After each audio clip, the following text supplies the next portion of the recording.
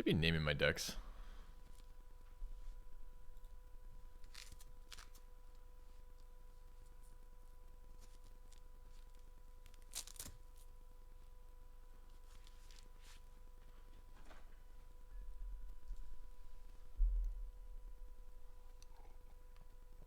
Oh, where's my desktop volume?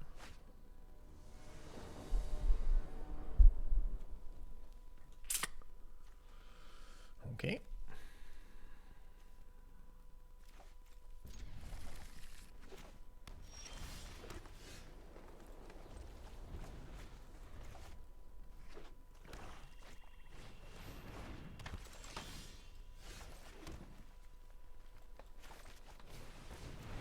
I would have loved to have drawn a land there, honestly.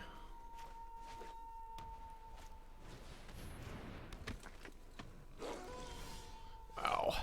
Get fucked filthy.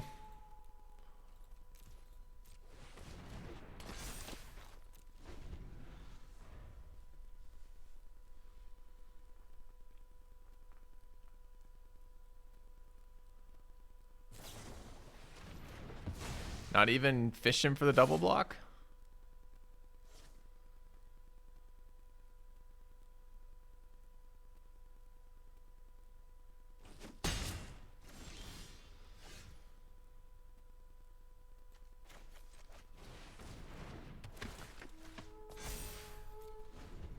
Probably should have swung if I'm not gonna block.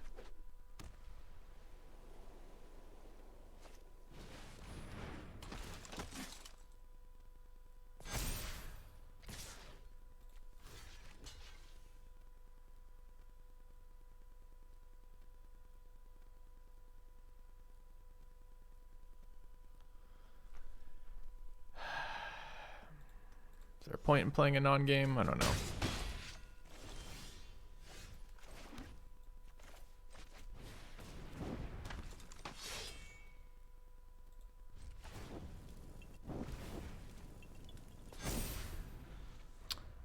Tournament didn't go that well. We lost in the second round.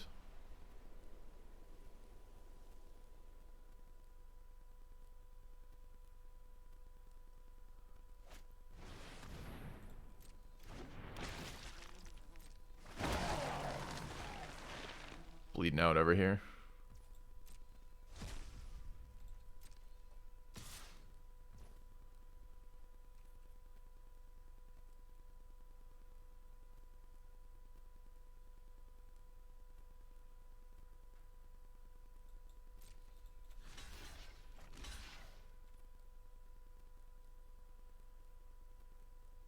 Block that, it makes it a 3-3.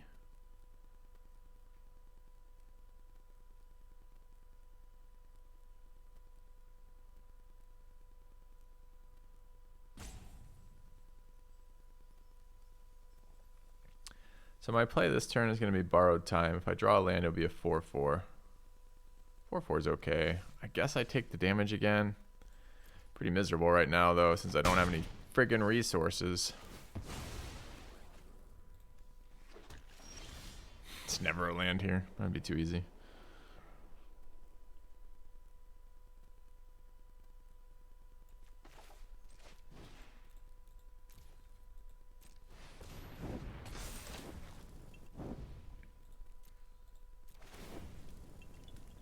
Alright, 4 to block the thing. 2, 3. So this is... okay. Wait, where's my second trigger?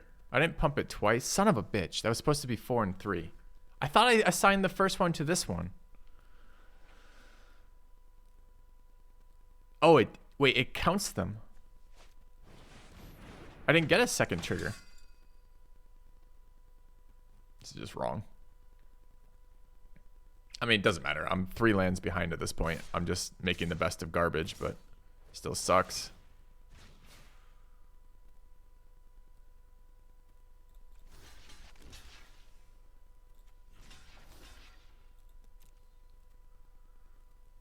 This is supposed to be a 4-4 though, because a 4-4 blocks the board. Draft didn't go that well yet last night, or the tournament didn't go that well last night. I think we lost second round.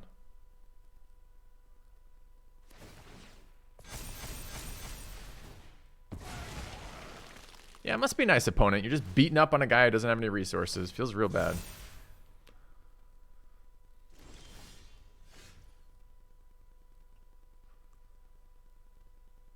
I don't have a 2-2 anymore. Can't double spell. I can run out of 4-4, I guess, which triggers some more shit, I guess.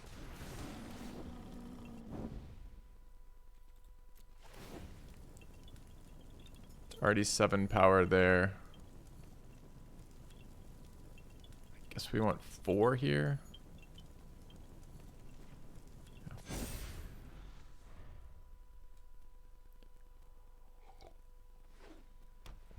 Yeah, tournament wasn't super fun for me. There was a lot of waiting at the start.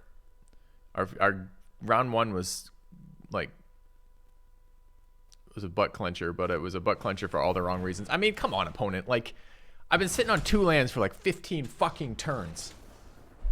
Do I really have to deal with you having a threat or 2 threats or 3 threats every single turn? So stupid. Game 1. Reminded why Magic is a terrible game. Got it. Okay.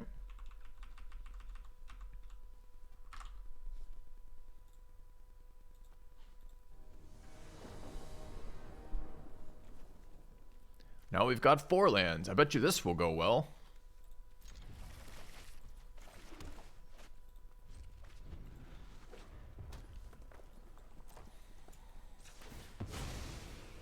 I'm sure I'll draw pure action with a 5 drop here, right? Do I run this as a 1-1? 1-1 versus red is pretty bad.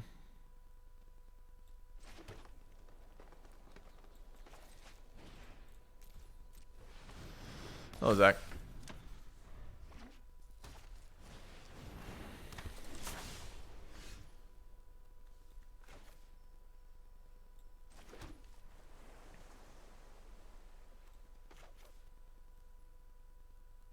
There's gonna be so many more sticky creatures in this.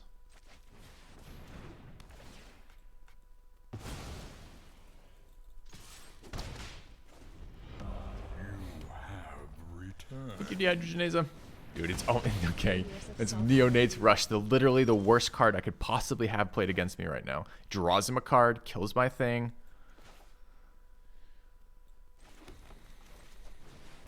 Starting with one of these horrendous series of games. Sure.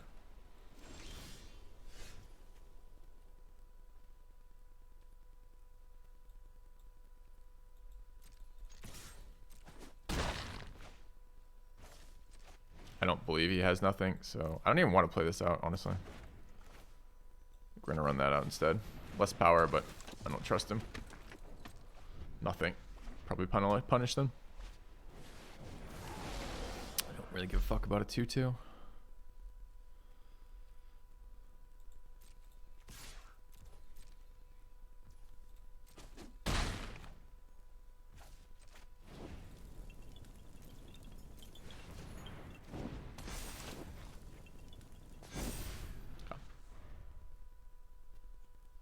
I'm glad you did. I'm glad you enjoyed it, Dehydrogenase.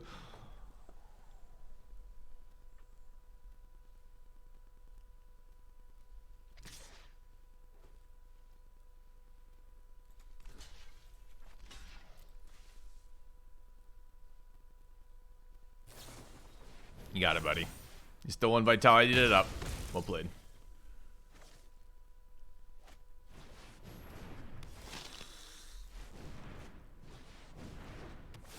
Jesus. 25 turns later, 25 actions later, huh? Have returned.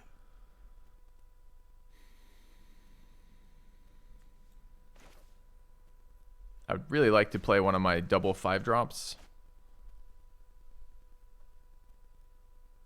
Is that 11 though?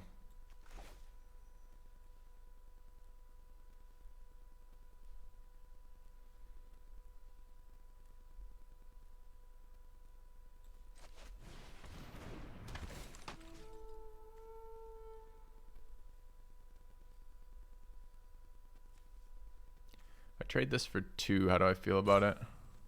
Can't let it die though, I need the trigger. So it goes here. We swing there.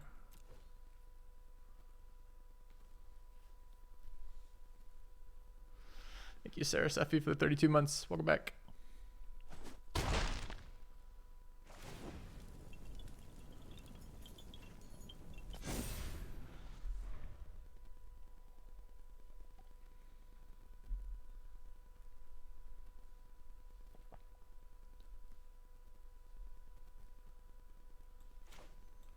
Always exciting having 2 dead cards in your hand and another card you can't cast.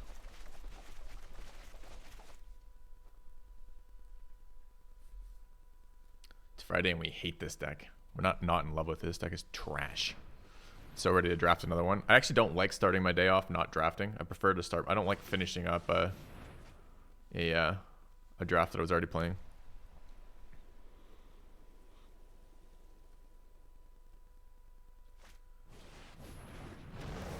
-1.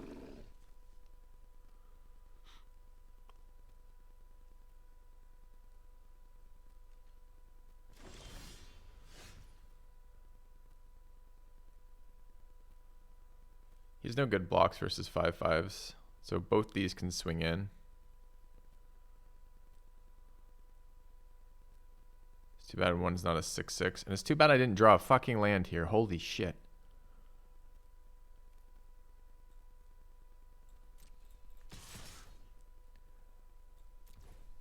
Good morning, Filthy.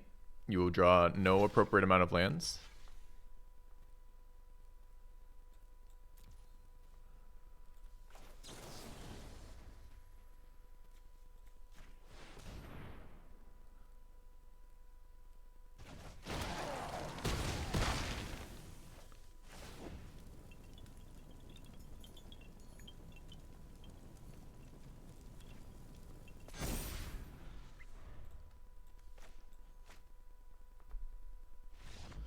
All right, we got there on our 4 resources, desperately trying to get anything to work for us. So that's exciting. +1. I don't know, I had a really good morning. I don't know why I'm so salty already about it, but just the fucking mechanics of Magic make you salty. So here we are. Ugh.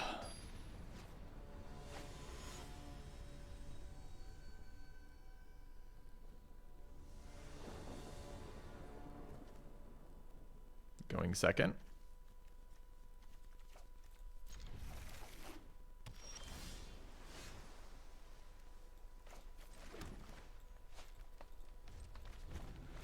I feel like going second is mostly a scam.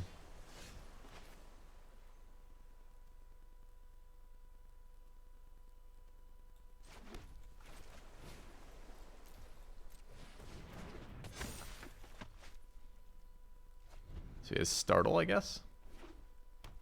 2 blue and a pause.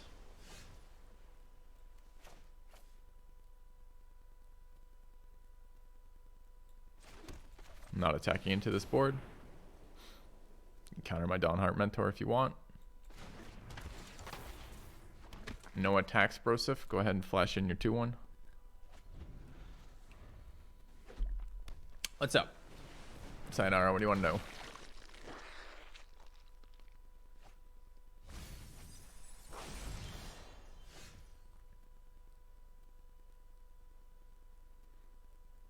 So I could clear shot this.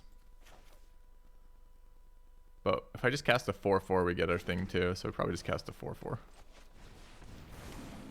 What was this? White. So he's missing a color.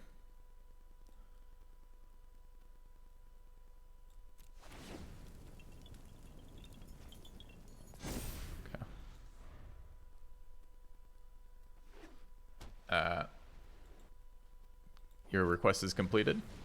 The answer to your question is I have no fucking clue. I don't play that game. I've never understood Minecraft.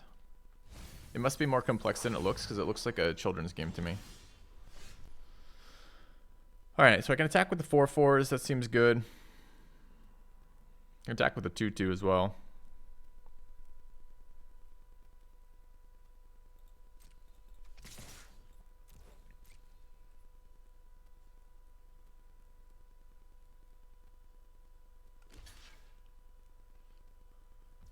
Sure. It's like now he can't get his troop trigger. This again. Question is, how do we want to do it? I think we just run out both here.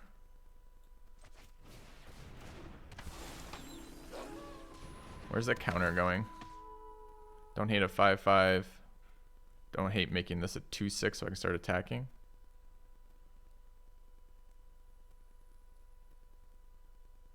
We have double 1 drops. Maybe make this a 3 drop.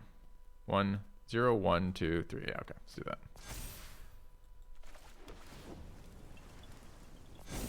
Okay.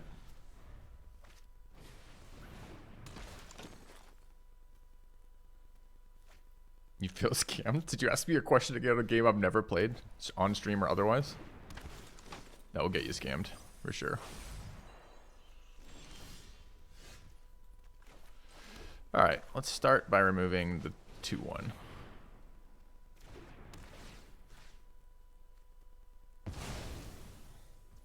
Alright, then we go to combat. He's going to be tempted to block the 3-3.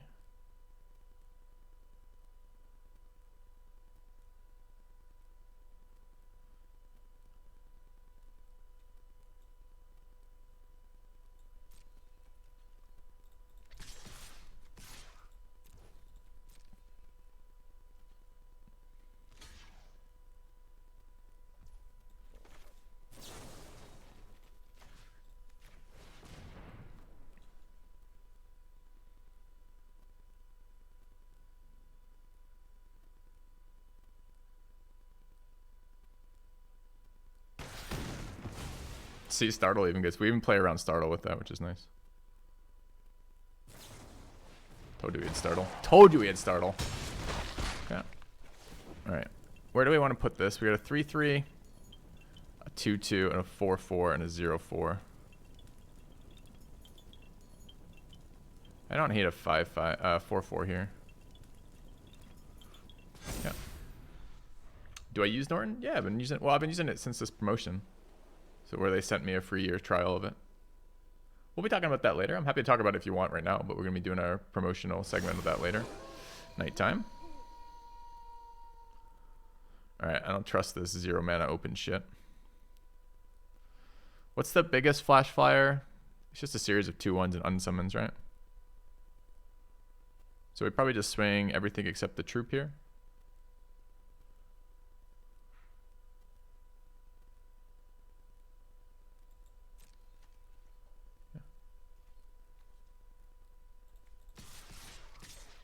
I'm happy to talk about it later. If you really wish to engage with sponsored content ahead of time, I mean, I will.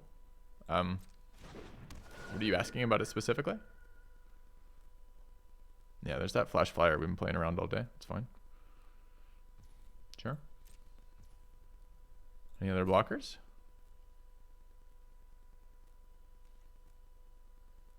I'm expecting an unsummon here.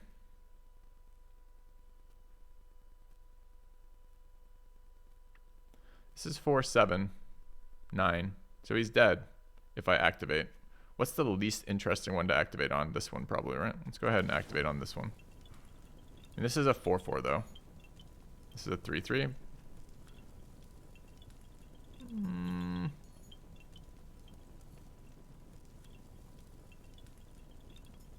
I could just hit him this hard too and let him unsummon too.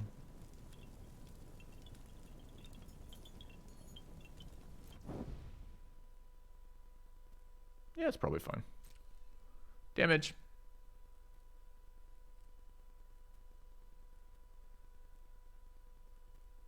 Yeah.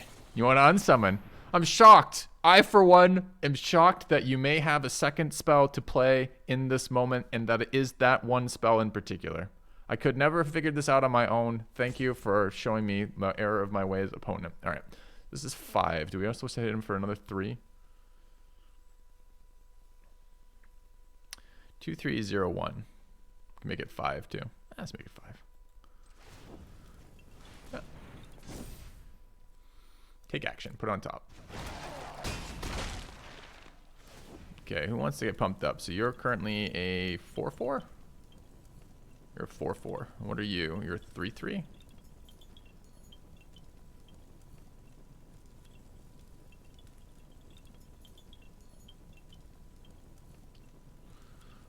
I want to spread the threats out. Okay. Another lethal attacker there is good. You just noticed it. You've been using Windows Defender since it's pretty good already. What did you just notice about Norton? How did you just notice Norton? Like, how do I even understand that question? Hey, Food for Worms. Alright, opponent made a day. Ah, I just understand having my title, I see. So a mana here would have been fucking sexy, but we don't have a mana here.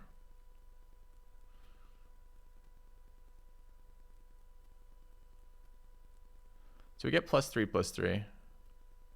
He can't throw enough toughness in the way. If he has another startle, it's annoying, but it's not that annoying. I think we just attack with these two again.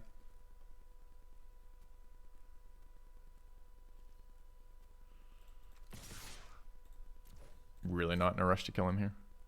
It's another startle, it looks like. So let's see how this happens here. At the moment, if I pump this side,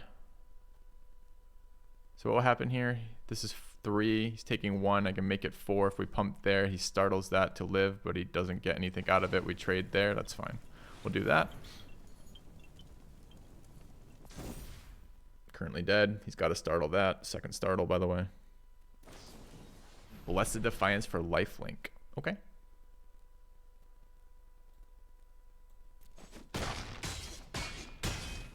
I don't really think that card can be in a deck. I think that card is really trash, but sure. All right, I guess we make this a strong enough attacker that can go somewhere. Hey, Joe. Joe, if you want to do any more co-op stuff today, I'm certainly happy to do it. I didn't do much better than you in the tournament yesterday, though. I got pretty fucking shit on, too. What opponent doesn't want to play anymore? I don't understand. But they've had such a good value game. Yeah. Who did I face? I faced Meat Hook Massacre. Vampire Socialite on 2. That's who I faced. Joe's making smoked pork? That's fucking bullshit. Come on, I'm making smoked pork.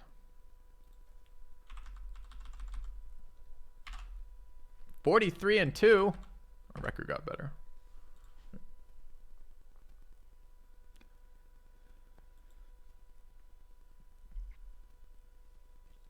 Draft was pretty bad for me too. Did you see some of the decks in that tournament last night? There was a deck with the blue-white mythic rare planeswalker and 2 white sweepers, and I think it also had the brutal Cathar in that deck, if I remember correctly, which is fucking nuts. There was a green deck with 2 of these 6-mana 6/6 that summons 2 wolves, 2 of those, and another rare or 2 in that as well. There were 2 Meat Hook Massacres floating around in that. The number of like high quality rares in that format was crazy. I didn't see that shit. Who were my opponents? I played. What the fuck did I play? I don't know them is the problem. So I played someone who somebody seemed to know. I lost to Siggy, whoever he is, in round 2. In round 1, I played a guy I don't know his name particularly. This hand looks terrible. Is there a link to the bracket at all? I mean, we could probably make the bracket. If I had better mods, we'd have the brackets all the time. I gotta make some better mods. I gotta get people who want to be mods. The problem is I have so many legacy mods who are just kind of mods for like a million years ago and time passes, etc. Right? So. Yeah, but you don't. I was hesitant to even answer that question. And the reason why I was hesitant to answer that question is in Magic, you don't really lose to the player very often. Sometimes you lose to the player. That happens. Sometimes you see some like incredible play that a weaker player wouldn't have made. But by and large, you lose to the draws, not the player. So, I don't know. It's like, who's your opponent is so like irrelevant to what occurred. I don't really want another 1-drop here. If I'd known I was going to draw that, probably wouldn't have played that here. I mean, I guess technically it blocks. Yeah. So it's like, yeah, I mean, it's the streamer tournament. There's a bunch of streamers there. Anyone who's streaming Magic was probably there by and large. You know, like there's like a lot of great players there. There's no denying that. But did I lose to a player? I don't think so. I mean, the games I played versus in round 2 were super scripted. I wasn't given options each round. You know, it's just like, okay, here's the only cards you can play that make any sense in this situation. So good luck. Sounds fucking amazing, Joe. Not neonate. Oh no, I'm just kidding. Okay. That's a turn, I guess. That's an entire turn that my opponent just played. Took the entirety of his entire turn to do that. It's fine.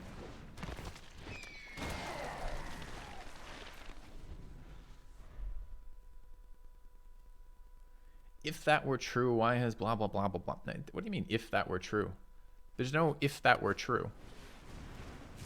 What you're going to see for a player doing well, like a good player, what you're going to see is consistent performance and then some high-end outliers where there's challenging situations where they do something really good, right? That's what you're going to see from from high-end play.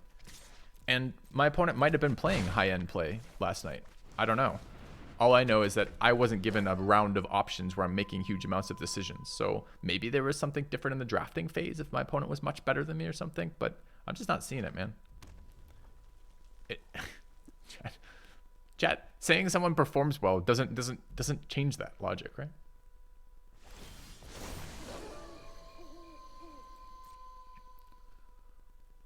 All right, he wants to make my guy a 6/6. I accept. He didn't want to play Skrillex, so I assume this guy's getting unsummoned. I have a pretty good hand, though, against instant speed, because I can double spell still. All right, let's swing out here.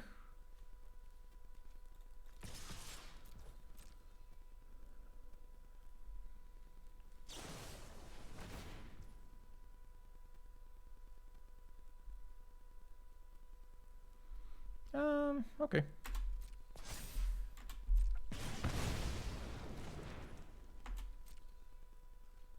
Just taking 6 to the dome.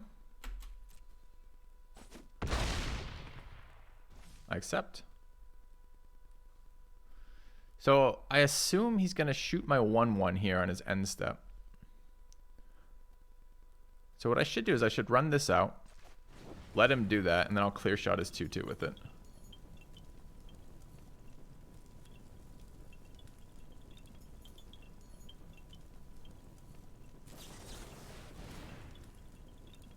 Never mind. Sure. Accepted. You've deviously covered up your lack of any gameplay thus far.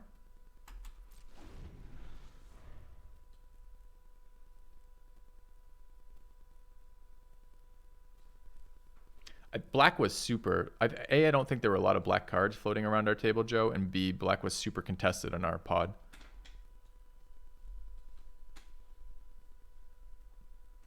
I mean, I didn't get black from either direction at all. And I know you were cutting it to my left. What's he gonna bounce back, by the way? Is it currently nighttime? That'd be pretty annoying.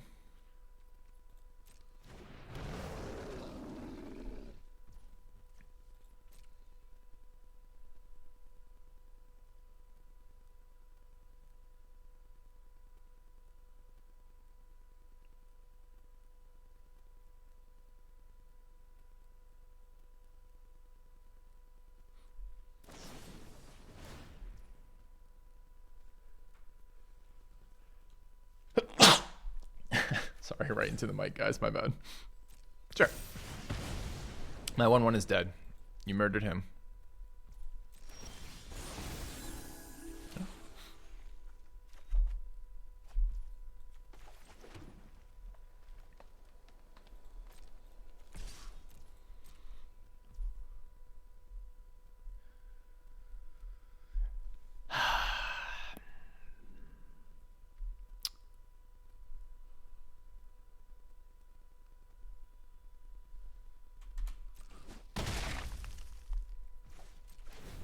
Some real decisions there, because if I pump my 6/6, which I could have there, it puts him on a much closer clock, but I can't defend it, and he's red. So he's going to do damage-based removal. So defending it has some value. I mean, there might be an unsummon with blue-red, I suppose.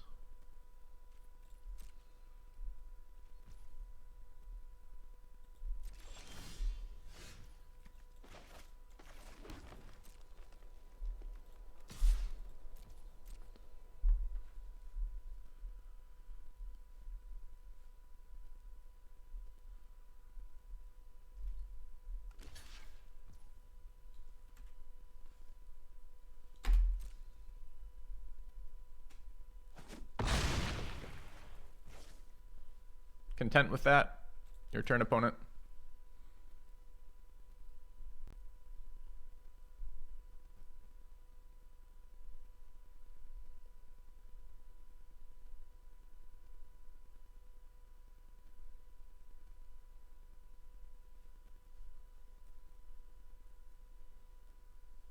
If I had more threats, I'd be willing to play a bit more aggressively here with the Mentor. But at the moment, it's red. He would like to...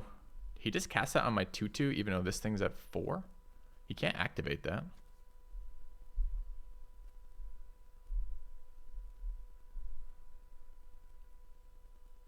That's 5 damage. I guess he's worried about the Mentor pump, huh?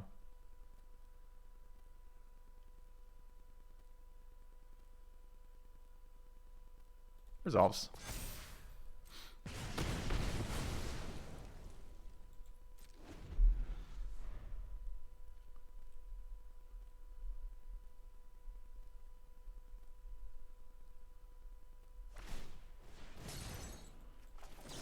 I get +1/+1, and I kill your guy.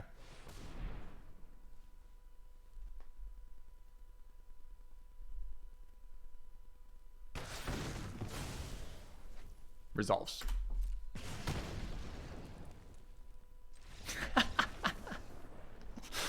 Sorry, bro. Okay.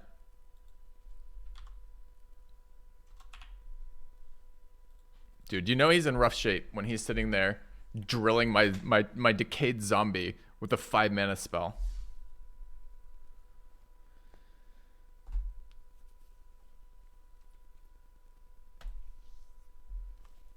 All right.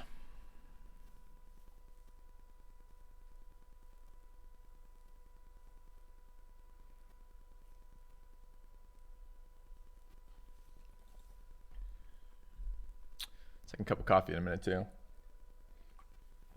Win, win, win. Good morning, guys. How's everyone's Friday treating them? All right, winning a couple games of Magic where I actually draw resources and make decisions makes me so much happier than when I play games where I don't get to do that. It's a nice burning statue. Yeah, it looks like Burning Man a lot, doesn't it? Like desert background, bunch of fire coming. It's clearly Burning Man inspired. Nice Friday, but a pipe leak. Uh-oh. Happy Friday, Care Bear. Home from a holiday in the Highlands. Where are the Highlands? Like what country? What Highlands? There's probably Highlands lots of places, but which specific Highlands were you going to?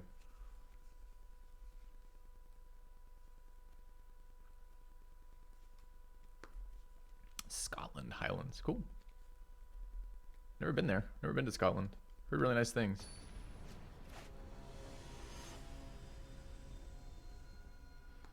I have a nephew sleep over this evening. Okay. Wait, this is in my deck? Who fucking put this card in my deck?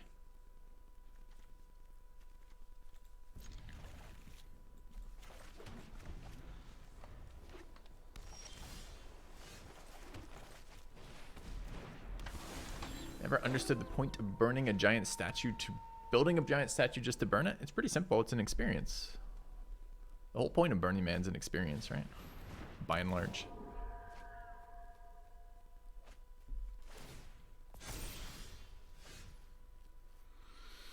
Is it time for blue mana? Do you think we'd just draw it normally and I could play out the Sentry? I don't trust it.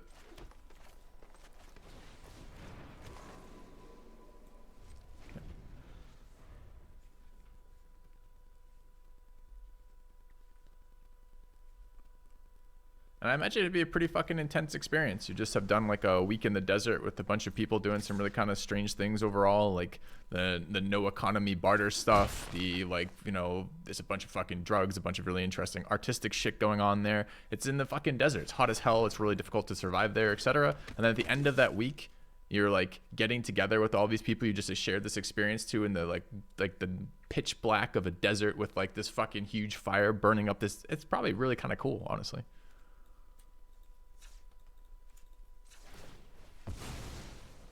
I need plains, but gotta get island first. So island it is.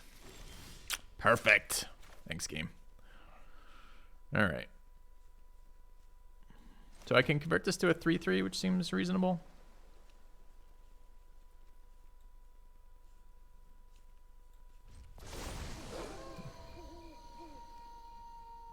does sound cool. Burning Man was on my experiential CB want list, the bucket list, my experiential bucket list for a while. I don't think it's on there anymore. I don't think I want to do the desert camping shit, but I was pretty interested in it for a while.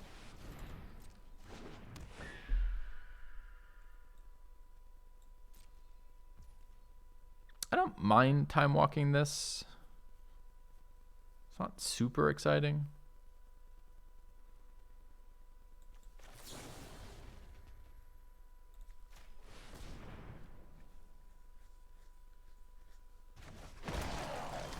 Sounds expensive. I don't know about expensive. Tickets are competitive, if I recall. I think mostly it's this is not a good attacker on this board, huh? I mean, I can double spell these two, but what am I discarding? I could discard the 4/4 because it's not super valuable here. I don't really want to double spell this turn either. I don't really want it to be day.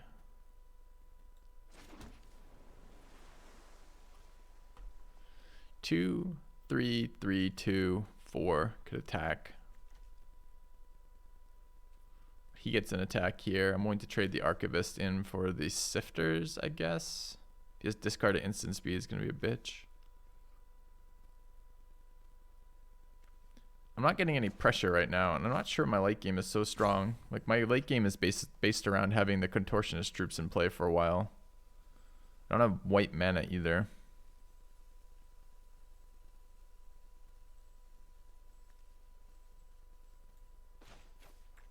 I guess I'm gonna convert today, as unexciting as that is.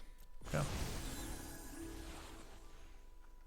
I'm gonna go to TwitchCon Amsterdam next year. Is that set up for 2022 then? Is that the I didn't hear about that. I was scheduled. I had a place rented and plane tickets for TwitchCon Amsterdam for 2020 before COVID canceled it. So I don't know is the answer. I tend to do that based on, I really want to go to Amsterdam. I've never been to Amsterdam, and that would be super fun. The problem last time was, in July is actually a lot better than August, which we were scheduled initially, because my wife can come with me in July, which is much more interesting. So here, if I play this as a 4-drop, as a 4/4, I get to attack with that, which seems pretty good.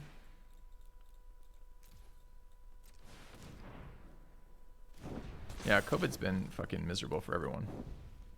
I can actually attack both here.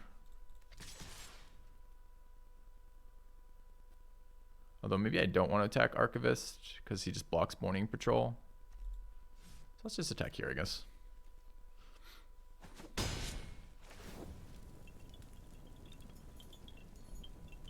Three, 3 makes a nice blocker. Pumping this thing is damage over time. If he attacks right now, I've got okay blocks anyways. Alright, let's pump the Sentry. It is going to be a prime target, but I need to spread the threats out between just the troop and the Sentry. One Island Pause, he has an unsummon. Interesting. Anyways, I really would like to do Amsterdam at some point. And doing that as part of TwitchCon is pretty sweet. I loved TwitchCon. My first TwitchCon I wasn't that impressed with. I liked my second TwitchCon that I went to. It's tough though, like really it's quite expensive. Oh, it's not. It's Otherworldly Gaze. I wasn't even expecting that to be played. It is another 1 mana blue. There's 3 1 mana blue spells that could be played there. The Unsummon, the get a card. Oh my god. Just stacked his graveyard with that. Fuck him. But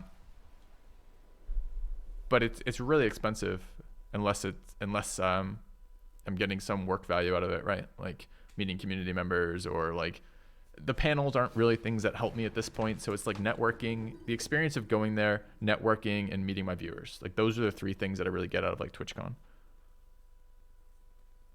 Hey, luck, Donan. Dude, we're gonna lose. I mean, he's got 4 graveyard cards that he can cast, each one which taps a blocker for me, which is fucking miserable here. And he's not done. He's just like casting 28 spells this turn. That's 7 mana, 6 mana saturated. I think that's 4 spells this turn. It's fucking miserable is what that is. All right, so we always block this one, as this generates no flyer for him and generates a flyer for us.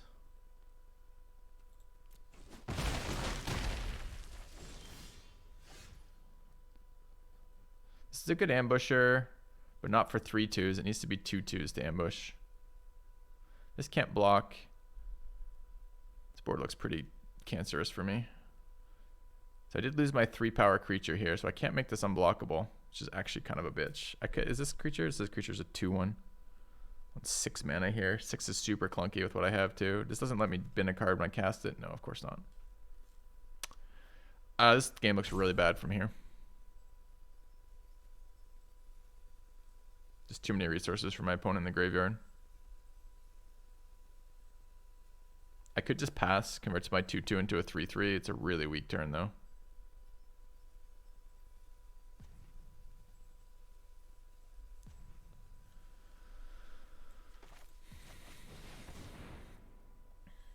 I guess we're just trading here. We're trying to. I doubt we'll be allowed to trade, honestly.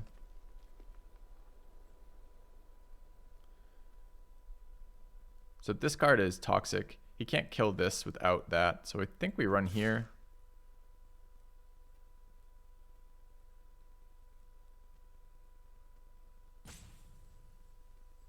Like that. I don't really want to offer the troop for a trade, but killing Graphkeeper maybe is okay. Because they're really, really, really dangerous. Okay.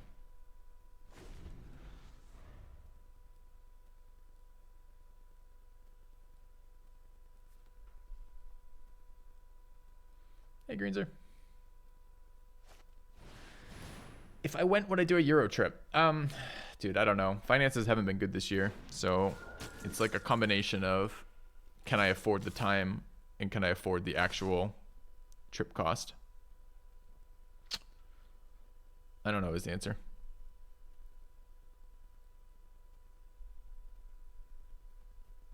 So I don't know.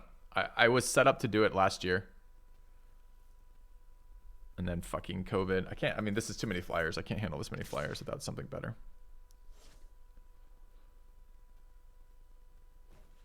Can't take that damage. I don't really want to give him another flyer, but it's irrelevant. I don't have enough to kill him on the crackback, so I guess we're blocking. Taking 6, going to 7.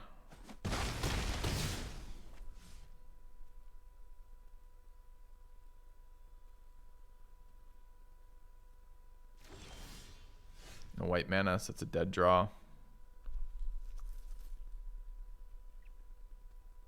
So my 2/1 can ambush is 2/1. I'm still taking 6, going to 1. I mean, he's got an infinite supply of things to cast from his graveyard right now. I can't double spell. I can't even, I mean.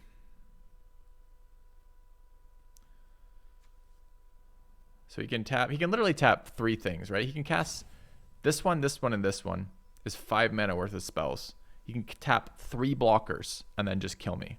So if he taps my 3 blockers, which he can do, and then swings all, it's 3, 6, 8, 10, 11. I can block 2 of it. 3 of it puts it at 8, and shrink 2 of it puts it at 6, so I live. But, I mean, I'm not winning versus this. This is the nuts white blue deck over here right now.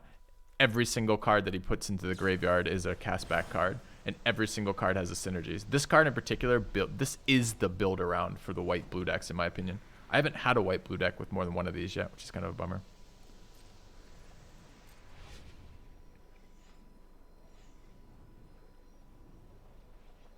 So I would love to do the TwitchCon stuff. I just don't know if it's realistic or not. And if I did do it, if I had the time, yeah, I would like to do a little bit more European travel. And I know my wife loves the idea of that. And she could actually probably go in July, but she couldn't go in August. Well, I mean, this is kind of annoying. So this is actually a better play than I would have made, I think. I think I would have been tempted to full cast and then full swing. Because here the problem is I'm going to cast this creature, which, I mean, I could sack first. That's the way to do it, isn't it? All right, so we sack this guy. And we kill that.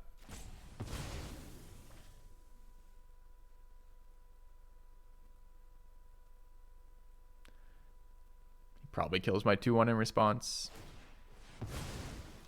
But I'm still alive. Then we cast this guy. We shrink that, I guess. We block here.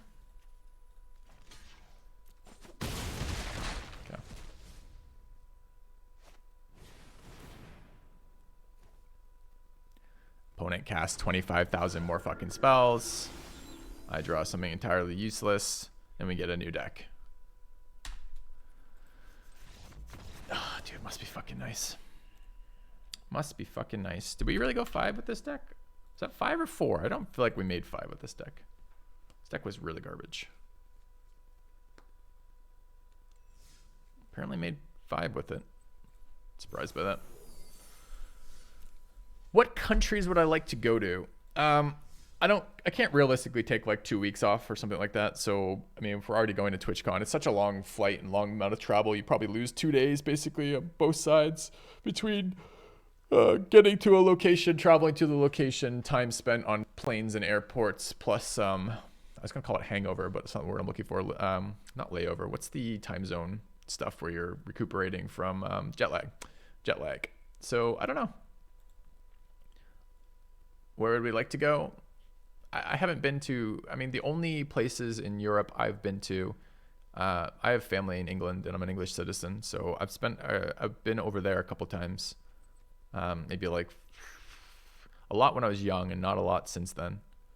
And other than that, I think I've only ever been to France. I think I've been to Paris. It was part of like a trip we did to where we took the channel over to Paris from one of the English, I can't remember which destination we left from, which location we left from in England. So can I do an English accent? No, I don't have an English accent. Just some of my vernacular has English words in it from my dad. Do we want to try this Planeswalker?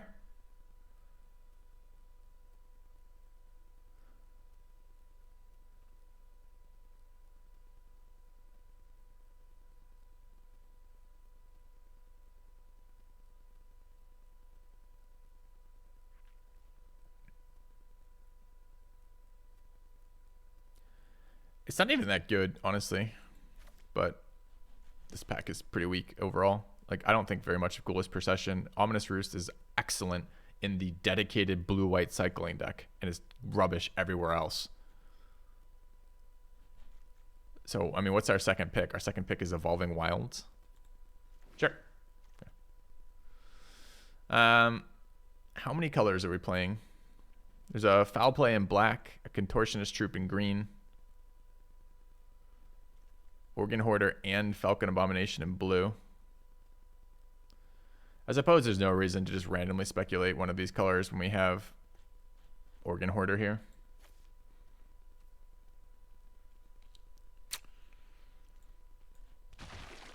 I guess. It's a creature. I was wondering if it was permanent. It's actually pretty good for protecting Planeswalker 1-mana removal spells. You get your value back off the fucking Planeswalker anyways. I mean, what else are we picking? The Gale Drifter? Zombie Horde. I think I saw a question about where in England. My dad grew up a little bit north of London. I don't remember the exact city. I had my granddad lived in Norfolk before he died,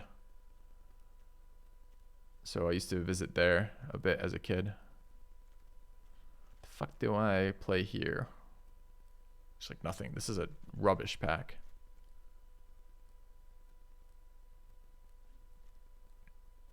It's probably just locked in the cemetery, I guess.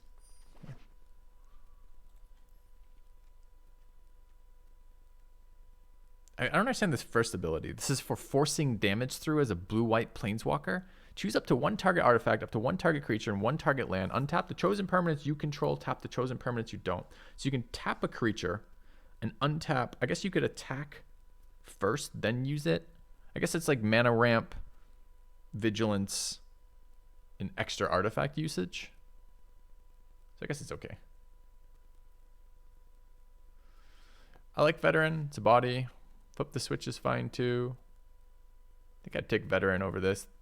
I don't know if we want to be... I mean, the problem is we're playing blue-white without any of the blue-white build-arounds right now. We've got a blue-white Planeswalker, sure, but I can splash a Planeswalker.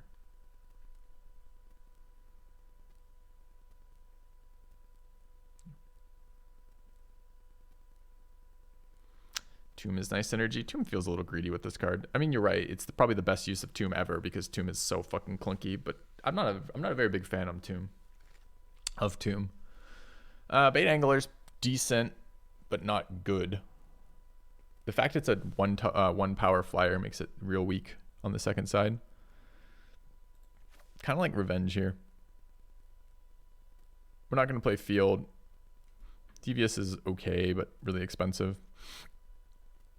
Although it does get our Planeswalker back in. I'm going to take Revenge first. Blue-Black Duel is real interesting. Up against a Falcon Abomination. No one wanted Falcon Abomination or Blue-Black Duel, huh? We don't know our second color yet. This doesn't really help us if we're black, but it does help us if we're splashing black removal. I think Falcon Abomination's good, but I think it's real good, but I think it's like the deck we're building isn't the deck that this card is super good in. This is really good in the tempo blue-black decks. Oh, dude, I'm talking myself out of Abomination, so I take the land. I'm just gonna be quiet and do that. All right, never punished. Great. Yeah. My table doesn't like blue cards and hates Falcon Abominations in particular, so we should be in for a good draft. We know we're playing blue.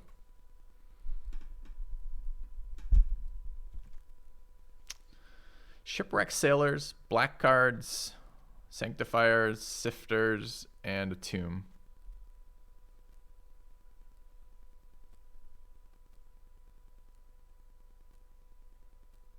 Card always works for my opponents, it never works for me. I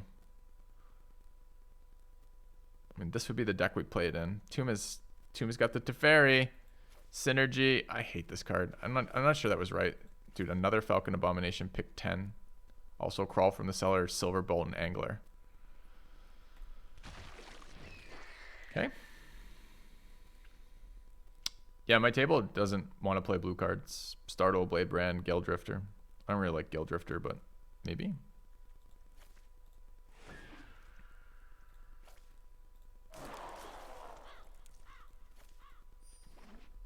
Okay.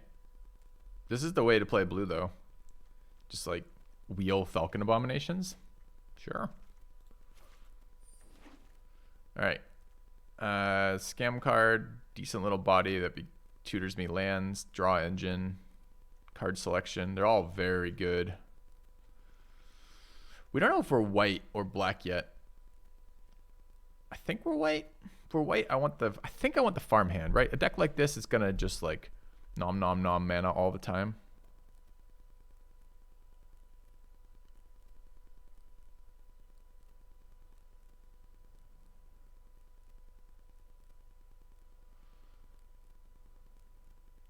Organ Hoarders are good, but 4-drops get real busy in blue.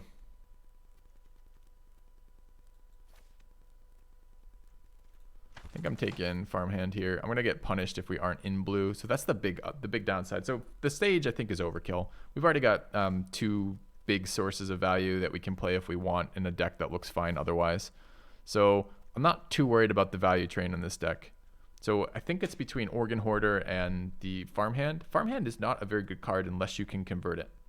But it does immediately, as a 2-drop, get you your next land. And that, to me, is a really nice ability. The problem is the risk of Farmhand, even though it's not a super powerful card, the risk of Farmhand is we don't end up playing white and it's a dead card to us because we're never splashing this card. This card is very much a main deck white card. So the issue for me is my 4-drops are already busy. Already busy this far in. All right, playing black now. There's another Organ Hoarder. We're already probably looking to splash black, but now we're white-blue splashing black. I wouldn't mind the Carriage. Carriage is good, but, I mean, Lice is just real good, right? So, yeah, we'll play that card. How is Lysa not pick 1? Because this is pack 2. So somebody is already committed to colors that do not include Lysa colors. And they pass the card. Could be a payoff, could be a punish for picking Marsh. I've done a lot of 3-color decks recently, and they've only sometimes been good. All right, 4-drop, Startle, Secret, Sanctifier, Vivisection are all very weak for us here, unfortunately. There's no fixing in this pack.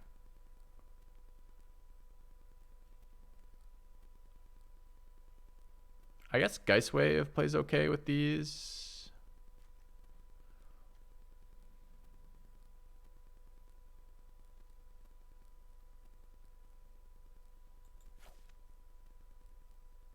It's between this and Startle.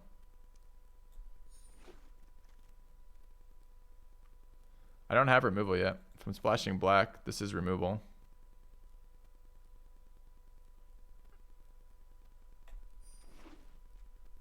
All right, gotta find some zombie bodies to sack to right. But I love this card. This card's really good. Geist Wave Farmhand is a combo. That's true. So there's another Falcon Abomination. Pretty decent. Witch, fine. Larder Zombie. Starting to get better in this deck. I think I take Abomination, Hope to Wheel, Larder Zombie.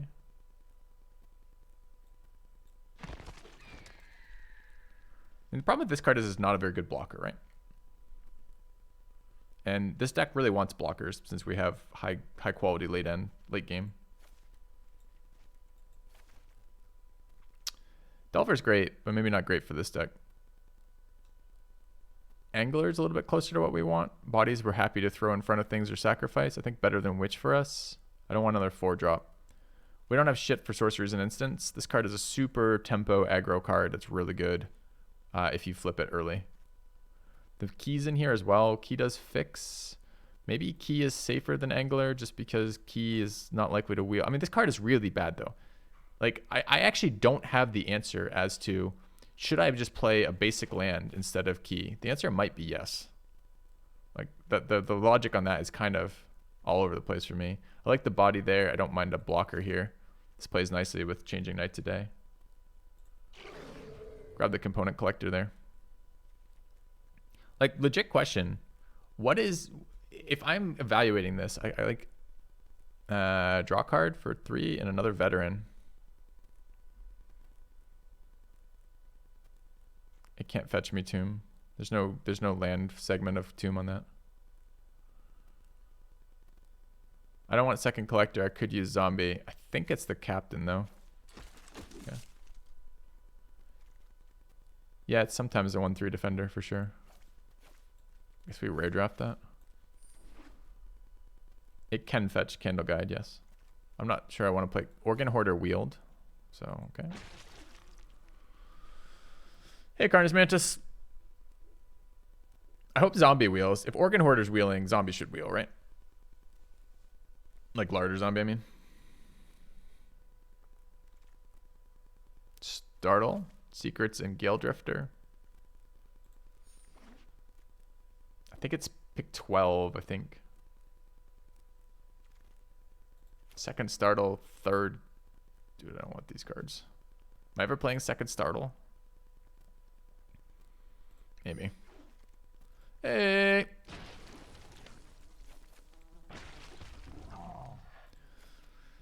All right, blue rare, white removal. We don't have shit for removal in this deck. This card is good though.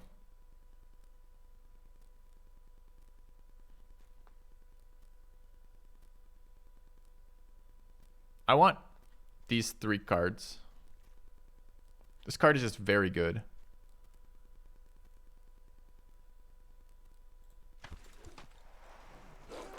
Hey, borrowed time. Never punished. There's only 2 phrases we use regularly on this channel, and it is always punished and never punished. Candle Trap's good here. I like Castaway, but it might wheel. And Candle Trap is excellent for what we're doing here.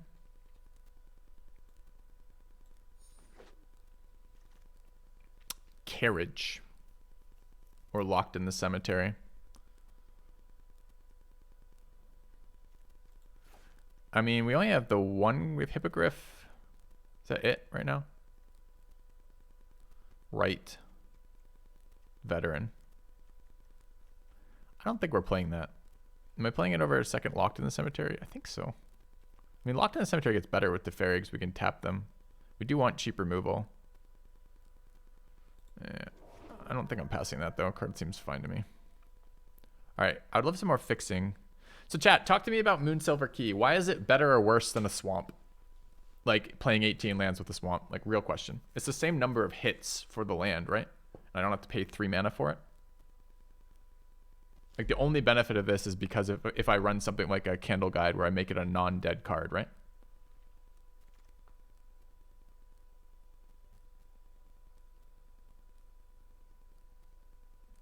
Four mana counter or Silverbolt.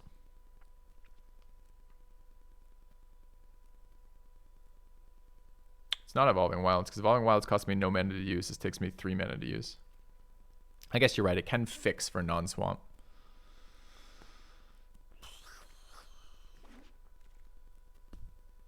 Hoarder, Defense Straight, Angler, Locked in the Cemetery. All great for us.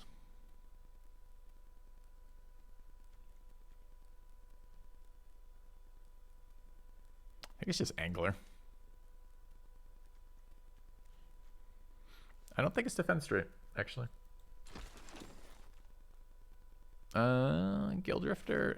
Dude, Rise is still here. This card's good. I don't understand. What colors are they playing? They're not playing blue. These cards are both amazing. Like, both of them really strong. Seems so weird to see that here. Am I ever playing the Observer? I don't have any instants or sorceries, right?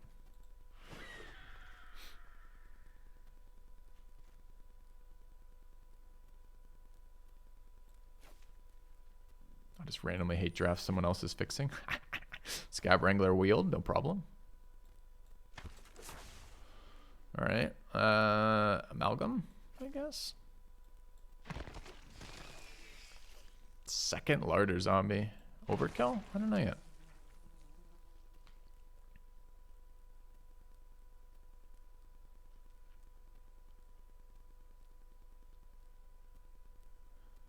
All right, the question is, how do we get the right mix of value, belligerence,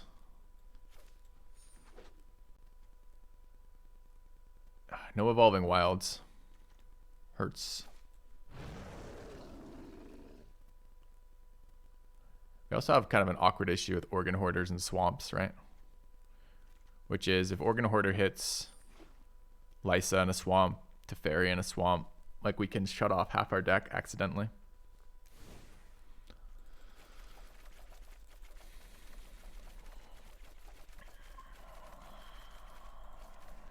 We don't really operate at instant speed either. I actually think Larder Zombies are real good in this deck. How many? We got 3 Abominations. A Flip the Switch.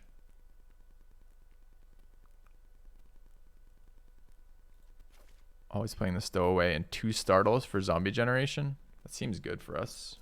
Oh yeah, I mean, I don't even need to say words like Scab Wrangler is good in this deck. This card is good everywhere, but it is at its best with heavy amounts of zombie generation for sure. Revenge also generates zombies. Gonna run Teferi.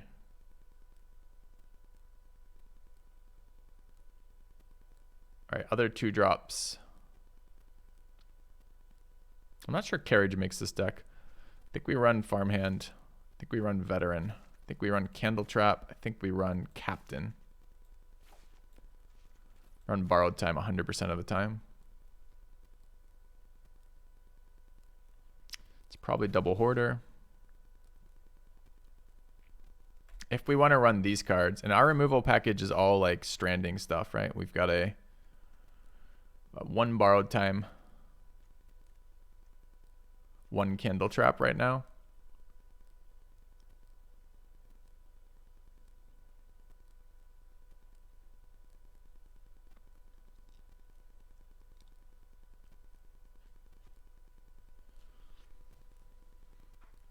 Oh, we're not playing Behemoth.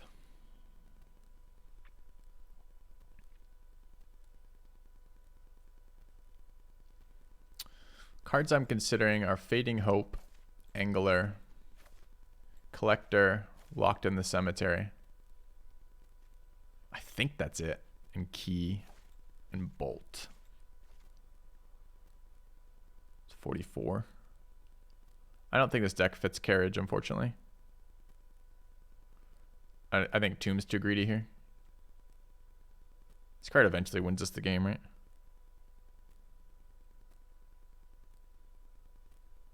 No, not necessarily. How do we kill them? Maybe we need that 4/4 flyer.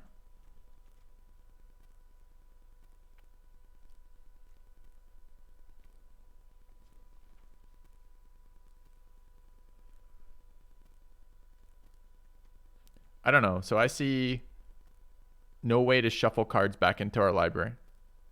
I see the zombie putting things in graveyard, Hoarder putting things in graveyard, so thinning our deck basically. This card draws us cards one way or the other. It's minus, its emblem and its minus draws us cards. I'm just not totally convinced that this card is what we want in our deck.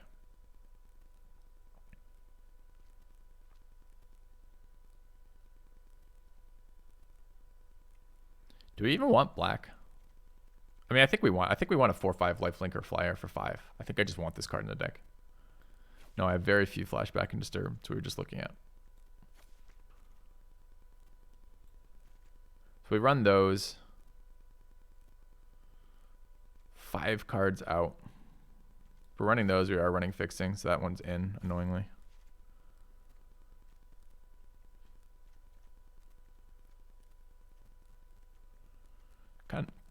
I kind of do like Angler in this deck. So then it's these out. Some fucking nasty cuts. Maybe we don't run double larger zombie. It's an early 1-drop, which is good for us. It doesn't exactly advance our game plan of winning. We possibly run the carriage.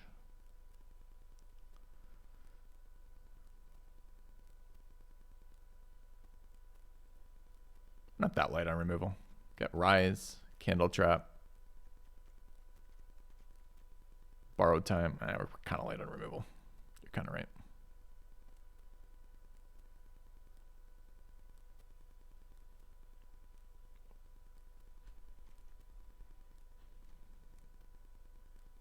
Problem is, what do we cut for like a bolt here?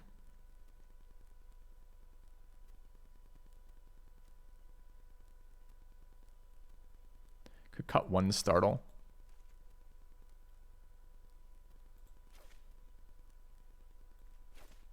Like that. I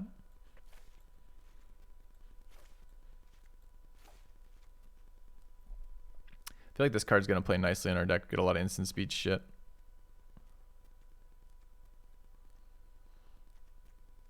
Maybe not. Maybe the sorceries aren't good enough. So we got our Angler in.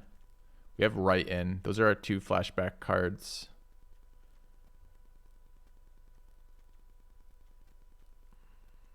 And I guess Lunarch Veteran.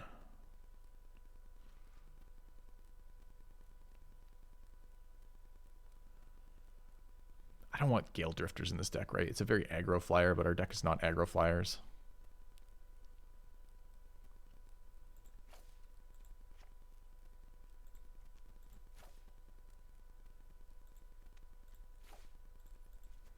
Eight, 7, 3 with the key. So it's 9, 8, 4. It's reasonable.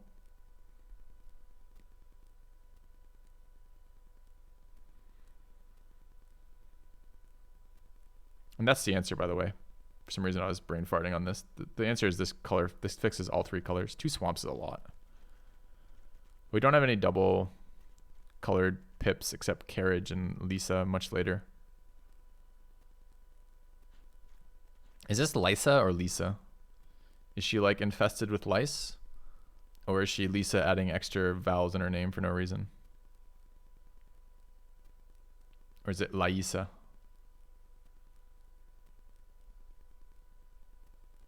It's Liesa?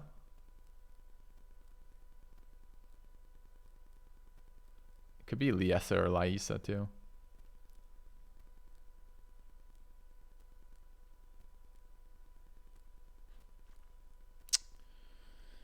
All right. We got a little bit of stall with the Wrangler, a little bit of card selection with the zombie, a little bit of card advantage with Teferi. I think this is fine. Cards I would like to see in that we aren't playing are the Collector and the Geist Wave and the Fading Hope. Fading Hope is particularly good for us too. ETB, ETB, ETB, ETB, ETB. Could cut Startle for Fading Hope.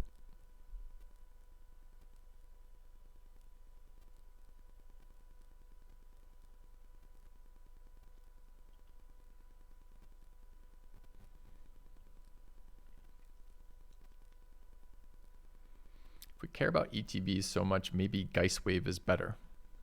It doesn't make sense. You think this? You mean sure.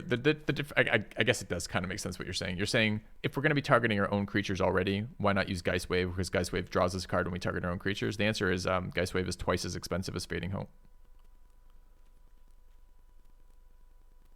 So you're not wrong. There is more value on Geist Wave. Geist Wave will also hit Teferi to protect Teferi if we want. And it can bounce Borrowed Time, so we could retarget with Borrowed Time.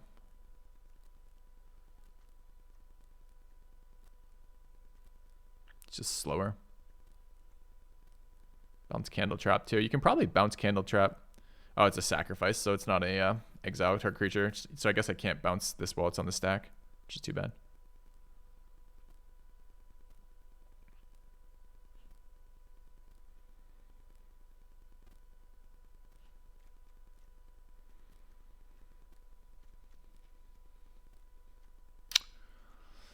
All right, chat. I need an answer on this. We're playing one of these three cards. We're not playing... What? No, don't put it in... Oh, my God, game. Just let me sort, please. Don't fuck up my sorting. I know you think you know better than me because you're written by a very small team of devs who have no funding or income that they could possibly make decisions about this with. But I need one of these three cards in. But only one. So let me give you the pros and cons, then I'm going to go get... Let me give you the pros and cons of each, and then I'm going to go get coffee, and then we're going to make a decision about that. Ready? Here's the pros of Startle. Startle is a nice defensive card. We can prevent incoming damage. We can cycle it at any time we want. So at 2 mana, we can just cycle it to get a card. It doesn't cost us anything to do that except the 2 mana. So it's flexible. We can often then like gang block something, shrink a Death Toucher, etc. Right? So the goal is basically defensive value. We can maybe kill one of their creatures and draw a card out of it, which is good, or cycle it for a card. Like the same reason why Blade Brand is decent, which is if you're stuck on mana, stuck on something, fishing for something, late game, it's never dead. You can always just cycle it, blah, blah, blah, blah, blah.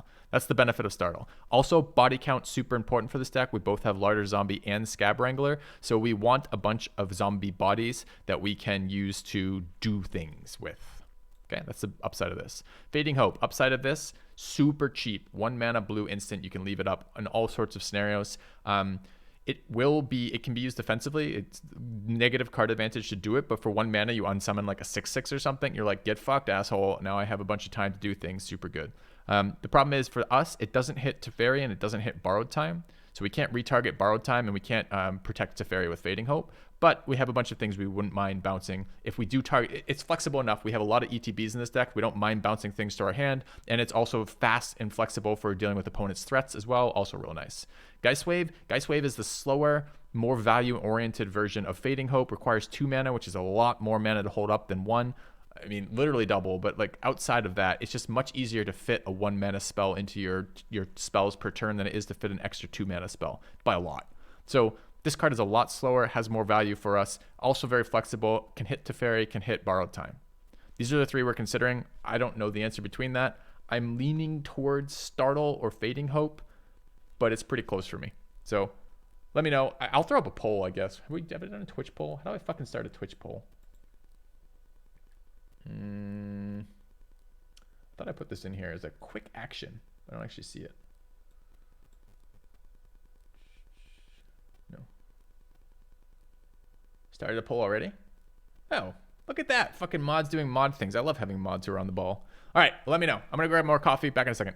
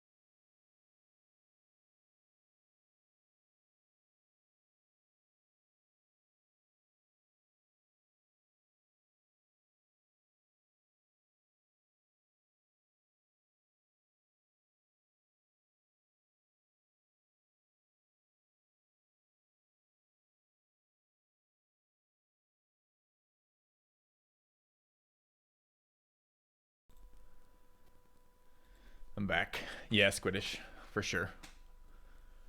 What's the poll say? Which card does chat suggest? Chat suggests Startle.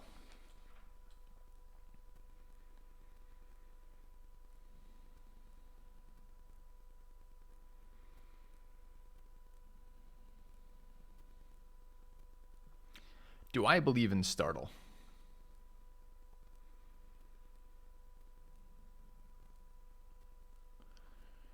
Scab Wrangler, Larger Zombie, Rite of Oblivion, Falcon Abomination all care about Startle.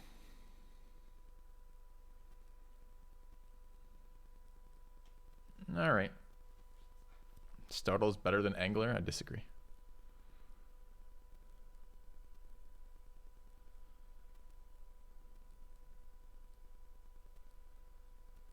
Alright. I wanted to try it.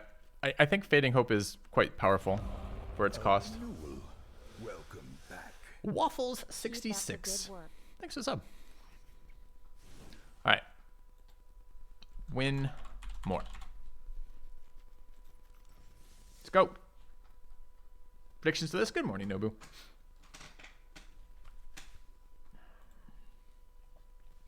We were just talking about 2022 TwitchCon Amsterdam.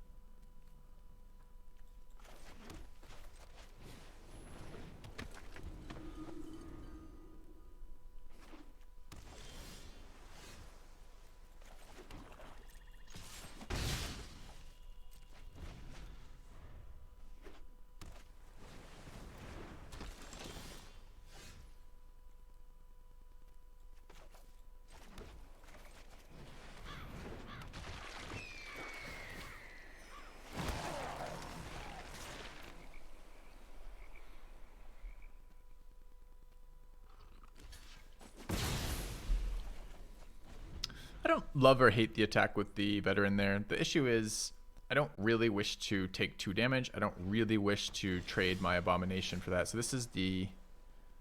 He's got the motherfucking -2 guy. So I just trade straight up Falcon Abomination for that. I guess that's okay. But this always gets... I guess I don't trade. I get eaten, huh?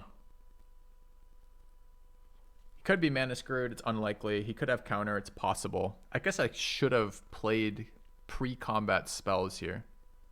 It is a straight 2-for-1, right? Like he eats the card, or I guess 1 for 0. Eh. I guess I'll wait a turn.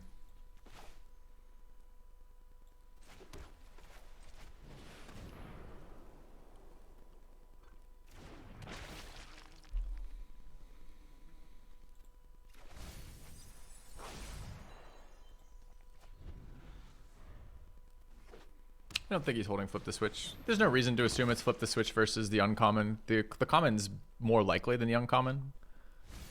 I'm always dubious of tacking in with 2/1 flyers into open mana on this board, on this these board states though. So I would like to play both these. There's no reason I can't. So let's go to combat. I think here I swing all.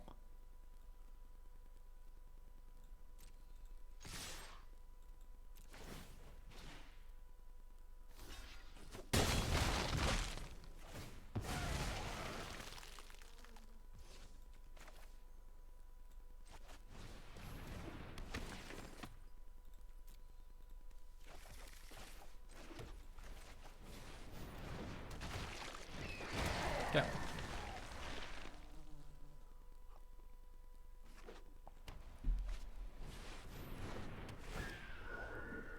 Rick Veteran. I would love to have played you one day.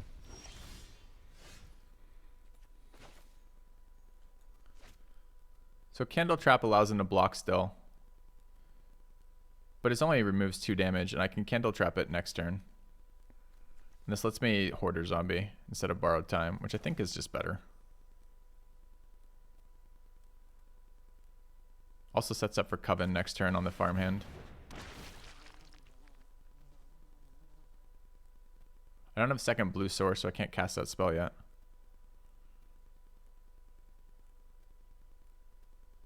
I still think it's that though.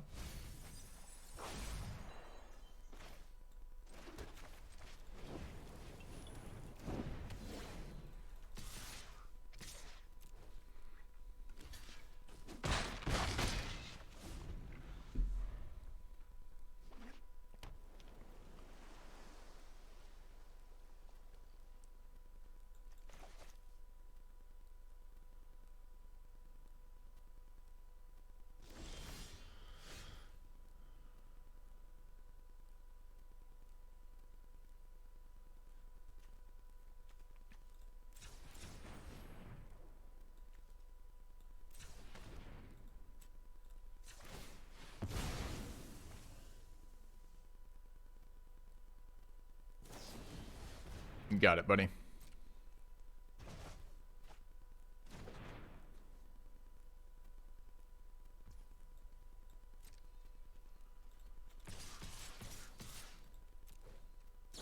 He did fucking have it because they always have it. It's inevitable. They always have it. Okay.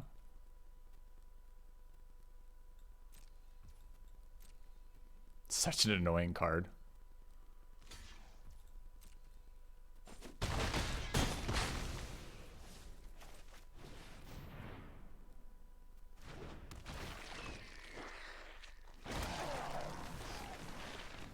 Dude, triple dispelled on 6 mana at instant speed.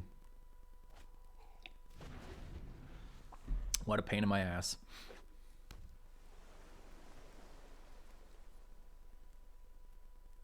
Probably actually should have been an attack with that 2/2 as well.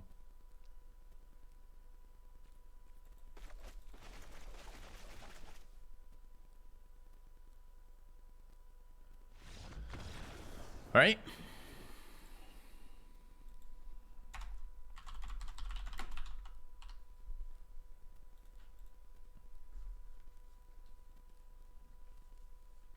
So I don't know if we played around that guy earlier or just got spooked by it. I mean, we ended up eating the trade anyways, so maybe it's just, it's tough to say because at some point you're like, I have to work through it. But there's also a detriment for my opponent. Like if I don't do 2 damage to him, but he doesn't spend 3 mana, like as long as I have gas, that's still okay. I don't have to get 2 for 1 there, especially if he's not willing to cast the thing. A lot of times you just cast it anyways because you need to slow the damage down. So I don't know. I'm not sure about that. It is annoying how well the intruder matches up versus the 2/2 flyers. It's totally useless versus the 3/2 flyers, but quite good versus the 2/2 flyers. Startle would have been good there. He got Geist value, but you saw the anti-tempo he took from doing that.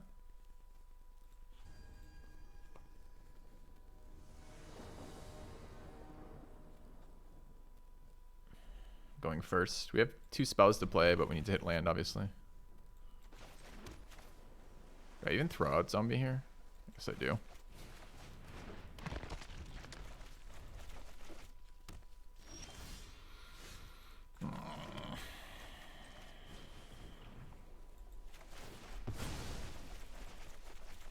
Hand's really good if we can get to a 3rd land. Not quite as good if we can't. Never 3rd land. Get fucked, filthy. How dare you keep a 2-lander with 2 1-drops and 2 3-drops in your hand? You should obviously have mulligan to be a better player. Thank God we drew land here. Difference between losing and winning right there.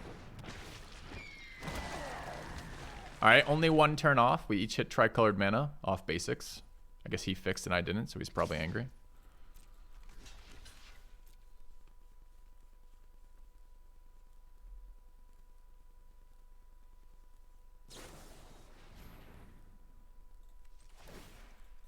I don't understand this card being in people's decks. Is this card good in some way that I'm not aware of? Okay. You traded a card for a 1/1 spirit and some life. Are you sure that's a good trade? And your turn, apparently. What if I just put this here? What if I just threw this down?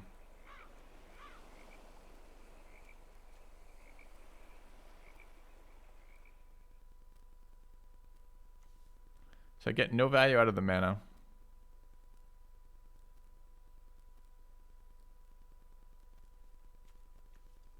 And don't get an attack out of it. Alright, I think we're just gonna run out another Falcon.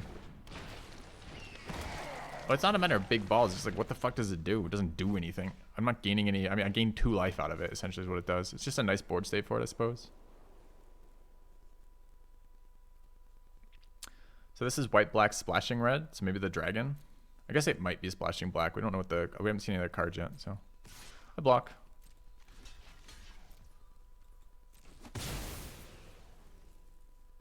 Neonates, I guess? Just wanted to discount the captain. You have 4 mana. You could have just, you know, cast it.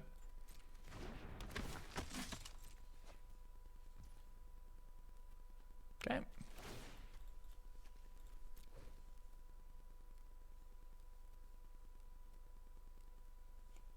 Do we want mana here?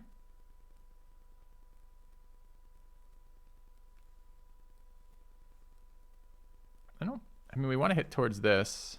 I can cast everything else in my deck, and we need a second white source. I think this is a take action. I know it seems weird. I think here it is Teferi. So I think we go attack.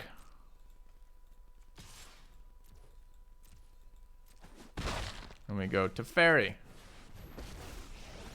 And we plus Teferi. Just as delightful as speeding things up. Choose one artifact, submit 0. Target one creature, target one land. Okay. Give me a moment.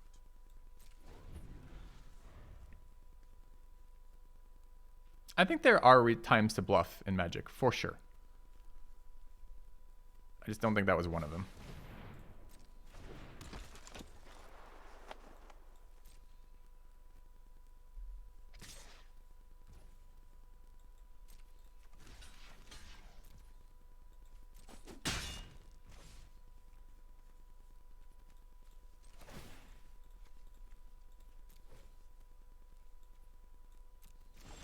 I mean, this is a nice clean answer to the Opportunist.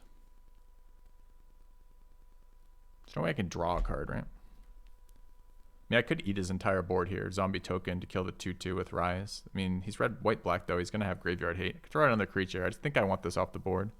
I could minus this. Maybe I just minus Teferi once here.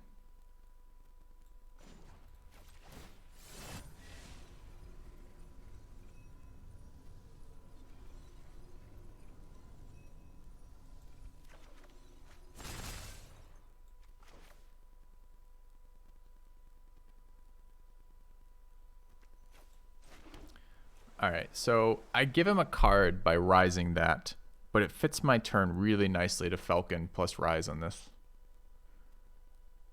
I could just kill it with Silver Bullet too, Silver Bolt, but it's really awkward on 5 mana. Next turn I can double spell with Teferi, untapping a land. So I think I'm just going to take the clunky turn and Rise the Opportunist.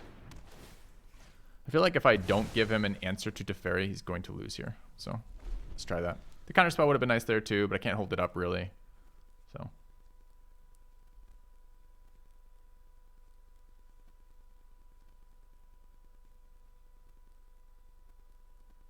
I don't like this thing being at 3 health. I don't know if there's not enough Planeswalkers in this set for me to really notice if the red burn spell is hit Planeswalkers, creatures, and face, or if it's just face. You know what I mean? Like, I don't really know exactly the targeting on that, but I'm not even convinced he's core red. This looks like a red splash. We haven't seen any cards except white cards. We don't know for sure.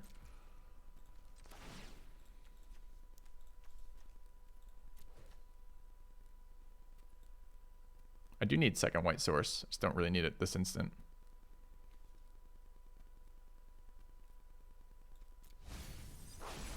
I don't know if I made a decision there or misclicked, but either way it didn't matter, so sure. All right, so here we want to get in, untap. We're going to kill a thing, probably this thing. And it could just be Carriage too, though.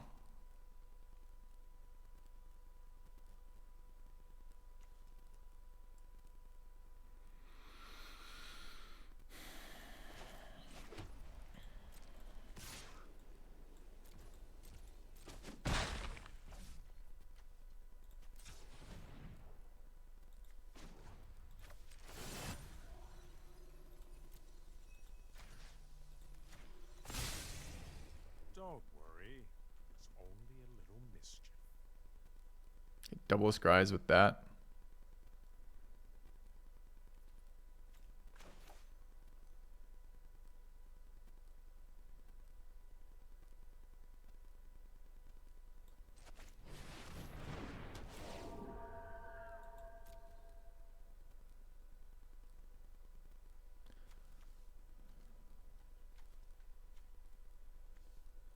I think I prefer the veteran slightly.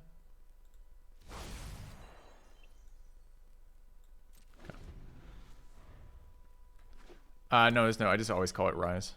I don't mean to. It's just in there, in my head that way.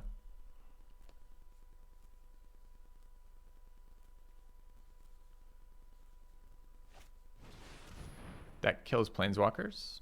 Resolves.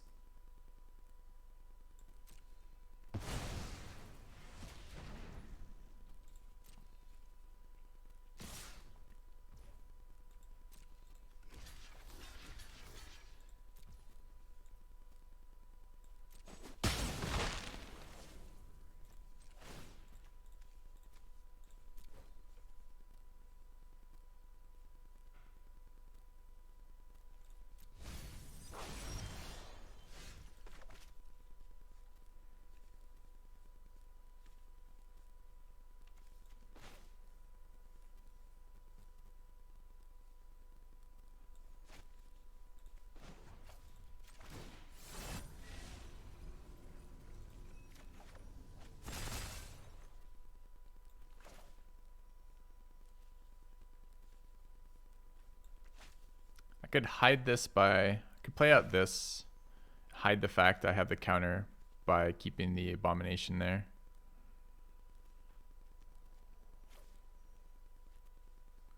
And this is a problem with this deck, though. We have a shit ton of card selection, but not a shit ton of ways to win, right?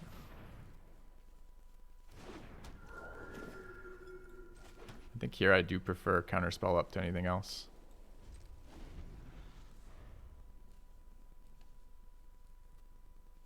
Keep expecting this card to win the game for me, and it keeps not winning the game for me.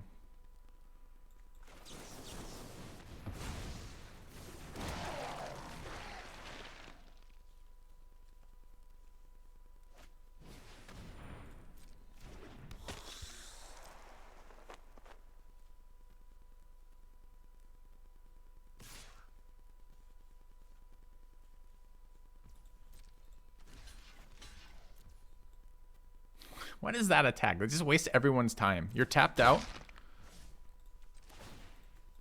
I'm always blocking.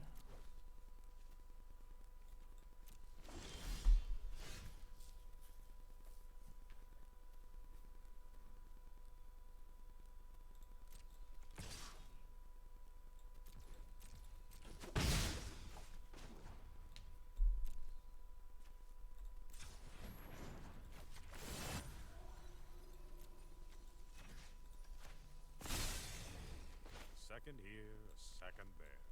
Who's counting? Dude, fuck these planes. We've drawn like 1,000 of them in the last 2 turns. They're so annoying.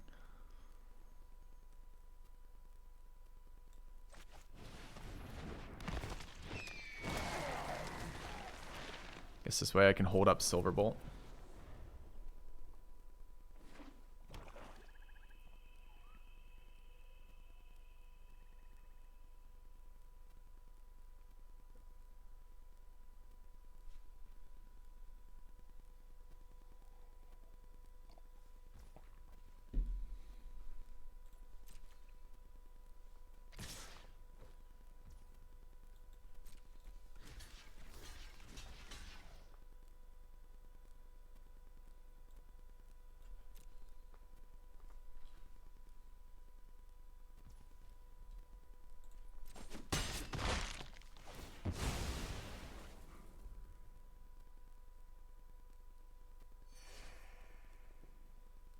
Is it time for the Sacred Fire on the zombie?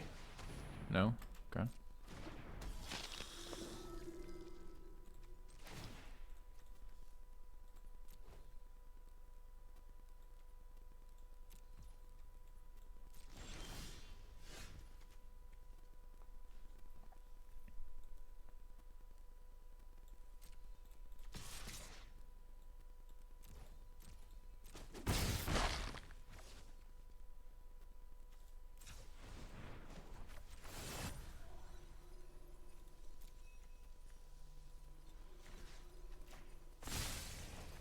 Give me a moment.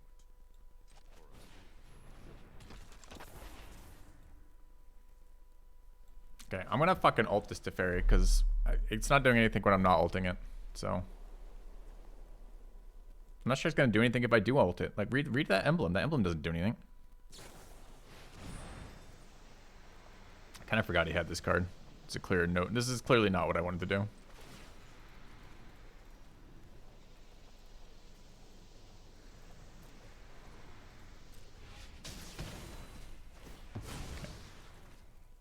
I can't tap his mana with Scab Wrangler. That'd be so overpowered.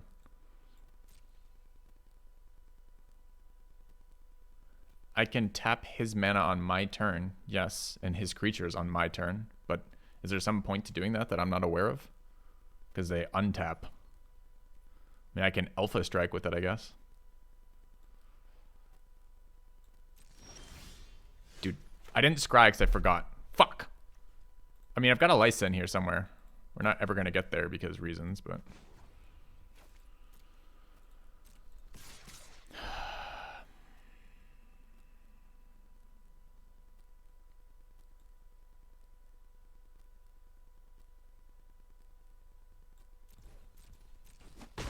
Dude, fuck this planes that could be in the graveyard right now. It's so annoying. So annoying, chat. Planes.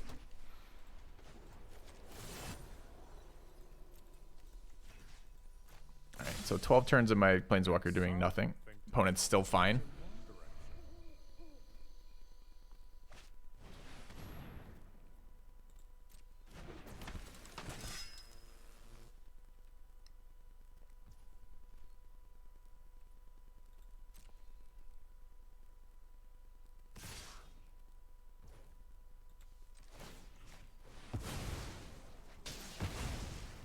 Just to my face. It is. Okay.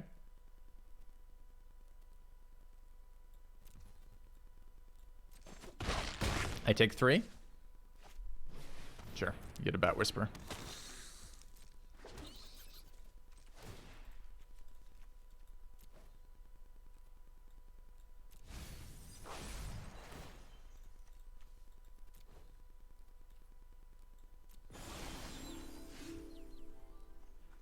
Dude, I'm gonna run out. I'm gonna deck myself before we kill him. It's the one I wanted.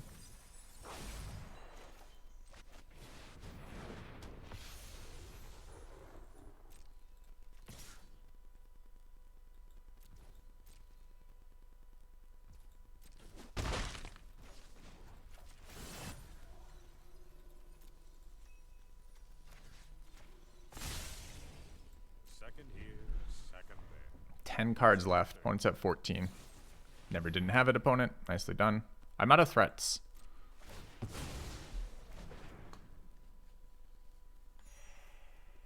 This is always what this card does for me. Guess who's leaving my graveyard? I'll give you a hint. Dug 30 cards to get there.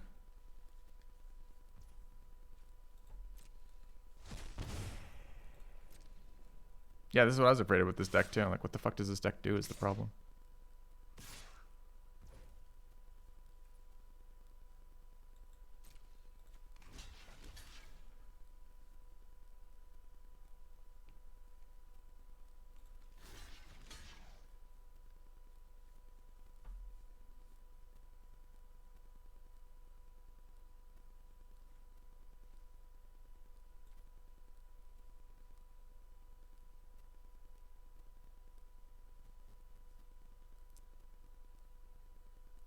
I just take 3 on that.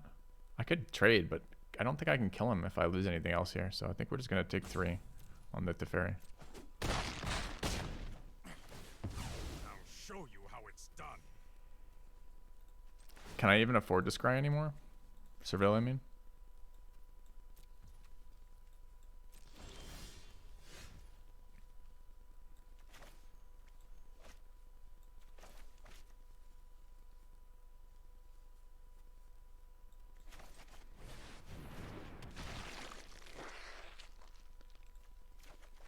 Six cards left, by the way. I need like a siege zombie instead of a larger zombie.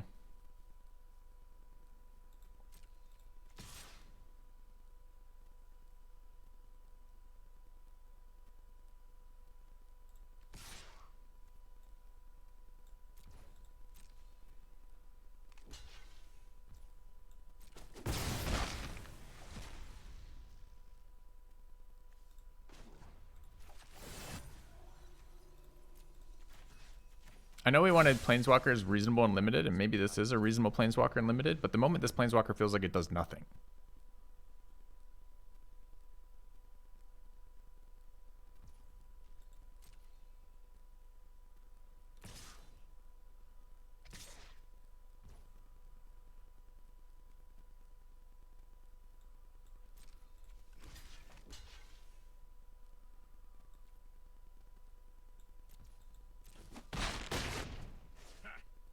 I've seen that one before.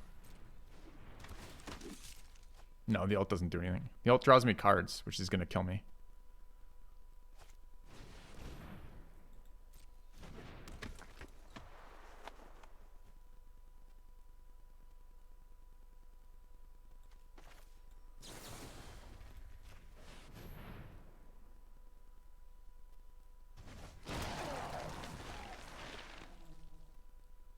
I don't think it matters. I've got 2 lands left in my deck.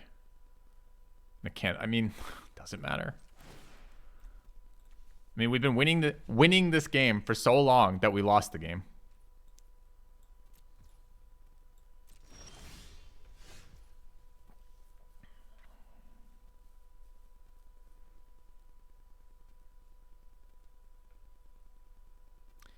I don't have land-based attacks.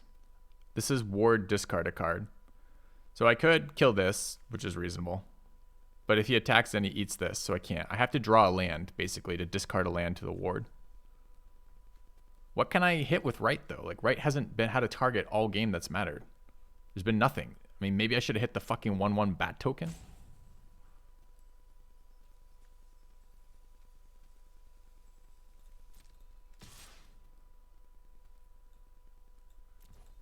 Honestly, I think what lost me the game was putting the Wrangler down when I knew he had the 6 mana removal spell. Should have just waited. Maybe discarding that was better than not doing anything else here. I mean, it's not like I want the creature. But I also didn't want Nightfall. I guess if I discarded, I don't have the Nightfall problem.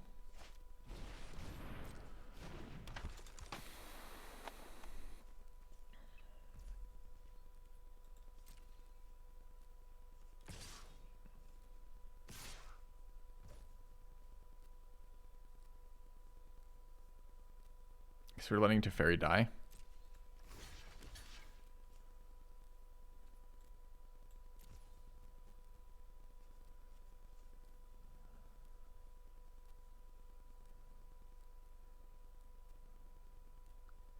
So if I get a card, sack this, kill that, sack zombie, kill that. We get in for... Can't... This blocks, so he eats the 3.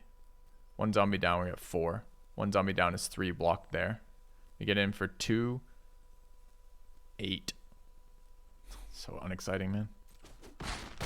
Okay. How are we lethal? This requires I sack cards.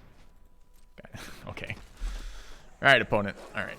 I think I lose this one, and I'm not sure if I played this. Do we do this? To tutor planes to our hand for discard? We do. Is there planes left in my deck? No planes.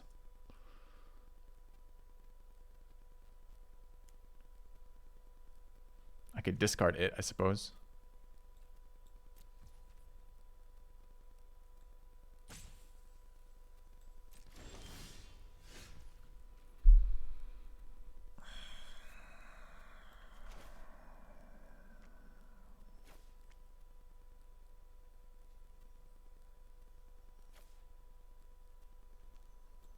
An unblockable on board.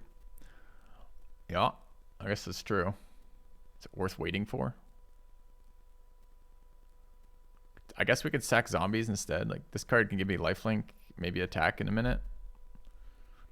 1, 2, 3. We can trigger it too. So maybe we're writing this thing first, give him 1 card.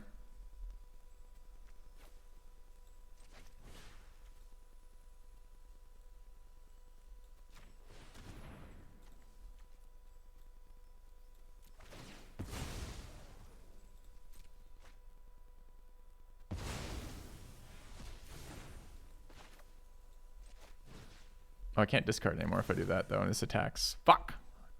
Guess I'm doing this then.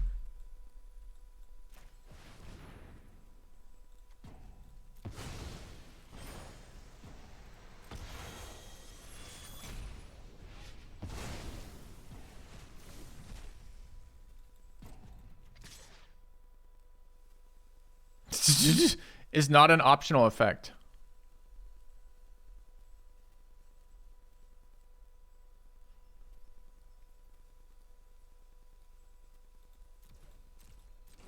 I don't think we fucking win this. It's not an optional effect, chat. It's not a May. I should have sacked this fucking stowaway. I was thinking the 2 power is going to be relevant. We literally have Bait Hook, Angler, and Candle Trap left in my deck.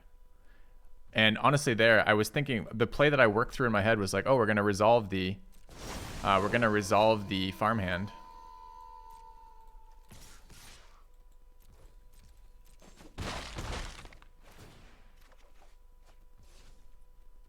Two cards left in our deck.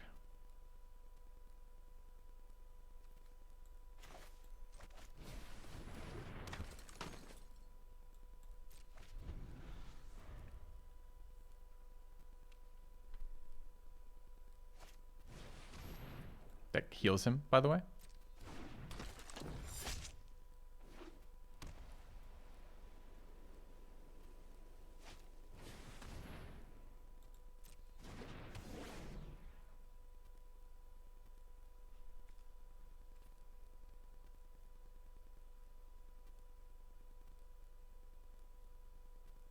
Maybe this should have been the zombie sack too instead of doubles.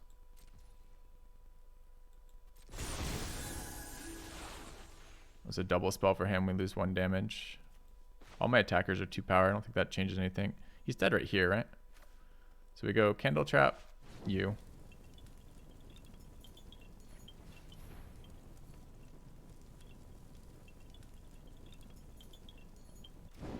Activate, you.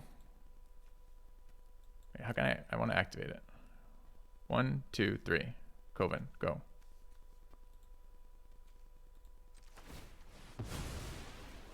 I can draw a card. I got 1 card right here. Don't tell me I fucking lose when I've got 1 card in my library. So maybe count to 1 before making decisions like that.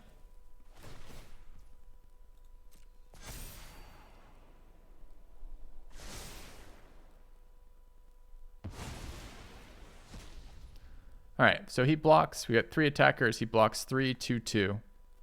Takes 2, 4, 7. Dies. Can you gain any life off this? No. Okay.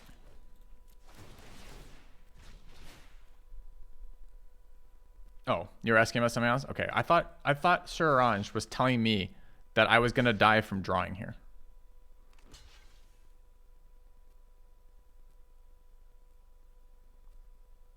But this is classic Gandalf. 1 card left in library. Stalled the game for 500 turns. Took forever doing it. Made a bunch of dumb plays that didn't make any real sense. And wins in the end out of just pure annoyance factor. So, good game us, I guess.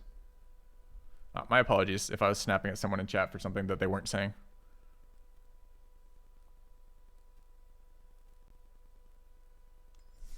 Yeah. That was a hard match. I think we made a couple mistakes there. I think I should have sacked the Larder Zombie instead of one of my 2/2 tokens, since the Larder Zombie can never attack there on the right rise turn. I fucked up the rise turn anyways, or right turn rather, the right of Oblivion turn. I fucked it up anyways because I was thinking once I cast the first half to kill the Opportunist, I have to cast the second half. Otherwise, the 3/3 attacking me eats it. So that has to be cast that turn, but I only had 1 card in my hand, and this card I wanted to play. So I definitely fucked that up like 4 different ways. So now, opponent also fucked it up 4 different ways. He could have exiled my Planeswalker on turn 5, and he seemed to think that was a big threat since he attacked it every other turn for the rest of the game. I might ignore that Planeswalker if I ever see it.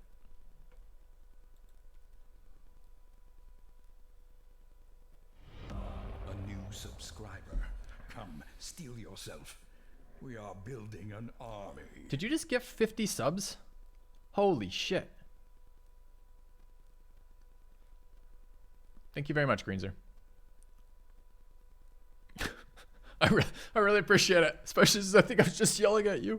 Feels bad, man. Well, I wasn't. I was really yelling at Orange, who was answering your question. Yeah. So if I'm forced to draw, I would die there, right? So we only had that last turn to kill him, or I could just not attack that 1 when I have 1 more turn. But thanks, man. Much appreciated.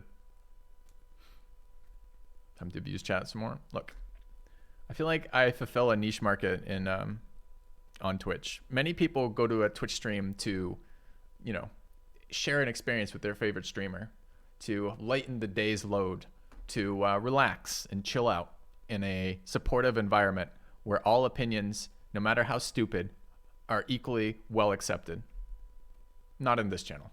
That's just not how this channel works. This channel is totally different. Here people show up for a mixture of sarcasm, abuse, disgust, rage, and all of the other emotions that I feel day to day. So don't go too hard in the paint. I don't know what that means. What does that expression mean, Greenzer? Don't go too hard in the paint.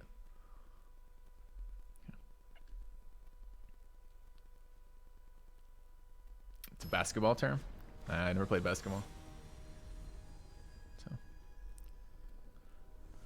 The Dark Triad. Yeah, I did some Dark Triad research in graduate school. I score in some of the Dark Triad traits, but not others. It's an American sports ball phrase. I'm not familiar with this sports ball. Going first, we just need to draw an island. Island is our second most common land source after plains. Why are we running more plains? Because we have more plains early. Okay. Thanks, Snudgy. That's, I think, the selling points of the stream outside of my award-winning personality are, in fact, the educational components of the stream. If you're playing basketball, going for a layup, you can injure people by going too hard in the paint. I see. Never didn't happen. Here, I'm not going to offer the trade for this until I've cast that. Now I'll offer the trade. Would you like to trade? Okay.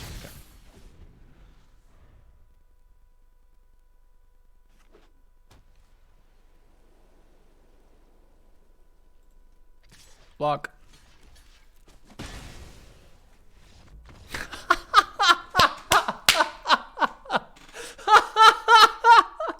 He'll never block my 1/1. He values his Falcon Abomination too highly. Tell me more about that. +1. Okay. Look, chat. I'm flush. I just got donated 50 subs. I'm going to go ahead and pass some of those earnings on to the people employed by me, such as that paid actor we just played against. So he knew. He's like, you're rich right now. You've had a bunch of subs donated. I feel like I can cash in on that right now. Pay me, is what he said. And I said, sure, fine, I'll take it. I'm really close to #1. I'll pay you. I'll pay your rates. It's fine.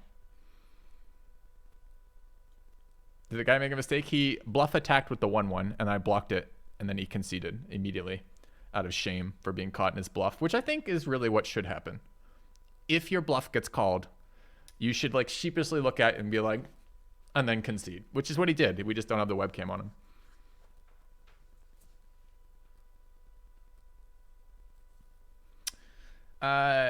Where I went to school, PhDs and masters were funded. Was there a question about that? Like, I have this new chat interface that I may not be keeping that I don't really like because I miss highlighted. How much does graduate school cost in the US? I see.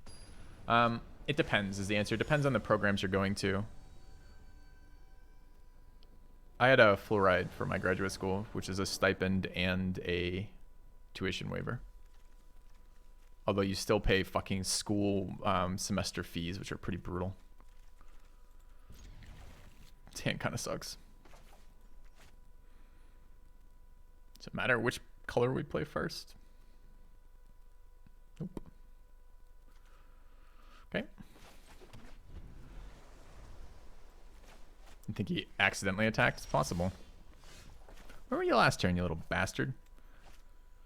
So our turn, next turn, is going to be Falcon Abomination.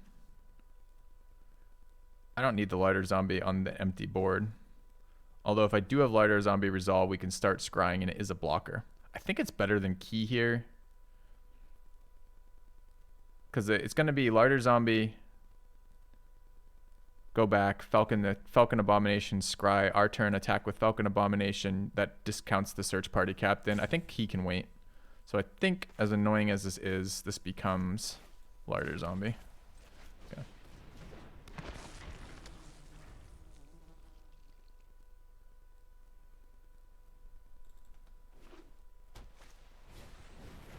It's an annoying attacker, difficult to block.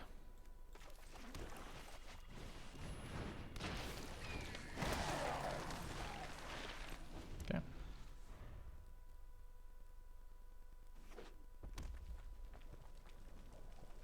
Is Filthy still chasing what? No, I left my graduate program when I started streaming full time, which is about 7 years ago. Resolves? Resolves. Okay, I take 5.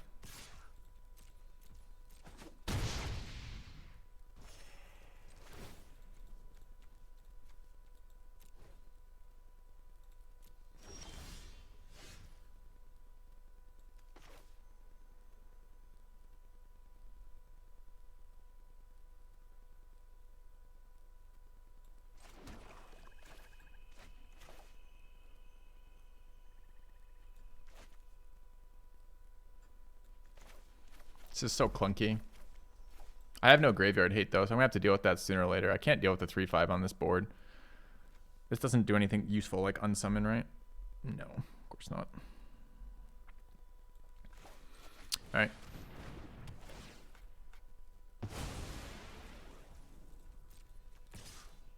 I have to get in for damage here, even though I can't scry, because I don't think we're ever going to kill them.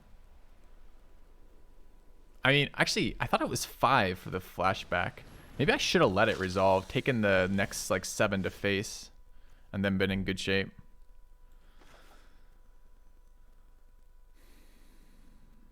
So 2 and a sack gets me a land in play, brings me up to 2 lands. So this goes to a 4/3. Block it with the Larder Zombie. So I guess the play here, we're going to give up the zombie. We could discount this by 2 and get the Moonsilver Key regardless of whether or not we hit land, which I think is good enough since we're about to lose the Larder Zombie.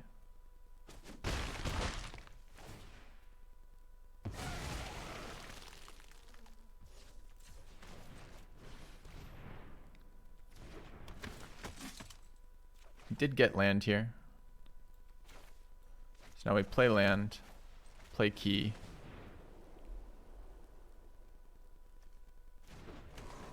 End turn.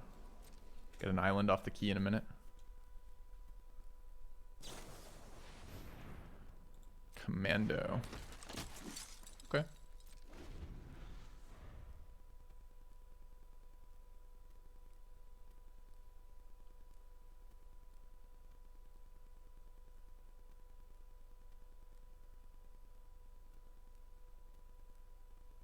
This card has been very annoying for us. Very annoying.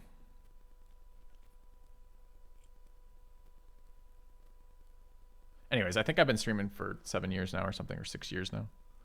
And I haven't been in graduate school since that time. So I left. I had already completed my master's and I was pursuing my PhD when I left for full-time streaming. To answer that question fully. You're lost in this game. You're having that I'm winning at the moment. I'm not winning at the moment. At the moment, it's kind of, I have a good hand, but the board's real clunky, and this is a very threatening card that it leaves permanent. It's guaranteed damage, and it leaves permanent counters, which is really nasty.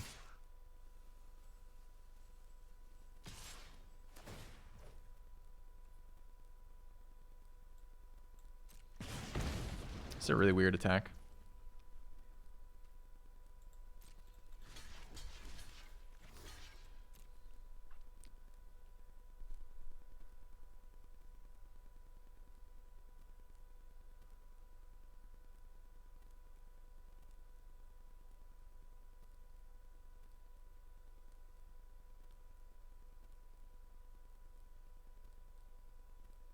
It's a weird attack because neither of these outcomes are good. So he commits to double tricks, and you might have double tricks, but I don't really give a shit about my Larder Zombie either. This is what the Larder Zombie is designed to do. If he trades for a trick, fine.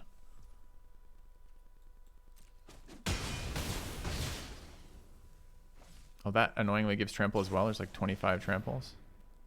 Sure.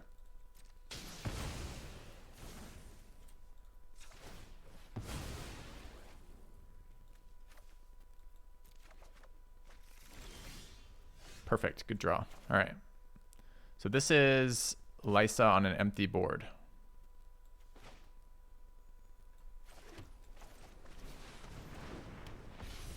Nice.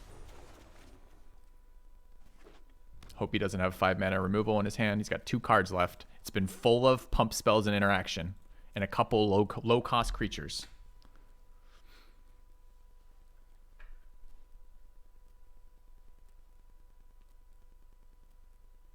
That's correct, Leia.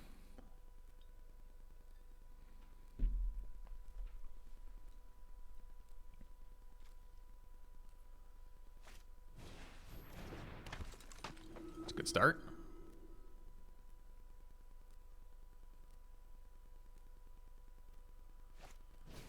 I like it. Obviously, we block here. This is actually a really bad attack for opponent, right? I guess if he has Mountain kills it post-fact, as his last card. It's pretty good. This sets up for next turn the Sacred Fire plus this attack to kill it. So I block here. I think it's a misplay on our opponent's part. I could be being baited by this hand, but I don't think so. That's really nice all of a sudden. So I think we're going to plus Teferi here and hold that up.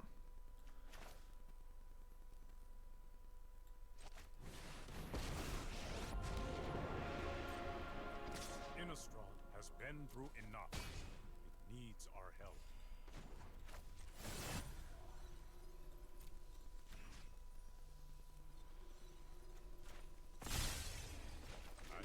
Okay.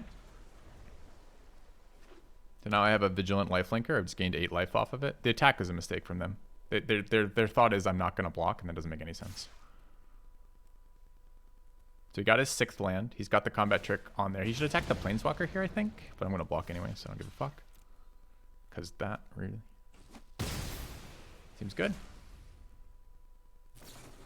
No. No. Yeah, I mean, that the attack was bad anyways. It should have been to the Planeswalker. I've got a Vigilant Attacker. Let's say I don't have an answer to his threat. Then I just take the 5 and then swing out for 4. Like, 4 life linking. There's no way that's a good attack. And he did it twice in a row. 2 mistakes in a row on that attack. A, it should be to Teferi. And B, he shouldn't have attacked on the first turn. So. Yeah. Oops. Okay.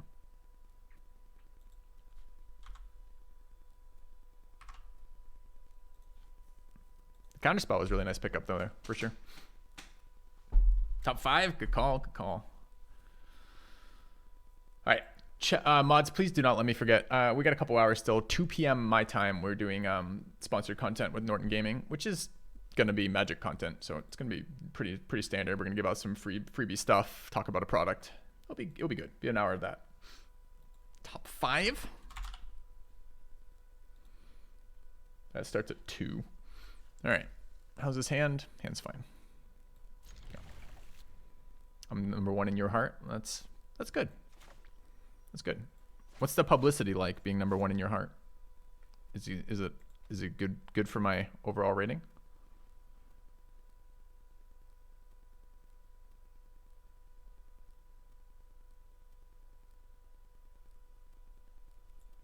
I mean, he can't be excited. My last 2 cards were a bomb flying, life linking rare, and then a mythic rare.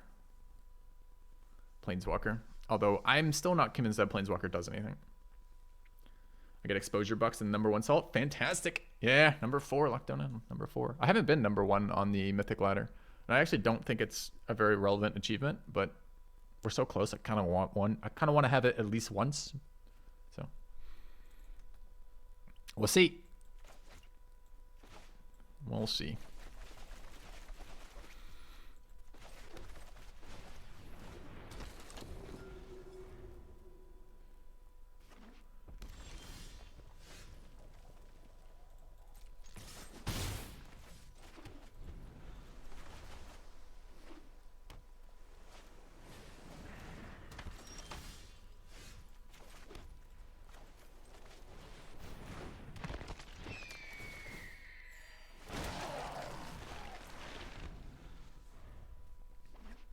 Number 1 swaps minute by minute. Forget hourly or daily. That is a lot of land we've just picked up.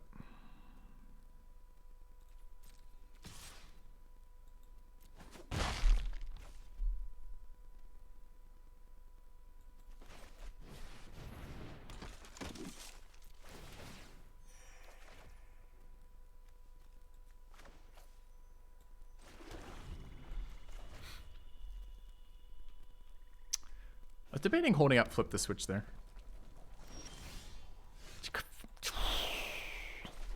Alright, let's all agree that this is too much land.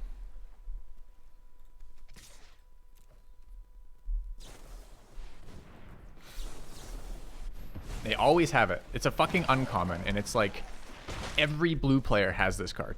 And it's always ambushing my Falcons. Always.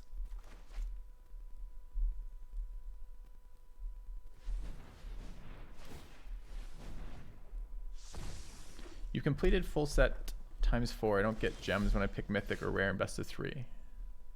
You should be. That's counter mana.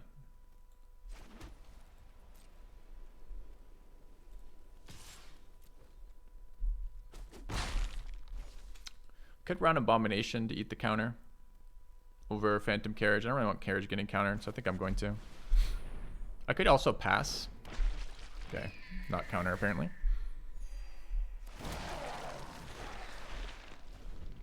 There's a red, I haven't played against it. There's a red removal that does 5 damage to everything. That's super fucking bad news for us. What does this card do? Another Plains, just what I wanted.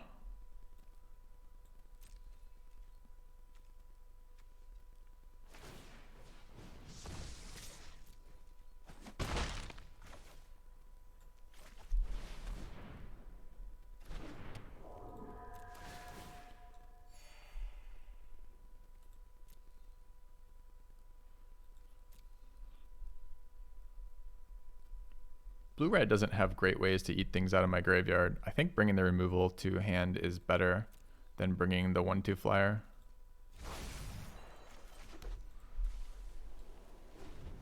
How's our alpha striking look? Our alpha strike looking?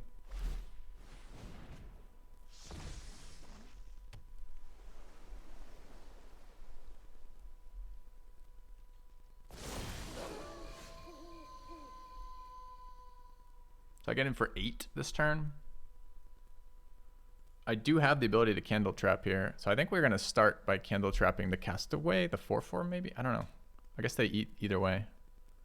This doesn't kill a thing, but it blocks a zombie. So how much is this? 4, 5, 6, 7, 8. Unsummon this for 4. So we're getting in for 4. We kill one of the blockers pre-combat, which leaves him 1 blocker. We get 4, 5, 6, 7, 8, 9, 10, 11. It's actually lethal right now.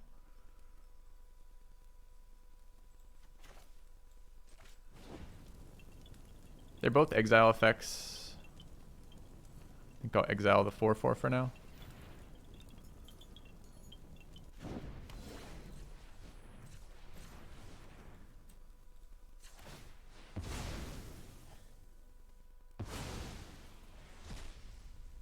Not slow rolling this. I think we're going to swing all. The zombies aren't doing anything for me.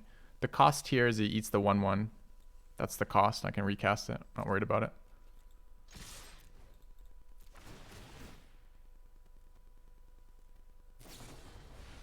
Yep. That's going on top. So we knew that was coming. That's fine. He's still in trouble, right? Didn't we just count? It was still lethal. 2/4. So he blocks a 2/2. He takes 1, 2, 3, 5, 6, 7. We have 6 2/2. So he blocks 1. He's got another. He's got an unsummon. That's okay. Okay, so he does survive because of the 1 mana unsummon, which is kind of annoying, but he's in real bad shape. It's not like we lost anything in this attack.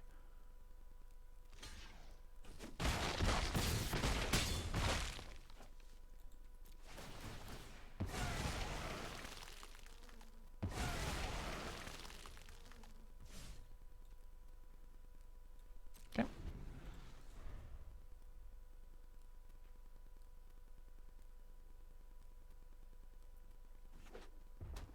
Maybe should have end step removed this. I can't recast it is the problem. Is this on tapping side? Tap target non-land permanent. I mean, he's still dead here. If I kill this, he's dead in another way too. But I can't cast this and that. I don't think that's worth. Let's go to combat. Swing all. Didn't tap anything, by the way. Sure, startle. Okay.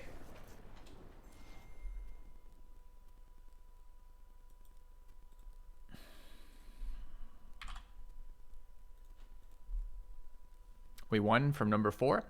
The position after number 4 is apparently also number 4. So that's good.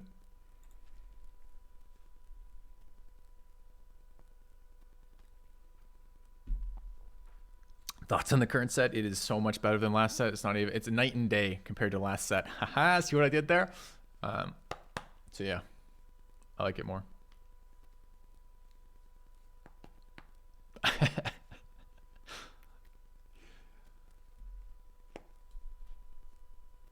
He feels, so I missed the, oh I see, I didn't miss that, okay.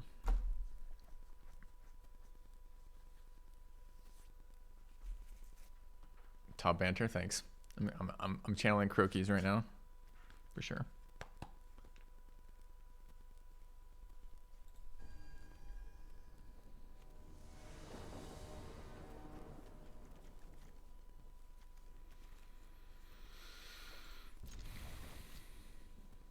It's a bit awkward here. Because I want to resolve Key, but that means if they put an aggressive 2-drop, I'm not going to be able to candle it and resolve Key. Key doesn't have to come down. We have mana to play our Falcon and probably our Organ Hoarder in a minute. Should have been white mana. That is an aggressive 2-drop. I think we're just going to fucking Candle Trap that thing.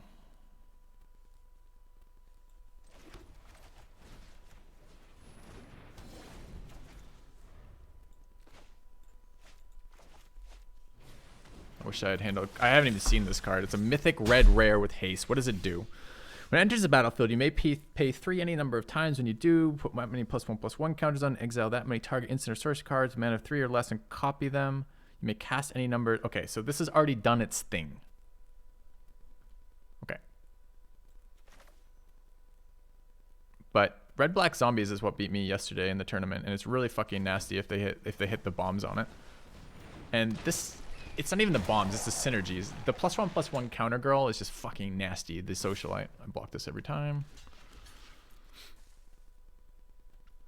Sure, stolen vitality. Too bad I take the damage, but whatever.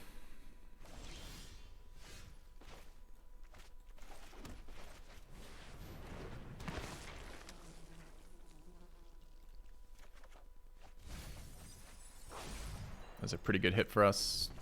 Veteran to the graveyard and bomb in hand. I block.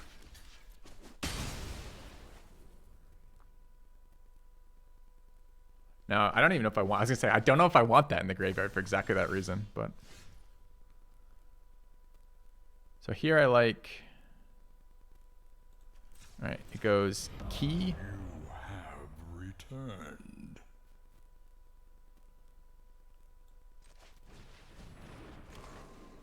Activate.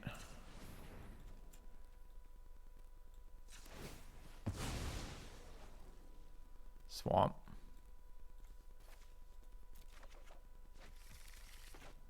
Swamp. Stowaway, take 2. Okay. Thank you, Jenk. Leia, for the 22 months. Okay.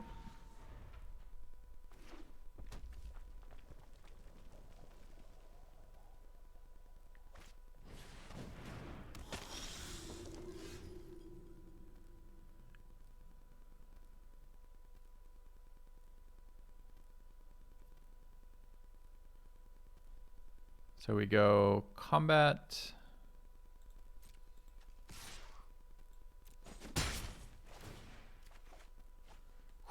Good ones. Do I discard Falcon Abomination to play out Lysa plus the zombie? Zombie doesn't really do anything here. Zombie does do something on the board though. I want to get Lysa in play here. It's kind of annoying. I don't know if I can give up Falcon Abominations. They're super value for us. I guess I just wait. Ditch the land. Just not really where I want it to be. Okay.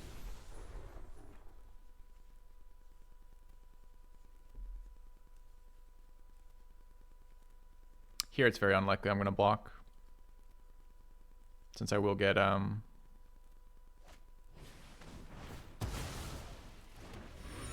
nice play. Instant shame concede. Instant shame concede. Yeah. Killing the thing with Lysa. We just jumped 2 ranks off that one. I'll take it. All right.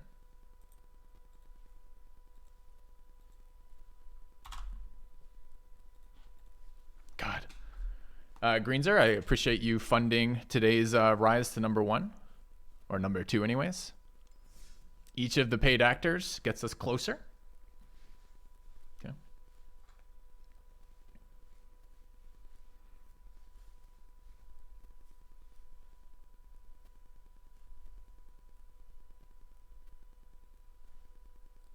How many of these wins have been shame concedes? In my heart, every time my opponent concedes is a shame concede.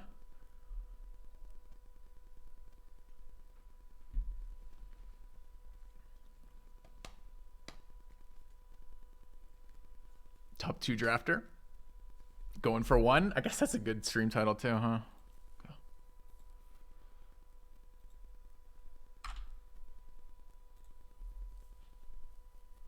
Yeah, I don't know why. I don't think the player base is super tilted. I really don't. Actually, I don't know. Joe's super tilted with this set too, and I don't get it. Like, the set to me is, maybe I've just been getting lucky this set. Honestly, that's certainly part of it. Magic has a fuck ton of luck in it. So I really like this set. It seems to have a nice mix of colors you can play, a nice mix of tempo without just being face roll, aggro, everything. There's a nice mix of racing, which I like. I like games where I'm doing some calculations, thinking about permutations of how this shit comes out. It's felt like it has a bit more depth to it than the last set. Now, it's pretty early days, so who knows?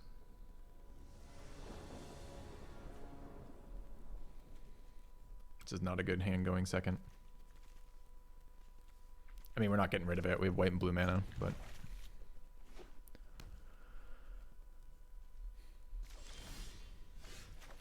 yeah, Magic is a salt-inducing game for fucking sure.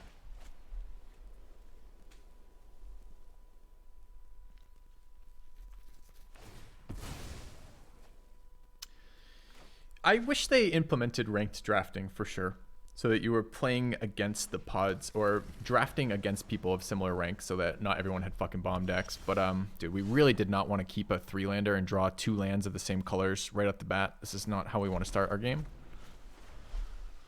Opponent taking turn 1, turn 2 off is okay. What's turn 3 gonna be? Also taking turn 3 off. Okay. I'm okay getting Falcon Abomination countered. I don't have a lot to do in this hand, but if I get Falcon Abomination countered, I can still run Search Party Captain out on 4. It's better than just Silver Bolt onto an empty board. So, alright. Counter me, bro.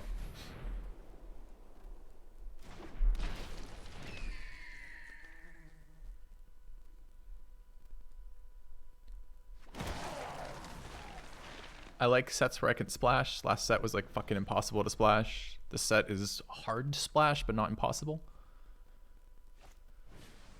Sure, sorcery speed immolation. Accepted. Killing half of my creature. I could attack with zombie to get Larder Zombie out faster, but I don't actually think that's super helpful. I need the bodies for Larder Zombie. So I think we'll just wait. Or just run out Search Party Captain here.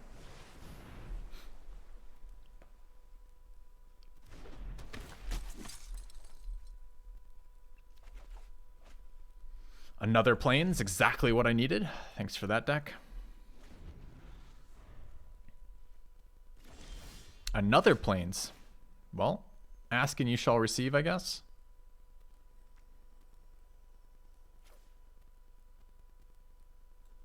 Alright, we run out.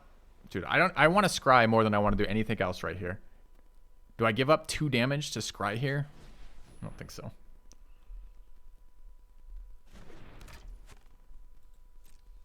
I want to, but I'm not going to.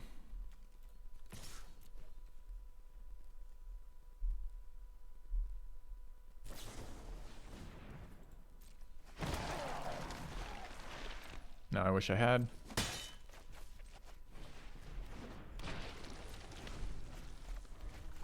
$7,000 mana, Screw versus Flood. Alright, we're on 7 mana right now. It's brutal.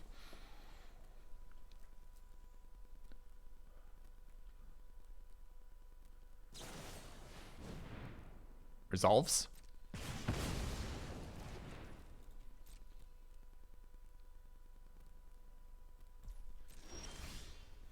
I mean, gas?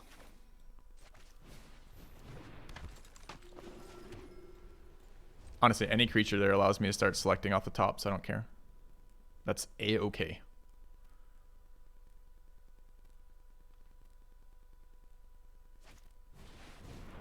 This is not a good one for me on a board stall. I might actually borrow time it.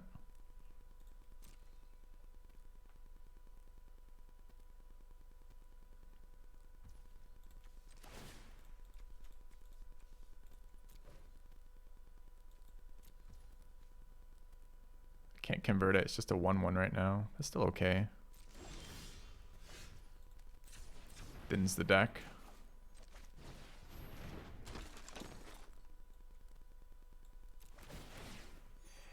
I assume I have 1 more Plains. 3 more Plains. We're fucking flush on Plains. I think I do borrowed time it. I can't write it because I don't have black mana yet.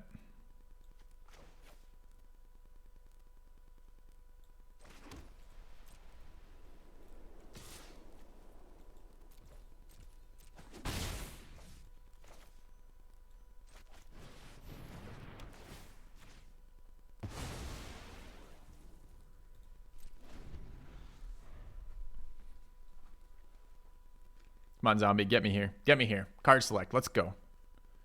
No, don't touch my farmhand. Disaster.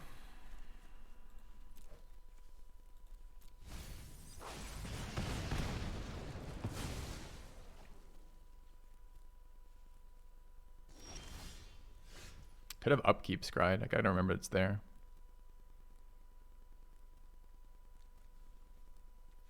I don't think 1 damage is better than a scry here.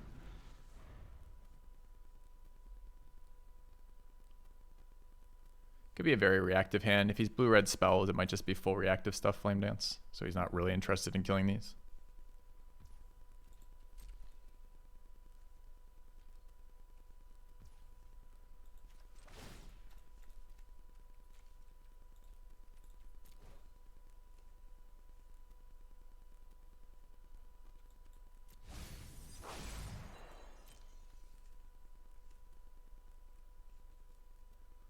He discarded a swamp.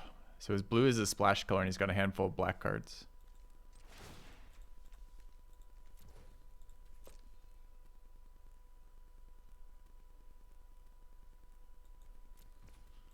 I mean, this card is not going to do anything here except draw removal.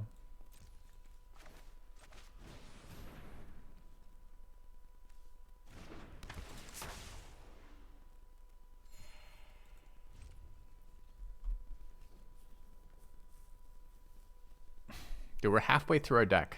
How have we only... No, come on. Stop with the cards that draw you fucking cards. Did I just put this back on the top of my deck to deny him this? I really don't want him card drawing here.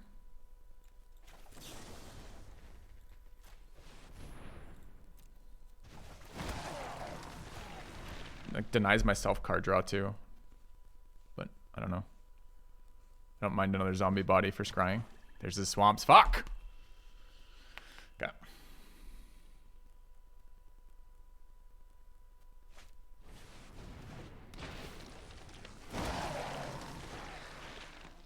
Okay, shit got real. He put a creature on the board. I mean, I haven't drawn a single thing that does anything in my deck.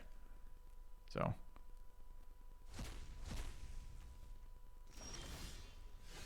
I guess we're tapping down now. Take 3 once for another scry.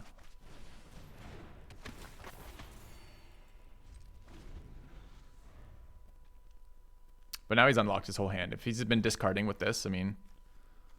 So this is black-red, shit ton of burn spells. Too bad about the Neonates Rush that he's running 2 of them. I don't really like time walking myself for the body. Creature your opponent controls would die, exile instead. Okay, that's fine. We'll deal with that once we get swamps.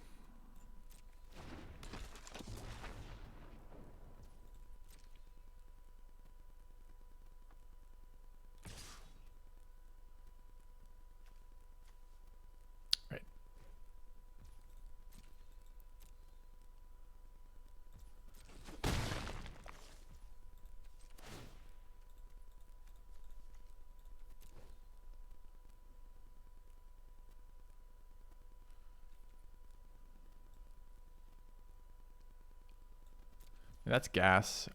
The problem is it's scary on this board.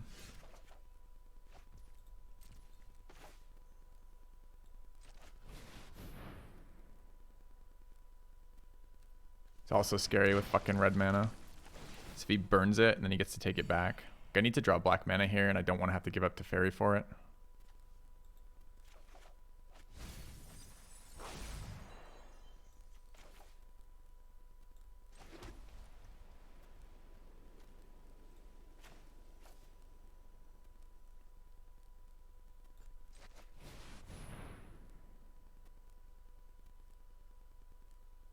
See, the problem is this Gisa is actually going to just destroy me in this board state.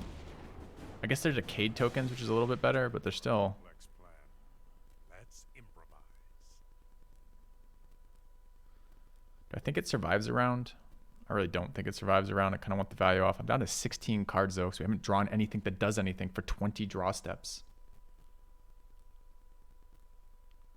Like, untapping lands doesn't do anything. Killing me doesn't really do anything. I think this is activate.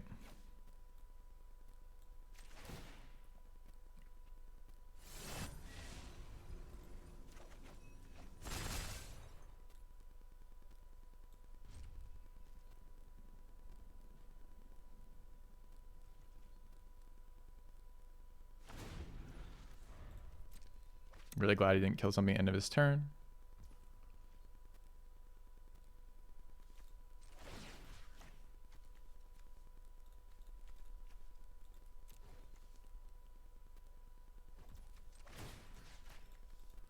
Give it up for zombie tokens, which kind of sucks, but whatever. I really don't think it was going to do anything for me. Okay. Yep, I traded Teferi for a card and a zombie token. It's about the value of Teferi that's been for us, quite honestly. I've got to get this off the board before I can do anything.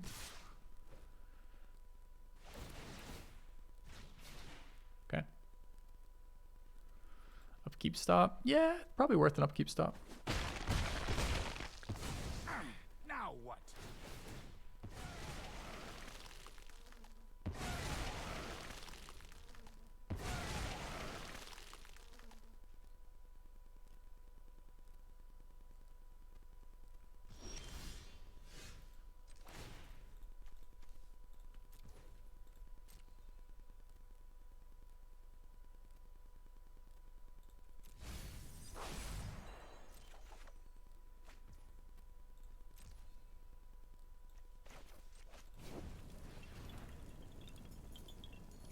Still no swamp.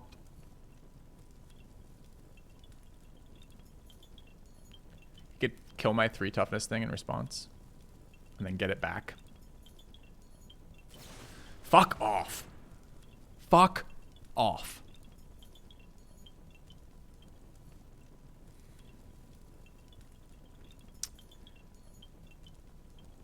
So now I can't exile.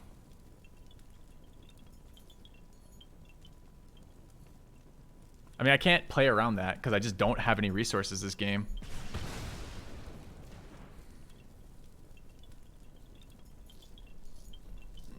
Can't really block either here, so I'm committing to taking 6.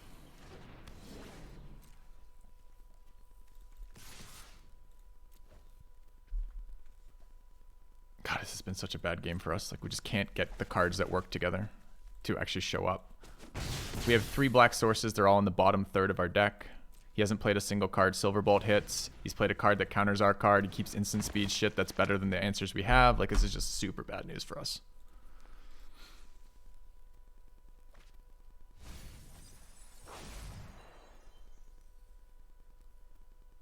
Doing this on 6 mana from opponent. How many turns into the game is this? 1,000. We haven't seen his blue splash yet.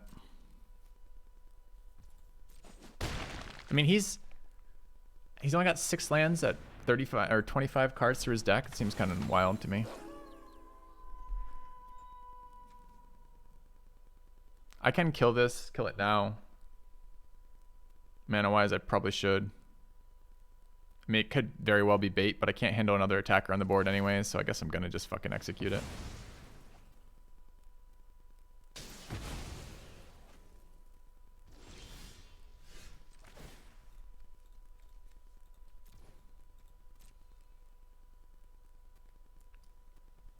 This card isn't good here.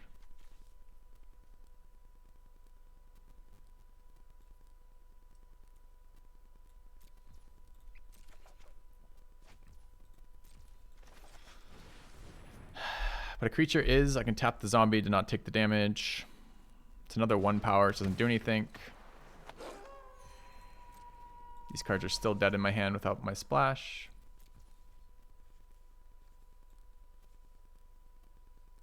Yeah, he did play the -2, -0, didn't he? On a splash. That's so weird. That's not playable.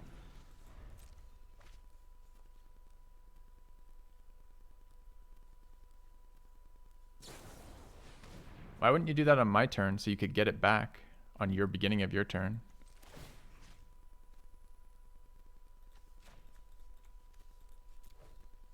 But if he gets to just kill my creatures and get all of them back because I never have the ability to actually interact with what he's doing, then I will lose this game. If he just gets to take each and every one of my creatures.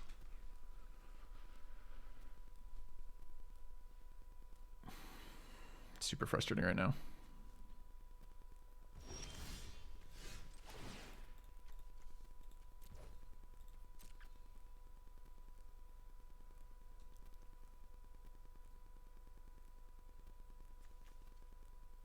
It is deals combat damage.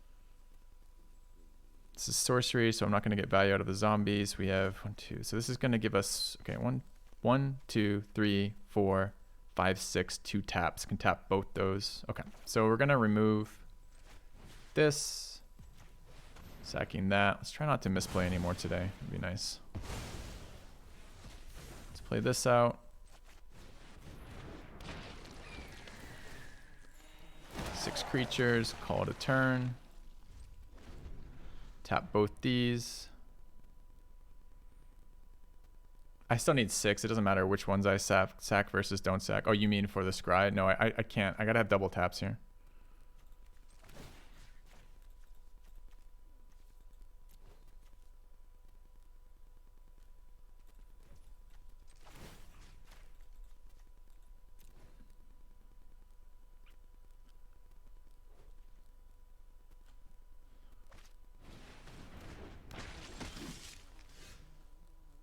He doesn't have blue mana up. He can't actually sack his token.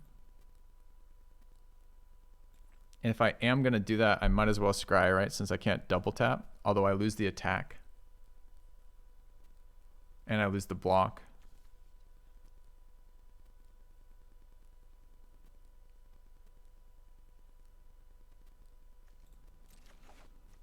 Punished.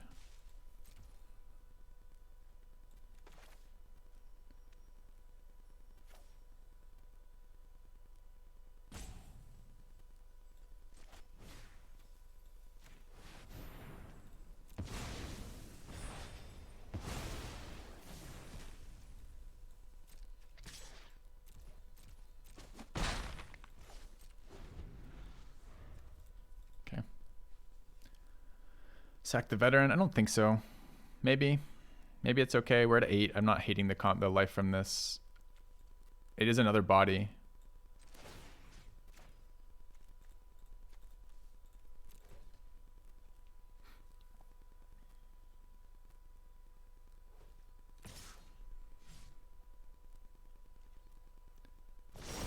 I don't think I can sack a plains. Isn't it non-land permanent? Yeah, it's non-land permanent, bro. Here we're drawing again, same board state. That would have been a non-land permanent we could have sacked, though. Of course, our 2 draws are land into land tutor. I mean, this is the problem with drawing all fucking uselessness in the beginning of the game. It's now like we're so desperate for any action here. It's the same play. I don't know what his fucking 5 cards are, presumably some lands.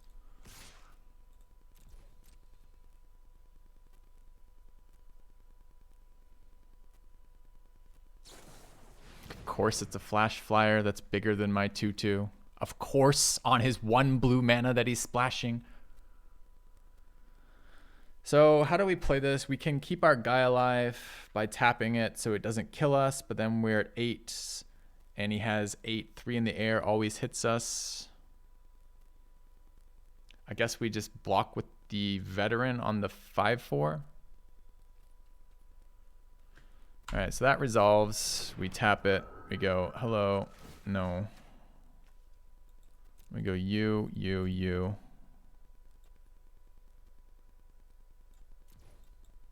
Okay. And with 7 cards left in my deck, I think I have to. Dude, I don't want to accelerate this game by stripping lands out, but I'm pretty sure if I draw a land here, I fucking lose. So we have an Organ Hoarder, a Flip the Switch, a Bait Hook Angler, and a Phantom Carriage in here. I don't know that I can realistically afford to do this, but he keeps putting out threats and having the fucking perfect answer for everything we're doing, so I guess I don't really have a choice. Let's throw down, it doesn't matter, throw down an island here, I guess.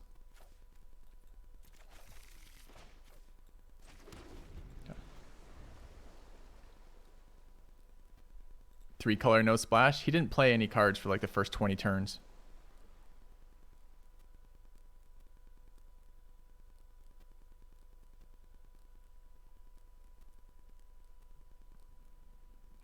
I don't know. I don't think I can win from here. I think that the turn where I didn't get to, where I startled the wrong target, missed my card draw, gave him the sack outlet, I think is the game we lose here.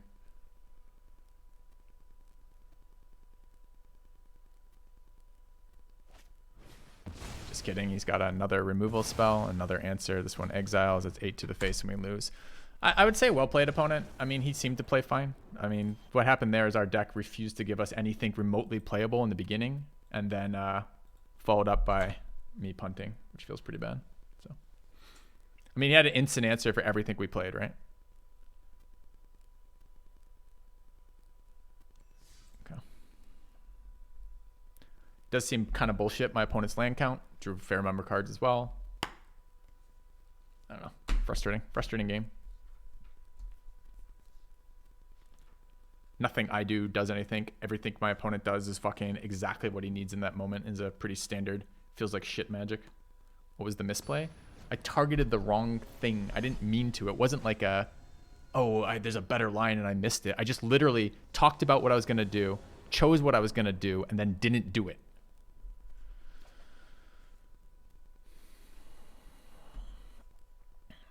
Hand has so much value if I had an island.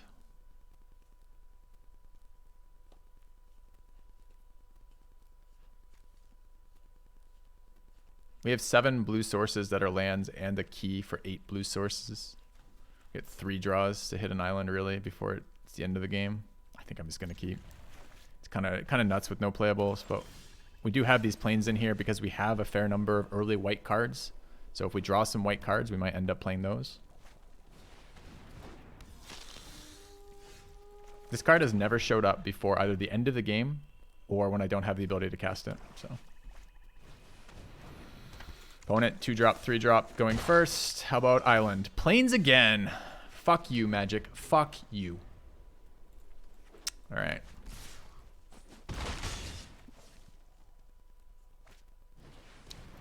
Let me guess. 2-3 double spell 4. Yep.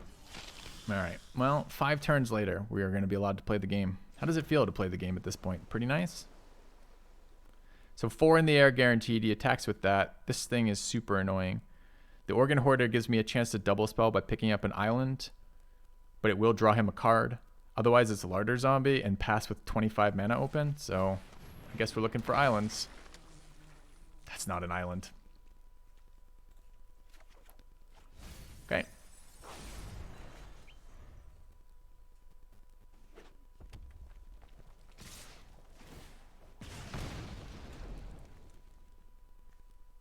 That's a lot of damage to just take this, but I'm pretty desperate here.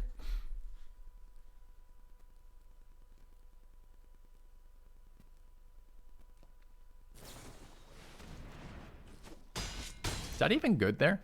Like, real question. Like, I guess he draws the card anyways. I guess it is. Okay, we hit island. We're on 5 mana. We want to cast as many spells as we can. This is 2, 3 is 5. 3, 4, 5 with triple off the zombie seems really good. So this is Larder Zombie, Falcon Abomination, Candle Trap. And we Candle Trap one of the 2/1 flyers, I guess. The problem is I can't shut off this fucking source of card advantage right now. But stranding it doesn't help, so I guess this is Candle Trap one of the 2/1s. Okay.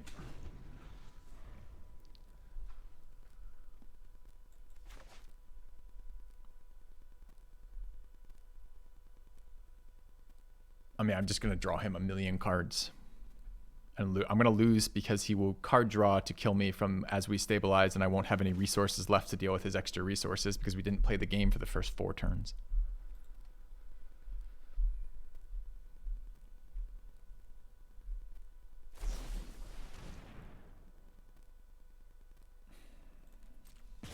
Draws a card, deals a damage to my face.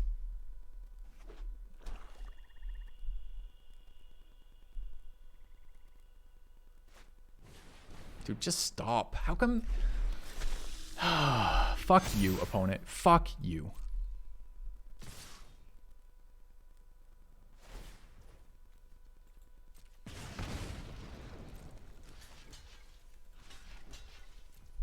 Okay.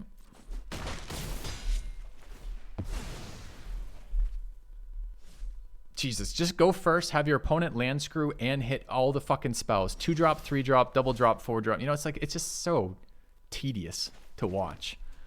So I always take one from this attacker. I have to put out 4 blockers. The Socialite has Menace. So if he has nothing in hand, I need 4 blockers this turn. So I can attack with Zombie, makes it 3. I've got 6 lands. I've already played my lands, so I can do 3 and 3. That's just 1 blocker though. So it's these for, this is 7. 3, 2, 2 is 7. So I can't do it there, can't do it here. The most I can run out is 2 blockers then, right? I can tap. So if I run Wrangler and Abomination, this gives me 2 bodies. So the blocker hits for the 3-2. I take 1. I have 2 zombies and the Wrangler to tap the 2-2, which is good. But I take the 1 damage and die off that. Right? And I don't have 7, so this is the best I can do is those 2. So removal. Yeah, we could hit the... there is one white-black card we could hit. We need the zombie body for it, so we couldn't attack. So we'd have to play this as a 4-drop and then have the 2 mana. But we're still dead if we do that, right? Because the removal we hit, we play the body. The body trades for the 3-2. We exile the 2-2. But the 1 damage kills... I guess, yeah, the 1 damage still kills us.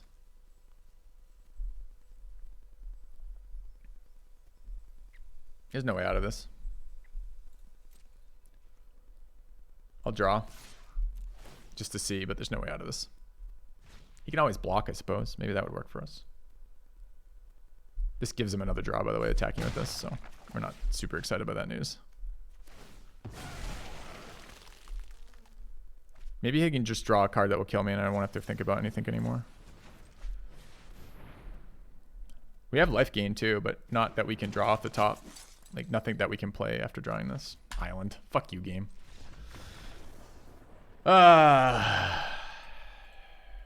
Trash game that was. 2 in a row for there. Lunark wouldn't be enough. Not after trading the zombie, right? Because we can't block the menace creature is the problem. So I don't know what our outs were. I don't think there were any outs off the draw.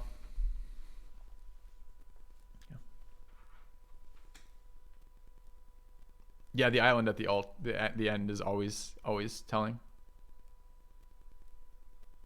Is this deck proof that splashing in this set is not consistent enough? No. No. No, that's not proof of that at all. I mean, if anything, what it proves is the upside and downside of playing. Does it matter if I play black or white here? If I draw white mana, no. If anything, it shows you the it just highlights what splashing does. Splashing gives you power level at the cost of consistency. So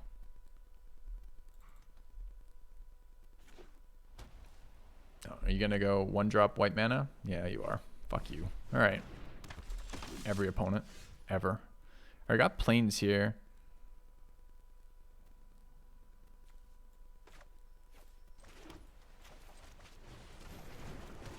This card's gonna be a problem for us. We're light on removal, and our threats are all flyers. Thank you, Huff21. Praise the sub.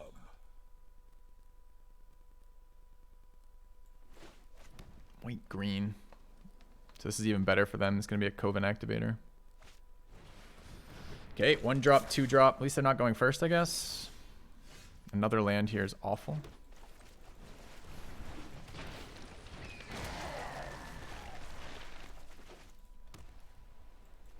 Up to 5. We ever blocking here? Okay.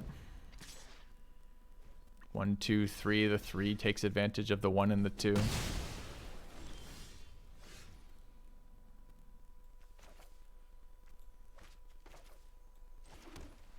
we just draw another land? Yeah, we did. Awesome. Okay.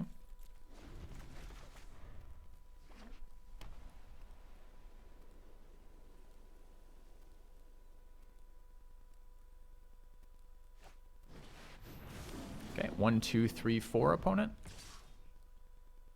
Yeah, must be nice.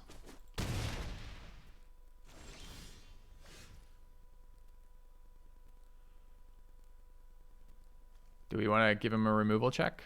Let's give him a removal check.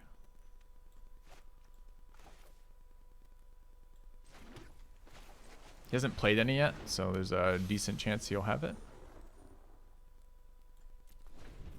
I guess the 5/4 is now a huge fucking threat. I guess he can tap this too, huh? Ah, removal check failed. Or passed for him, failed for us. Immediately exiled it. Good fucking game.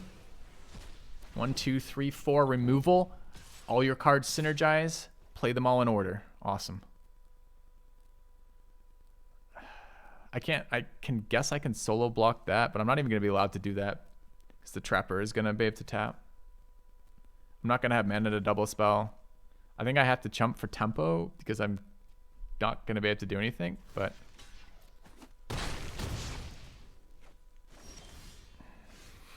punished for chumping.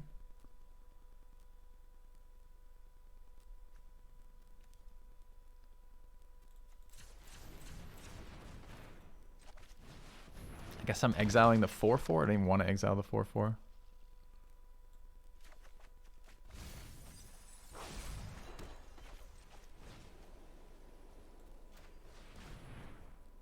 Could sack the key.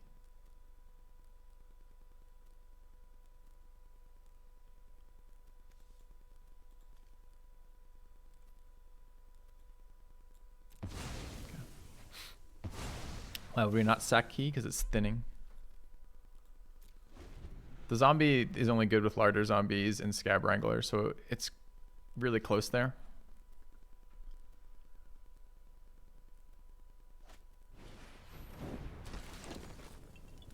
So now he drops planes and gets a 3/3.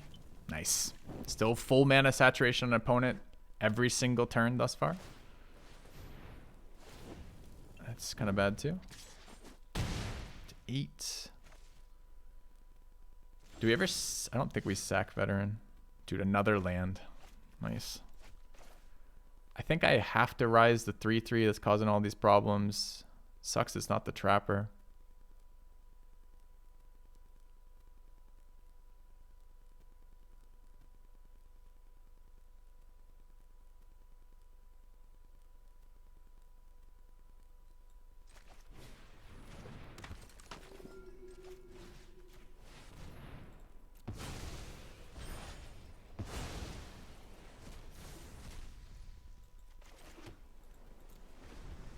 Still haven't had a two-hand... Like, we played... This is our 9th game with this deck. And we haven't had our fucking Suspicious Stowaway in the first 20 cards of our deck. Another land. Perfect. This makes it Nightfall. And it just recasts. So I do it now. I guess put it on top of his library, I guess, is slightly better. Oh, dude. Why land here?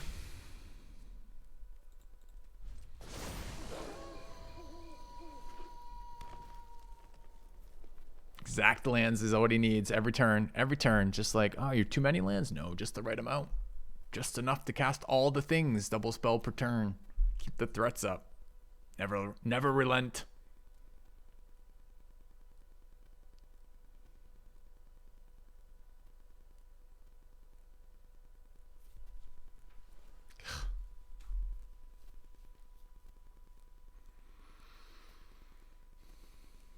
Does feel that way a bit sometimes, like right now.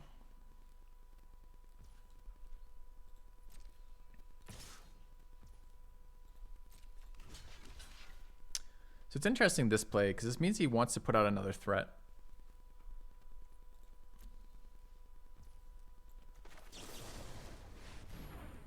So I think it has to be this. I'm not going to pass the turn with the mana. I think I prefer this on this side. It's more life gain, but I'm not super excited about any of this stuff because now he didn't tap first, which means he has a use for his mana. That thing gives trample at instant speed with enough activators, which he will have. So that card's super bad news for us. I don't have enough removal to deal with this. I've got 1 Candle Trap left, I think is it. Now he has an activator. He double spelled this turn. Perfect mana saturation. Like, fuck you, opponent. How does a game go this well for this many turns for a player? It's like impossible.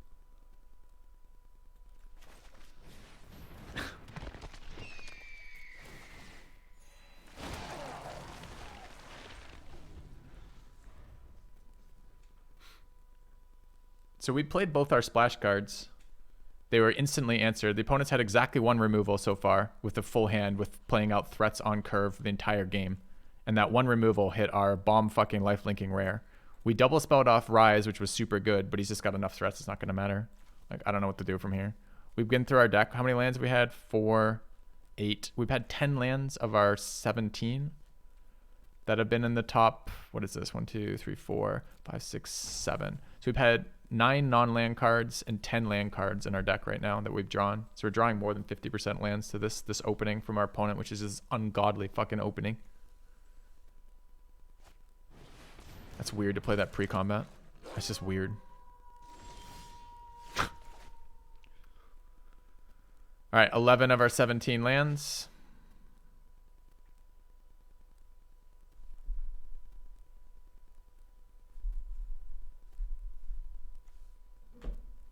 This isn't winnable. I have to let it convert tonight because I can't play cards.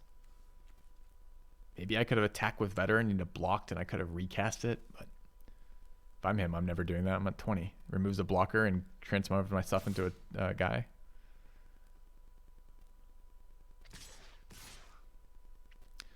So this gives +3/+3 and trample at instant speed.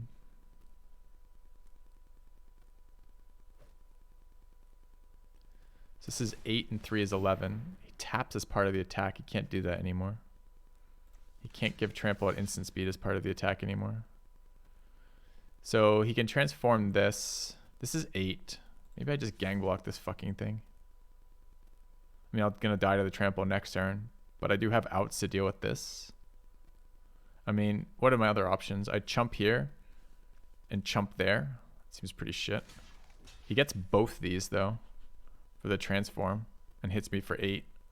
Convert this into a 1/1 for blocking, but he kills me now. I mean, I have to draw removal for this anyways, right? I don't want to make this into another threat that he can cast this turn.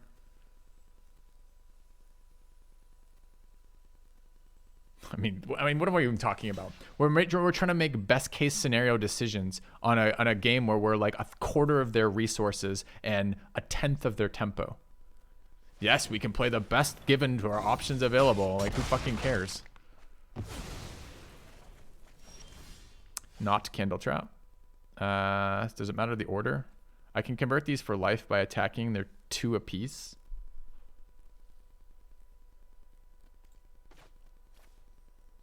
This tutors a planes, which is useless. I need to convert first, so it needs to go this.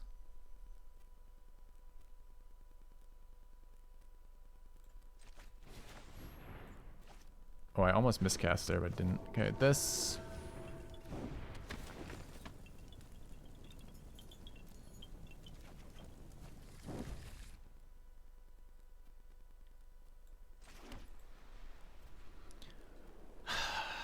All right, does 2 life here matter? No, because I don't have enough toughness to block the brawler. There's going to be a 4/5 trample to 7.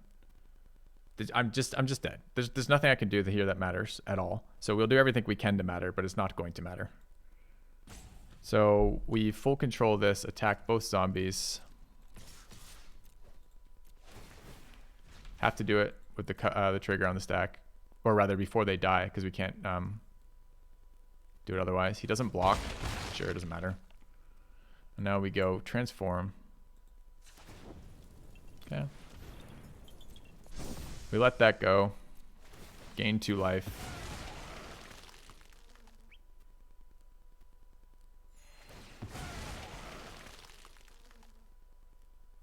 And now we lose.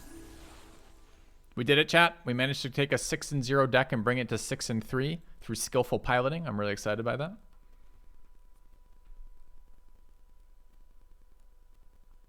He's got 3 cards in hand still. Remember, he's full tapped his mana every single turn thus far this game, with one exception of one turn where he chose, instead of to transform, he chose to tap. I'm so fucking salty about it.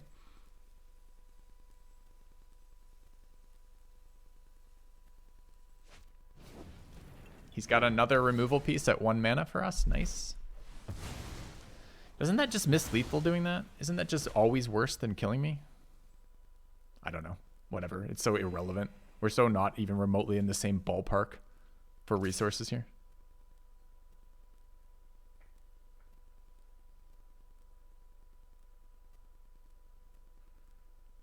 Like, what is this attack?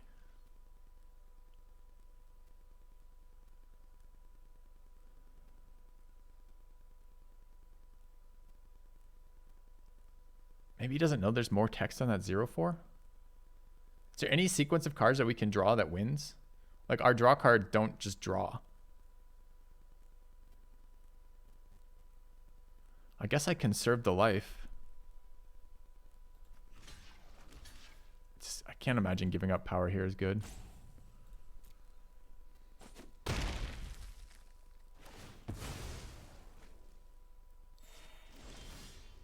Man, that's the start of all of these. We don't need black mana anymore. There's more black cards in our deck, right?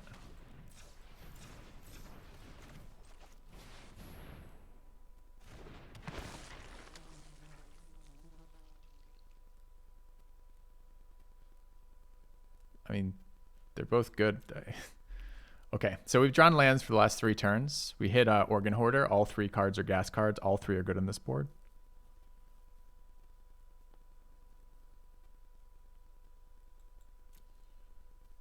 It's tempting to grab Wrangler because Wrangler is going to save us long term. He's only got 6 damage on the board. Although he can tap at my end step. So I guess we can't take Wrangler because we'll just die. So I guess it has to be Bolt.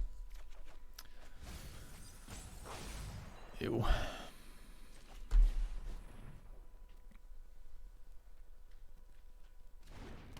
Does he? Oh, he's got pause up his Trapper though, right? So, okay. This thing's a human, right? So I actually do want to kill it on my end step, especially if he taps out, because he could save it with the human thing.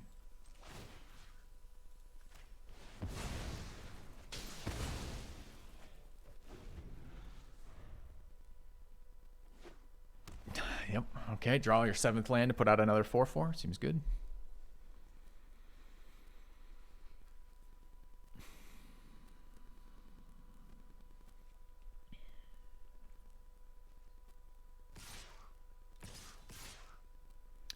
So this is 6 damage, right? And I'm at 7.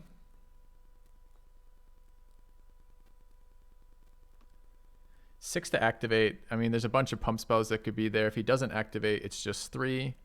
If it's double pump spells as his last 2 cards, I think, like, let him have it, right? I don't chump shit for damage here. I can chump 4 next time. Although I'm not ever going to be allowed to be blocking again, am I? I think we just take that. If he's got double pump spells, he can have it. Single pump spell doesn't kill me. Or the activatable mentor trigger doesn't kill me.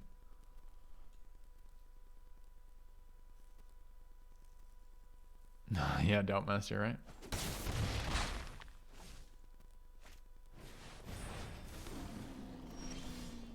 All right, this was good 1,000 turns ago. It's not very good right now.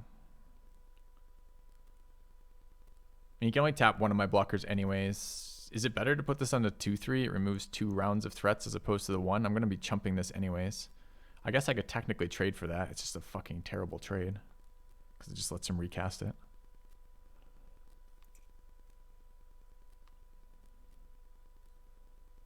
I guess I can't risk it because of the pump effect. So this is 6 minus 1. I'm dead anyways. There's no way. If he taps and if he draws a land, which of course he will, he's had perfect lands this entire fucking game every single turn. So when he plays his land, he'll be able to pump and tap. So I guess I just have to deal with the 4/4. Okay.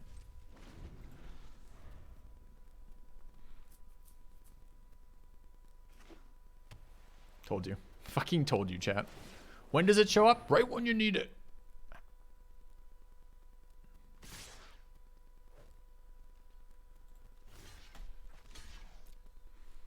All right. Look, he finally figured out he has an onboard card trick that he can use. Well done, opponent. Fucking big brain god gamer on my opponent's side for sure. Oh my god. That's painful. Just Like, describe that. If imagine you weren't a Magic player and you weren't used to this shit, right? Let's imagine you were being introduced to a new game. You know, you're sitting down with your friends across the table, and you know they're like, "Oh, I want to show you this new card. This super sweet card game. It's really cool. Let me just show you it." And you're like, "Okay, sure, yeah, walk me through it." And they're setting out a game, and you're playing this, and you're like, "Look, here's how it works. One player, we'll call him Player One.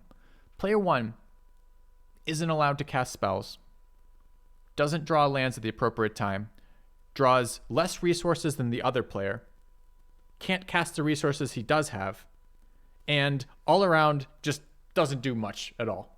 Player 2 draws the appropriate mix of lands and spells, casts them on curve for tempo, and gets the exact amount of lands and cards he needs when he needs them." Would you like play that game? I don't think I'd play that game. I'd be like, wait, well, why would I ever want to be Player One? And then he's like, well, here's the best part. It's random who's Player One each game. And I'd be like, well, why don't we just play a game where there's equal resources? And be like, it's impossible to solve that. There's no way to get equal resources. And I'd be like, what do you mean it's impossible? How long have you been trying? 25 years. Well, but you must have like gotten a little bit of progress. Yeah, we've gotten some progress. We just don't use that in every set. Some sets we just take the progress we made and we just back way off of it. We're like, fuck it. Progress not good enough. It's not good enough, so we throw it all out. Throw it all out the window. Can you explain that? So salty about that. All right, I haven't seen this. This seems like a reason to play red.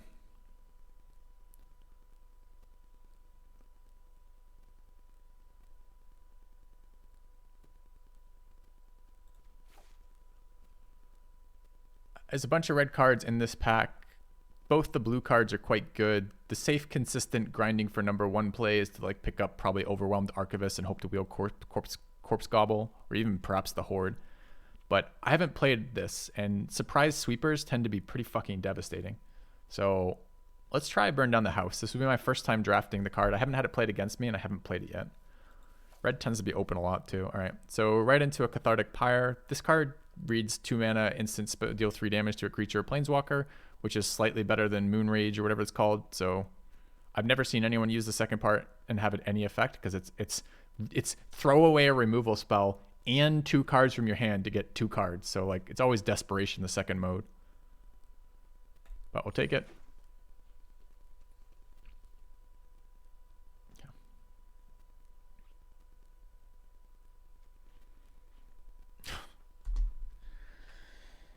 Oh, that's a rough series of games in a row when we're at spot 2 at a 6-0 deck, and we bring it from 6-0 to 6-3.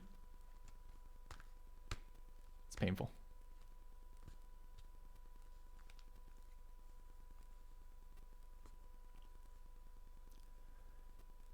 I think that last game versus the white-green player, I think we played fine too. I just don't think there was anything we could have done there at all.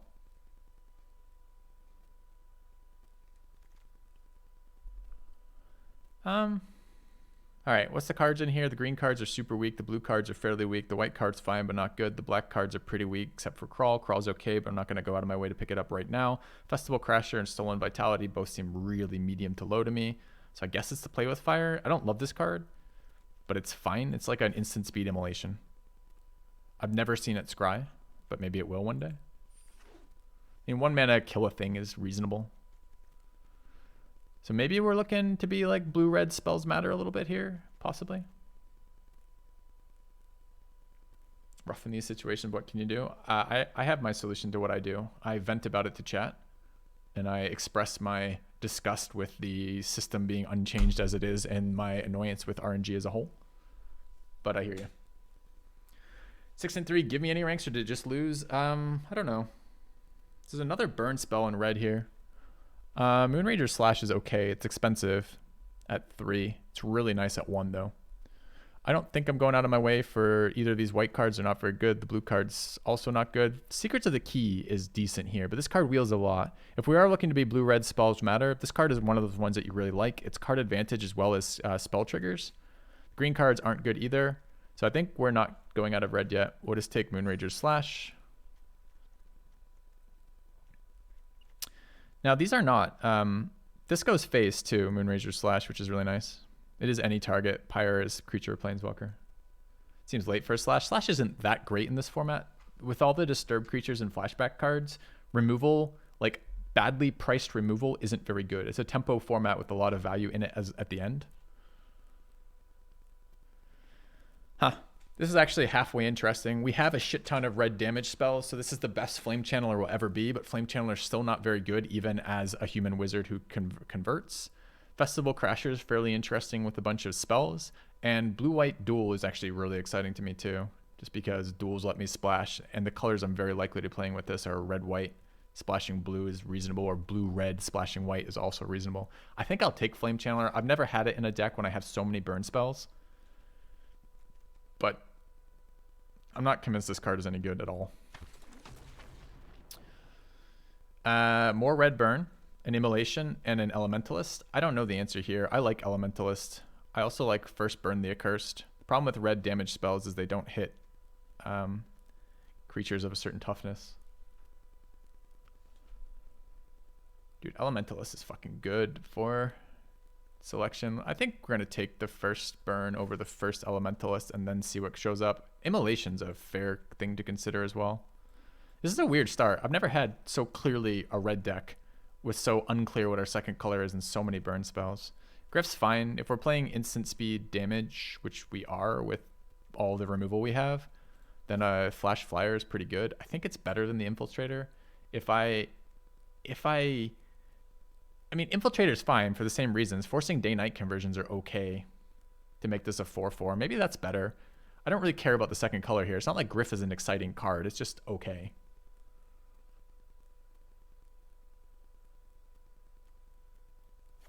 I guess I don't want the color yet. It's pretty close, though, between the Griff and that. Perforator's fine. Stolen Vitality's a pile of shit.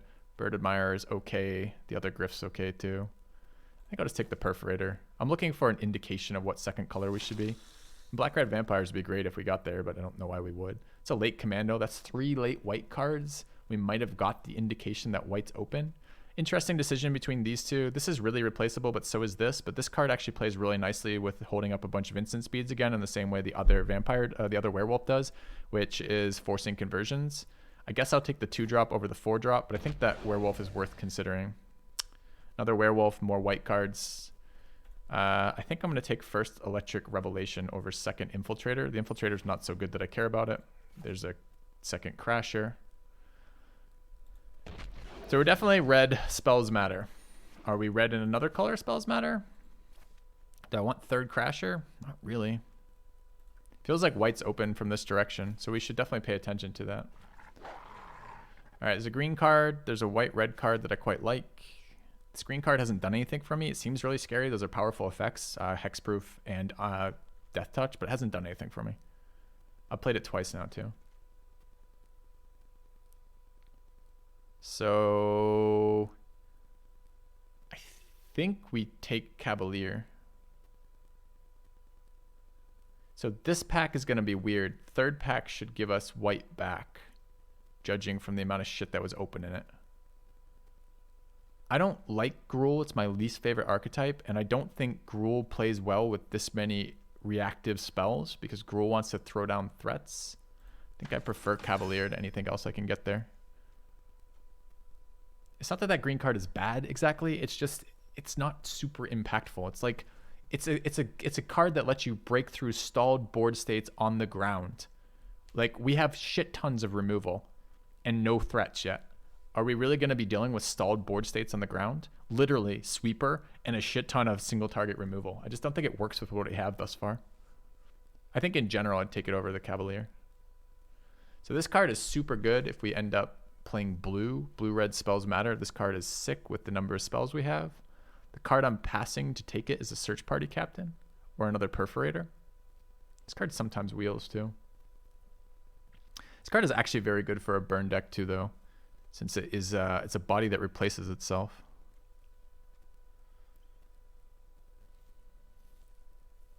I'm going to speculate on the Delver, see what colors we end up. That's a fucking white sweeper. All right, so the blue card was a scam. We'll play that. So we now have 2 sweepers. Take a captain.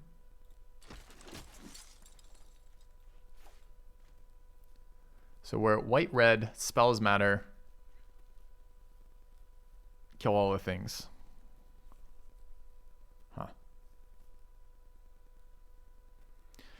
Yeah, Vandal does day night. But no, not compared to what we just picked, right?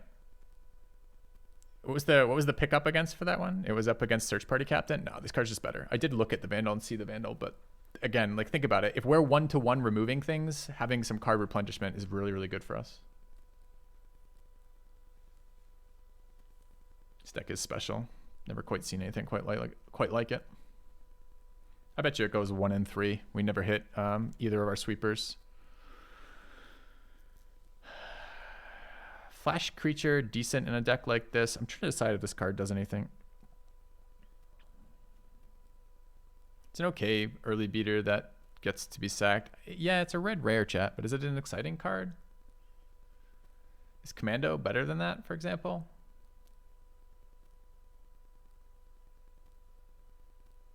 It's between these two.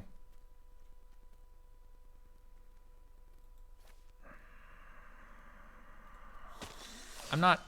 Verdict's out on this card for me still. I've played it once or twice and it's been fine. 1 mana 2/1 is a decent aggressive card early that has really nice synergy with BAME to get rid of it later if it's dead. Hasted Werewolf seems good. Purifying Dragon over Play with Fire.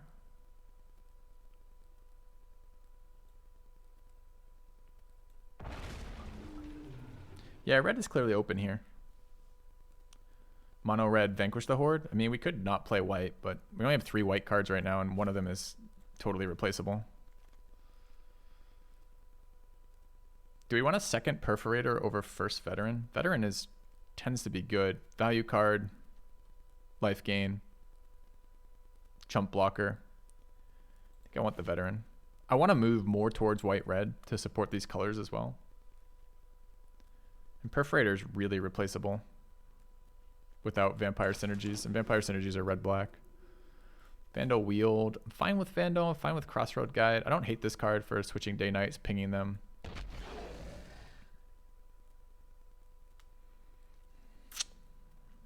Not terribly excited about these. Card's no good for us. I mean, it's a beater. It's a 3-mana beater, but it's so replaceable. You know, maybe this is a stuffed bear deck. This card survives sweepers.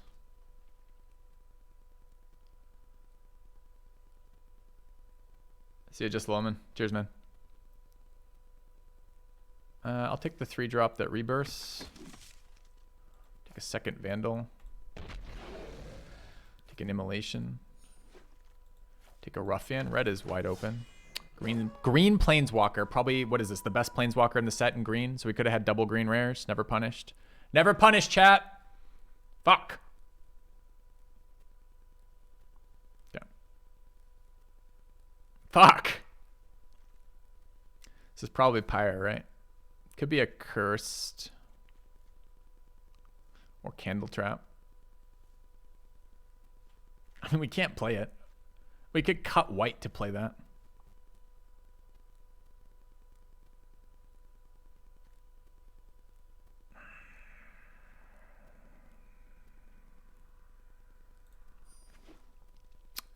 Fuck. All right. Another dragon. Elementalist. Dude, this is the card we wanted to see earlier. This card would be so good for our deck if we had blue. We're not blue, though, right now. I mean, we're not really white either, honestly. This is just mono red. Do we want a second dragon? Not really. I mean, I do, but I think the Elementalist is just better for us.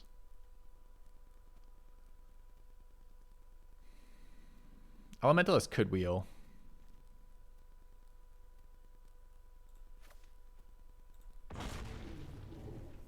Red-black Vampire Synergy, but we're not red-black. There's no red cards in this pack. There's a couple white cards that aren't very exciting. We've got a Veteran, a Courage, a Flare, and a Commando. Commando seems good here. I wish we were red-black or red-blue. It's too bad that both the playoff cards, the Vampire came pack 3, and so did the Skrillex. This is like the only deck that Skrillex has ever been good in. Seize the Storm is excellent in this deck. Too bad it's up against Astronomer, which is really good too. But we have a million spells.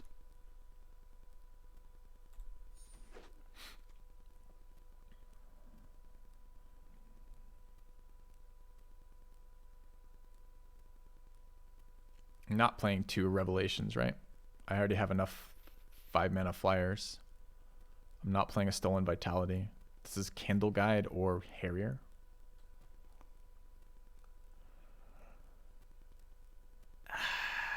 I don't think any of these make the cut, right?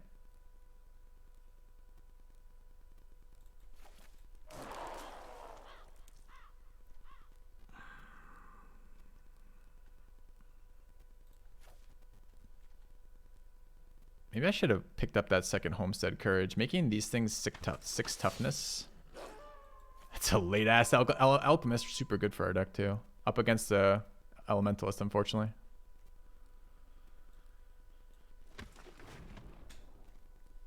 It should stall and do 1,000,000 damage, which should be good. Deck looks really weird. You guys want 3rd Ruffian? Fixing for those cards we didn't take.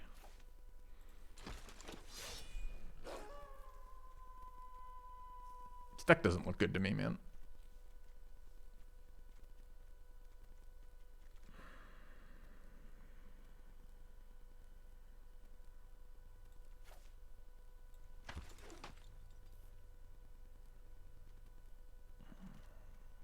Elementalist did wheel.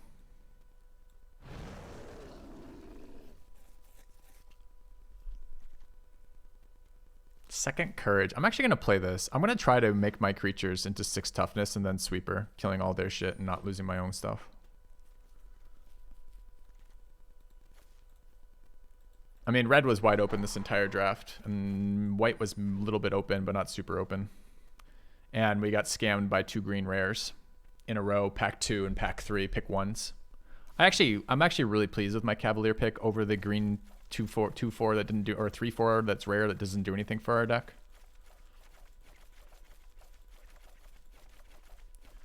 There's a question of how do we build this. We have almost no white cards. The white cards we do have are pretty impactful though. We have a flash creature to play, a veteran, 2 Homestead Courages, and a Vanquish and a Search Party Captain and a Vigilant. I think we are playing white. Just can we make the rest of the deck?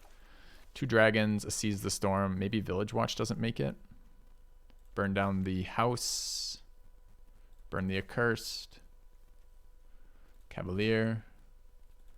Pit Fighter. Elementalist.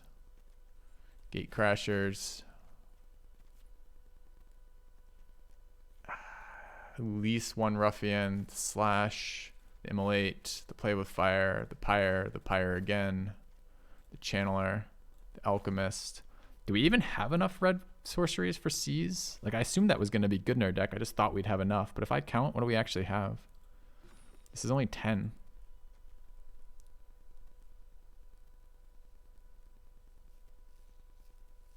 This is already over cards, too.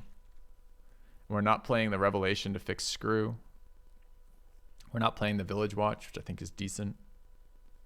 We're not playing either the Vandals, which I think are good stall cards.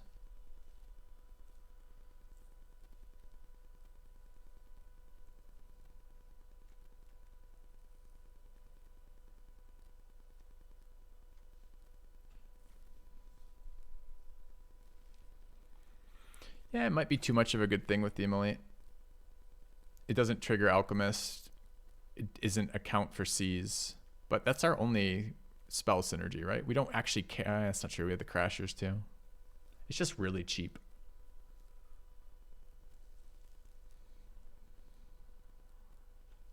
So the cutesy stuff is the Bear to survive sweepers. Pumping things to 5 toughness. So the Homestead Courages are kind of cutesy. I think the Seize is a little cute as well.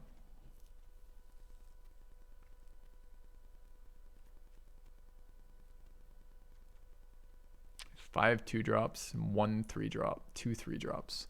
I kind of would like another 3. I kind of wouldn't mind these Ruffians. I don't think we're realistically going to pump things big enough to matter.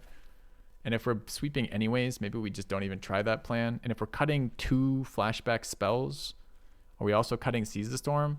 Maybe we do it the other way. Maybe we add these 2 Courages. I mean, I don't think Bear makes it. Maybe Immolation doesn't make it. What if we started running some of these? These are flashback spells for spell count that also can discard Homestead Courages, which are pretty reasonable.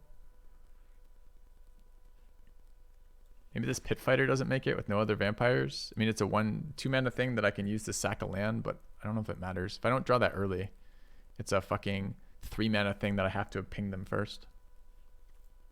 Ruffian is bad. All right, chat, if you ever find yourself saying Ruffian is bad, just take a moment, reflect, and then realize that. Think about the context of things. Think about the context. Why might this card be good in this deck? We've talked about it like 4 times as drafting this deck, but let's talk about it again. So we are in a position where we have a lot of 1-for-1 burn spells. Things like Pyre, Slash, Burn the Accursed. And then we have some sweepers that do 5 damage in specific on this one sweeper. So Ruffian is a 2/5 for 4 that if we pass the turn, because we have a bunch of instant spells, becomes a 6/5. And if we put a single +1/+1 counter on it, which we have from Cavalier or Double Courage, survives our sweeper. So Ruffian is bad doesn't really describe what the deck is doing. It's bad in context. And is it bad here in this context? Maybe not. It does stall the board, which lets them build the board, which means we get more value of our sweepers. It survives one of our own sweepers, and it's a really big attacker if we pass the turn. All those things are pretty good for us. So is it bad? I don't know if I don't know if it's bad in this deck or not. I don't know how many we're wanting to run. This is what I'm talking about with cutesy shit. It might be too cutesy trying to set those combos up because it just might be not real practical to get that to resolve. Like to get that combination to arrive. So maybe it's not good. Maybe it is good, but it's not just bad out of with you can't just have a Magic card that's bad with no context. Playing bad cards to make your bad card, you're about this close to getting banned. Do you think a fucking sweeper is bad? So you think playing Ruffian to take advantage of sweeper makes the sweeper bad? Some special thought. I mean, think about what you just said. Playing bad cards to make bad cards better. You just described a combo deck. Do you know that, right? What are combo decks? They're a series of bad cards, independent, that work together to do something greater than the sum. Like, really? Like, are all combo decks bad? Like, cards fit together. You're trying to build synergies in your decks. You can't do that perfectly in Magic drafting, but you do try to play for your synergies when you can. Fresh from the stagecoach. Thank you, Thick Chili.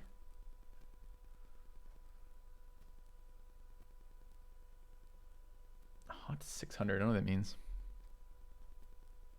I mean, you came back to Magic, the new set. I like drafting.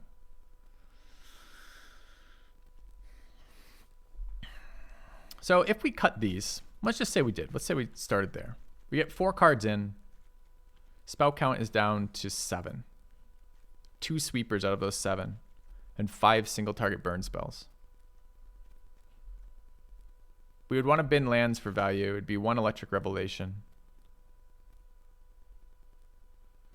It's maybe the Vandals for more pinging too. They stall boards all right as 2/3s. Subscriber arrives. Thank you, Thievul. It fills you with determination. If you have a good deck that doesn't need the combo, it ain't broke, don't fix it.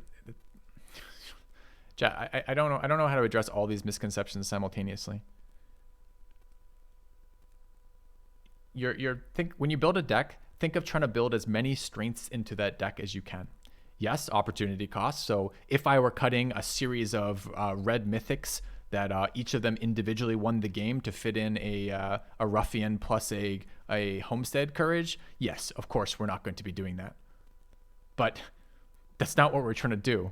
We're working with a much more realistic set of cards and trying to build strengths into it. And one of those strengths is the ability to act at instant speed. And the other strength is we have 2 sweepers in this deck. So we're trying to take advantage of both of those things. Stalling a board makes your opponent add more to the board, giving you better value for your sweepers. You don't want to do it by creature-based stuff yourself unless those creatures rebirth or unless those creatures are very effective at stalling a board. Ruffian's quite effective at stalling a board. One of the other ways to do is build creatures and then do a situational sweeper. So it does an amount of damage that is less than killing your creatures but kills all your opponent's creatures, which is another thing we can do with Ruffian.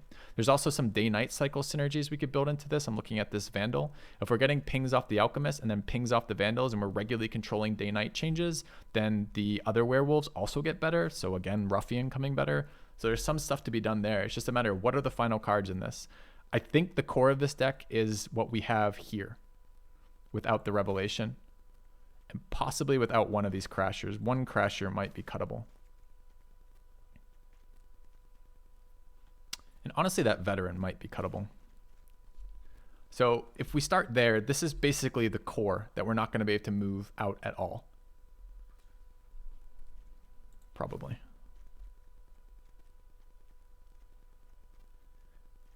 And we're trying to chip damage them repeatedly, board wipe them, and kill them with something that comes down post board wipe.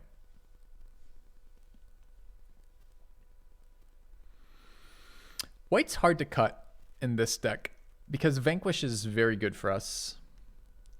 Search Party Captain is a strong individual card, and Cavalier is quite good. Depending on which of these we play, maybe it's more cuttable. It might just be hard to run red. But like, what does the deck look like without white? It looks like trash, right? So it's these, and we have to add another 11, 10 probably with 12 rather with that. So what does that look like? Revelation, like double Vandal. We can't even, the Ruffians are less good in that deck. We don't have Day-Night synergies quite as much without things like Homestead Courage to be double cast on a turn without the ability to control with like flash stuff. The deck looks really bad as mono red to me. Like, we just cut too many power level cards for what we get from that. So I don't think we're mono red. It just doesn't look very good once we start putting the cards together.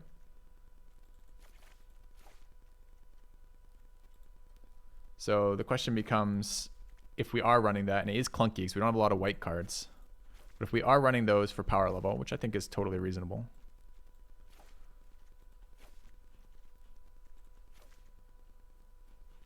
what are the final cards in here?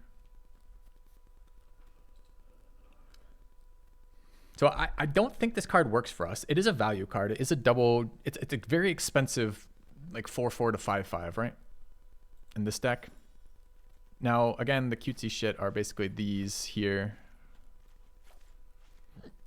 Excuse me.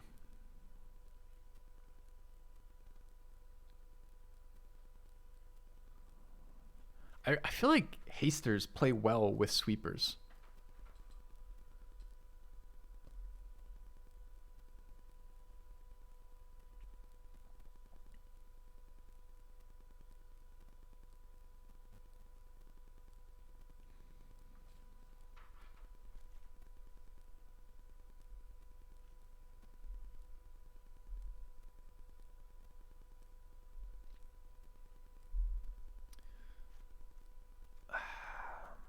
I don't really want another 5-drop. Maybe these dragons aren't any good in this deck. The dragons seem very good to me, though. 4/3 flyer that burns out zombies and burns out 2/1 blockers. And there's a shit ton of 1 toughness creatures in this format. It seems very good.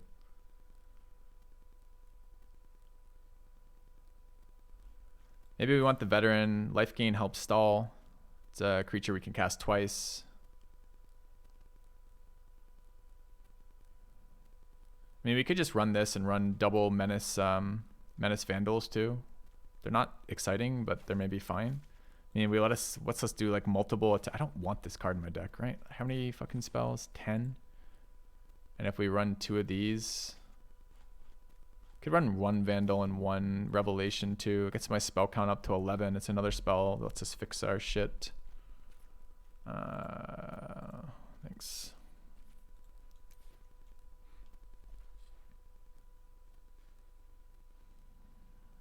Curve is a bit awkward on 4.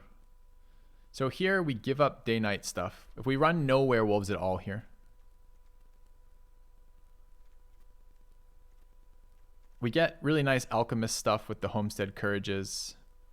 We get chip damage off a vigilant attacker, a menace attacker, a flash creature to get in, a really difficult to block creature, a creature that gets bigger with spells of which we have a million, another creature that likes day-night switching, and also a haster. So we're not going to be stalling the board with this, though. It's going to be hard to get a lot of sweeper value, because if we're racing,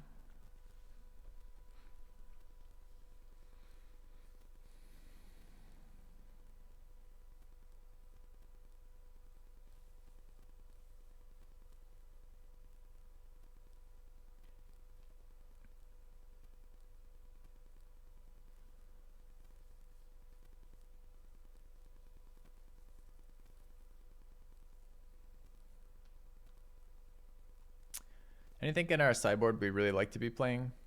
We'd like another 3-drop, but we added 2 3-drop spells.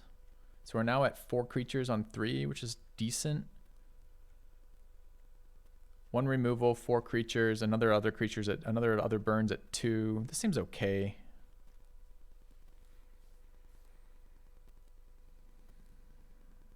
Yeah, there's different ways to build this, right? And I don't want to shit on the guy entirely to be like, this is a bad card. I get his point. This card isn't amazing. This is a common red card of probably medium to low power. Strongest in decks that really care about werewolves, or decks that care about the stat block on this. Our 4s are an empty hole, so like a 4 cost spell is okay here. It has decent synergy with what we're trying to do, especially if we're running both Homestead Courages, because it sets up for sweepers.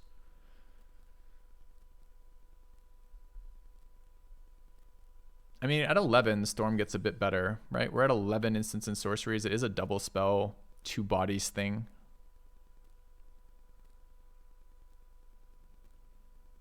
It's just slow. This is a lot of 5-drops too. This is 5 5-drops. If we cut Storm, what do we get? It was Esper. Primary colors blue-white.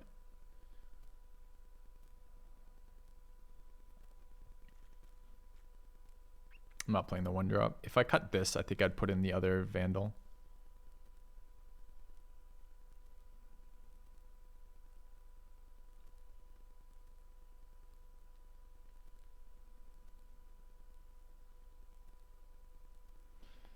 Bear's cute. I think we have higher card quality than Bear.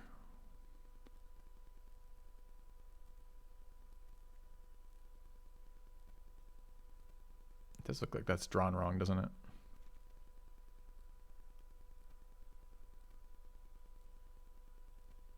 I don't know. I mean, having a fucking 4/4 on the board post sweeper is pretty nice.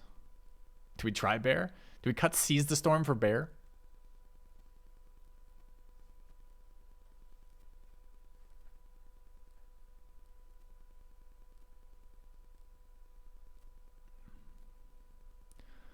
Could try to get second Revelation, and if we're going to play Storm is true too.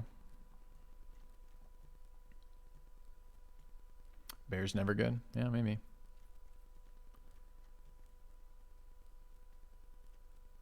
I mean, this does let us dig for sweepers, which is nice too. Maybe we want second Revelation. As I said, like, this is a complicated build because we have a lot of fucking options here, and there's a number of sub-themes we could capitalize on, right? We could try to capitalize on sweepers. We could try to capitalize on spell count. We could try to capitalize on tempo-based face burn. Like, there's a lot of options here.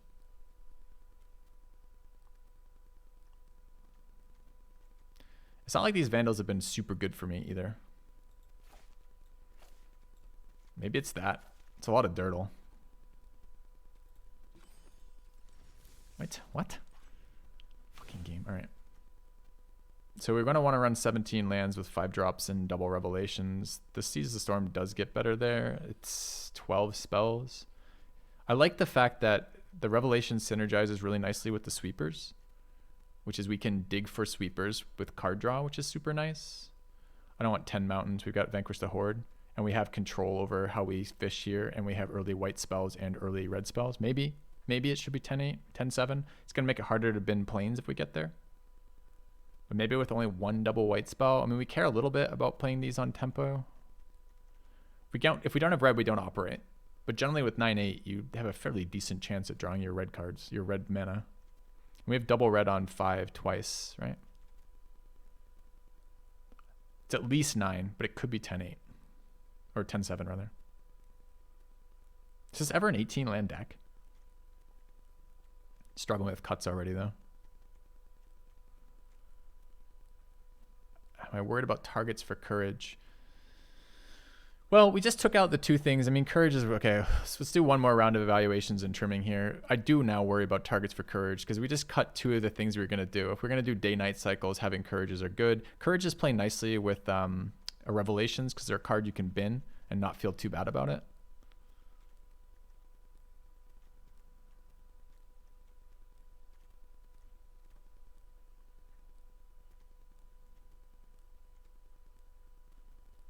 Tempted to try this.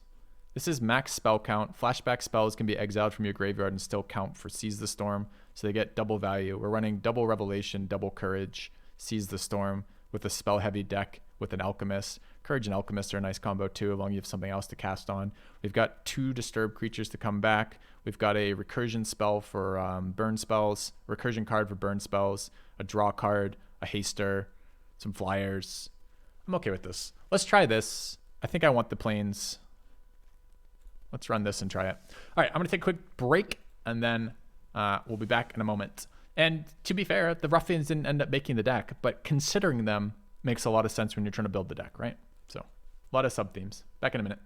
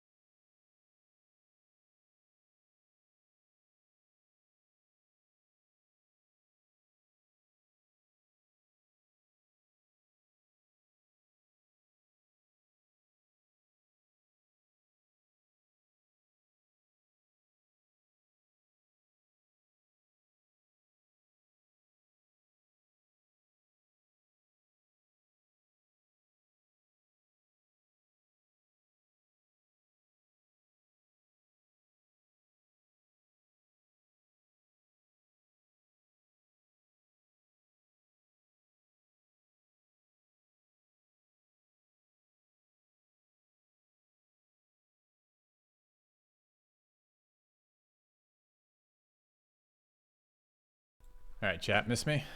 Do we want to play Scarecrow over Second Courage? Yeah, good call. All right. Just suddenly realized we are very, very, very, very vulnerable to flashback cards. Okay. A little bit of self-care. Got some water. Peed. Grabbed some food. Ready to go.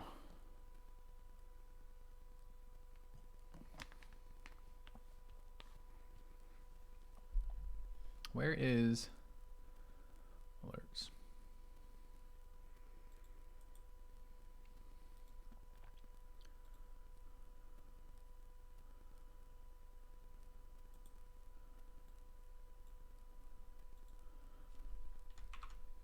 Go. 7-0? Not sure.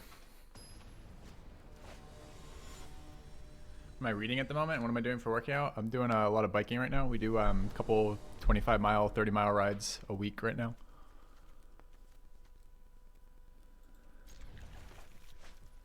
I'm not reading anything at the moment. A slow year for reading. How do I rate this deck? I don't know. I've never played anything quite like it yet. I'm kind of excited to try it out. I rate it as different, which is exciting to me.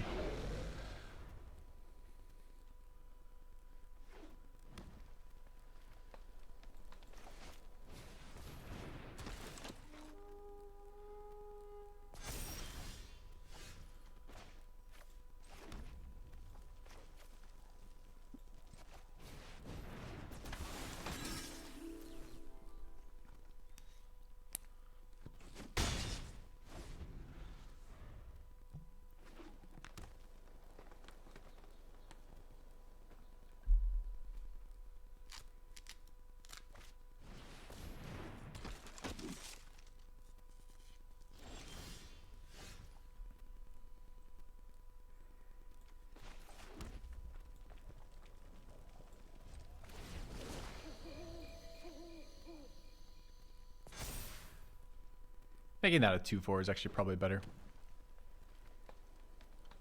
Because if he has the removal, the Cavalier is already going to be the target that he wants to hit.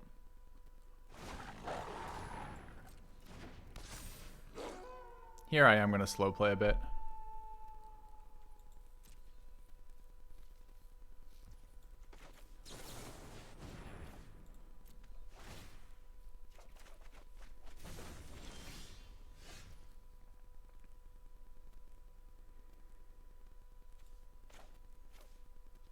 So if I double spell here, we flip again.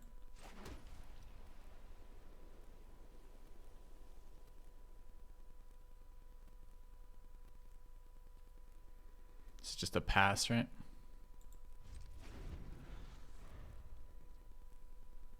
Build board.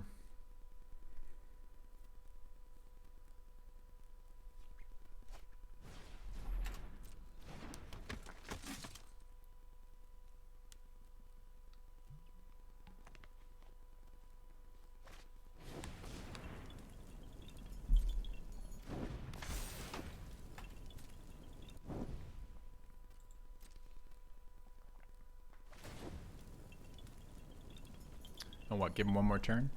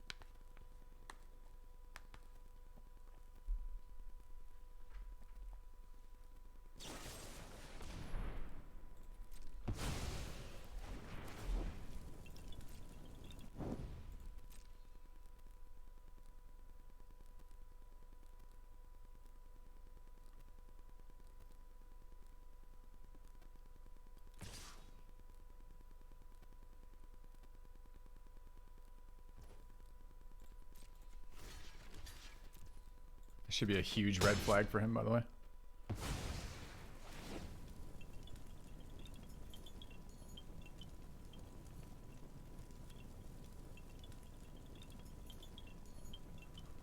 So we got a lot of value out of the day-night changes there, because that's something else that we hadn't even considered when we were building the deck. That the day-night changes incentivize us to day-night change for the counters, give our opponent a reason to not suspect anything from that, and then simultaneously blow them the fuck up. Now drawing 2 lands here, not great. So we're on 7, so I can sweep their board, then play out a 4-3. That guy seems okay.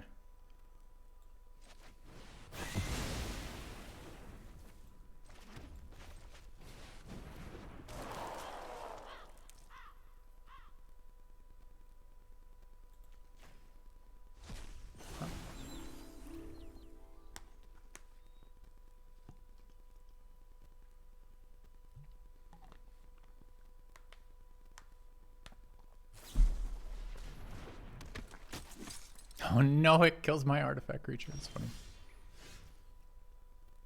Nice top deck.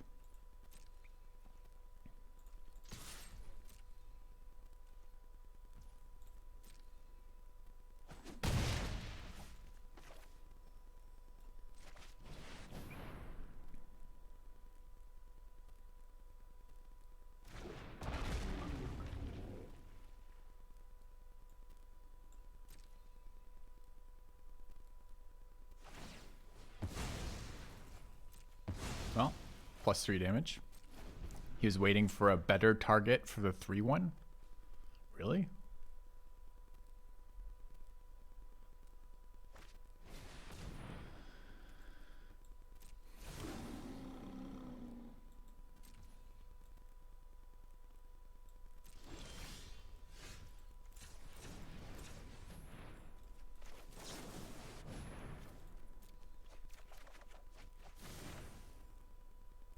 Is it nighttime or daytime? It's daytime. Already cast the spell. I think it's just better to resolve Morning Patrol.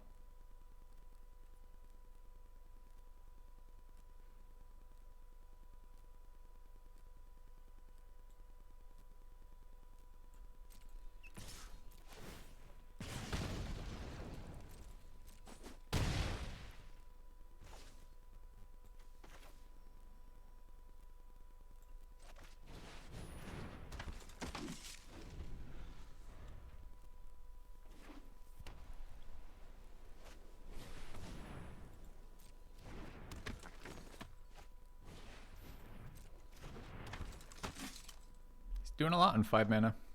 We're on 7 on board, 1 in hand, and we've discarded 3. 2, I guess.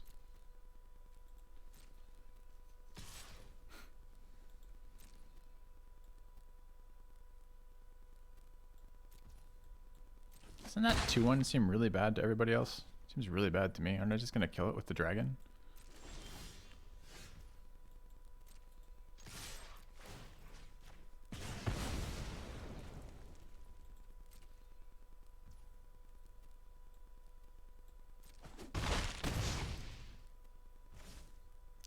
So 4, 5, 6, 8, or 1 short. Probably only need to use the 1.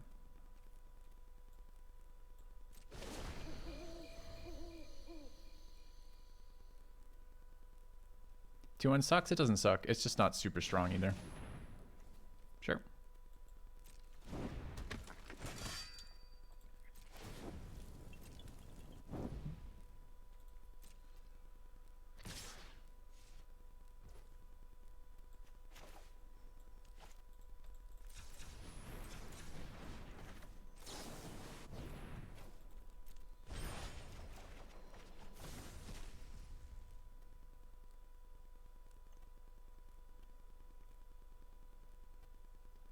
So we have 7 for face and this goes face, right? So we just take the 4 and move on with our lives. Actually have 9. 5, 9, 10. Okay.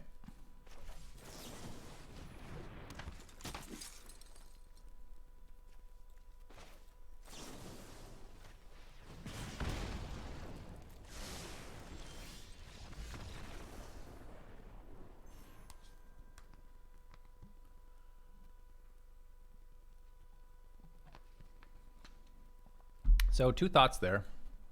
1, God, board wipes are broken and limited.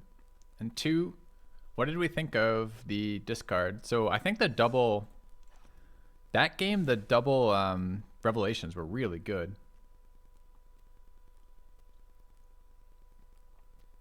I kind of wanted a second Homestead Courage for the discard effects with revelations. We had a lot of lands on 17 though. It's not like we're super needing them either.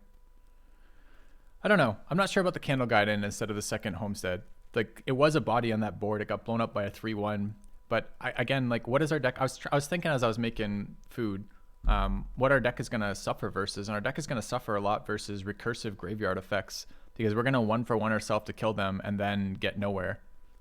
So I'm kind of don't hate a little bit of graveyard hate.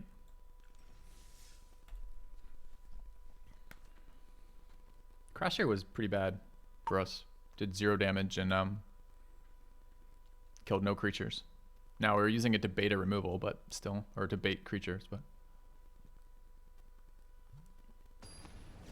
I just don't think we're that kind of tempo deck, right? Like, Crasher's really good on the blue-red tempo decks where you're just trying to swing, hit face, right? I just don't know that we're actually there with this deck. It's a shit hand. I guess 2-drop removal into 3-drop dig for something better is okay. Homestead Courage doing what we want to do, which is a spells matter, spell count, flashback card that we can discard. Fucking hell. Dude, I'm not paying you for that. You didn't do any work. You got to make it look like we're climbing the ladder, not just like give me the points. He doesn't get paid. Chat, just if you're throwing for cash, which you know is a standing thing on my channel, you got to make it look good. We're to a live audience here. Chat will buy a lot of things, but they're not going to buy that bullshit. No one's going to think that's real. So I'm not paying you for that. So no.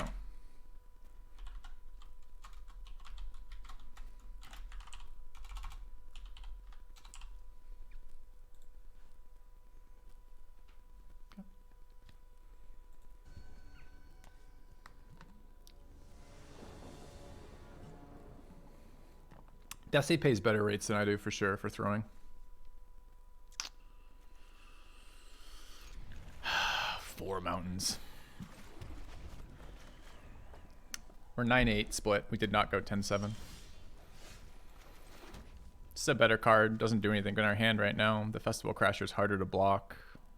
I'd rather he remove this card, I think. It's less damage up front. Don't know. Either play is fine here.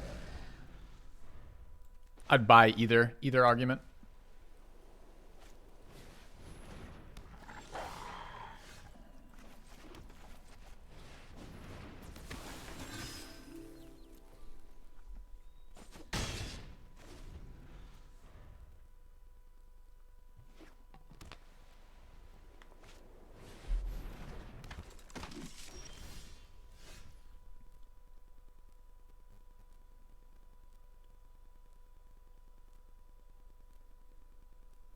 So if I Homestead Courage that, I can swing both.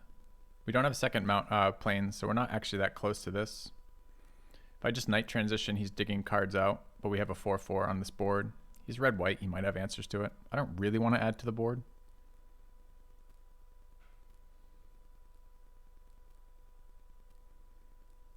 Guess he could gang block it too, which doesn't really get me anywhere.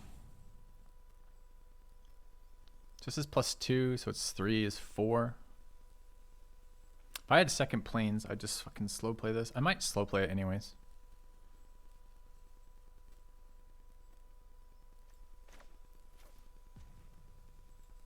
I hate giving him value out of it is all.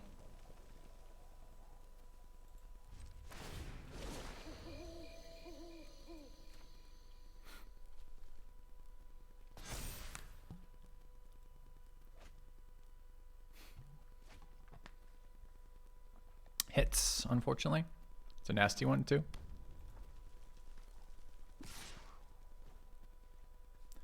So what are the tricks likely to be? It could be first strike. You can go up to 6 power there. It could be a +3/+1. Could just be a removal spell.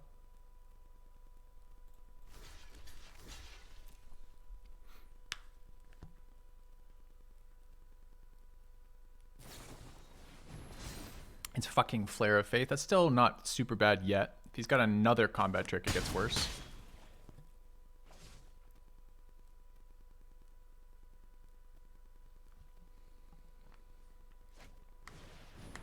+2/+2 wasn't a problem either.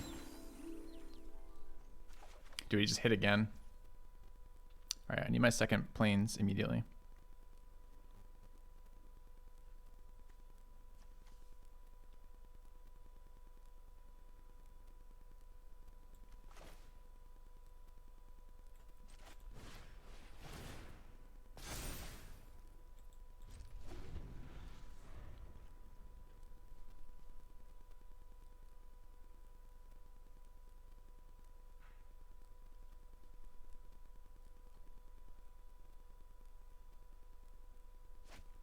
Why no swing? Because I'm trying to slow down his damage here.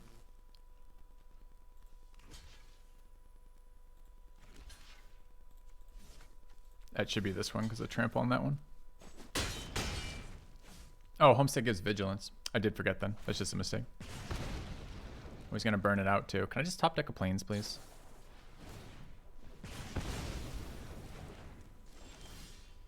Motherfucker.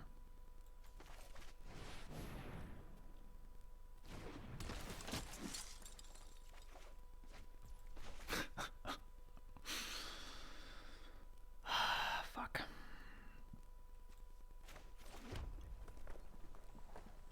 So I didn't want to go down to 7 planes. We don't even have 7 planes. We have 8.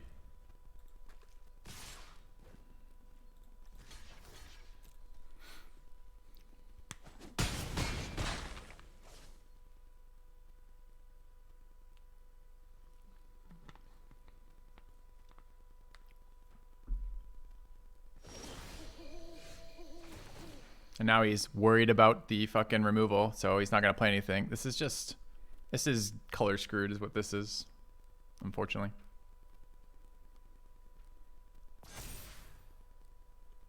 It's 3 hits this card has given him now. Fuck you, game. It's way too late. Pretty sure if I don't cast it, I'm dead. I'm pretty sure if I do cast it, I'm dead.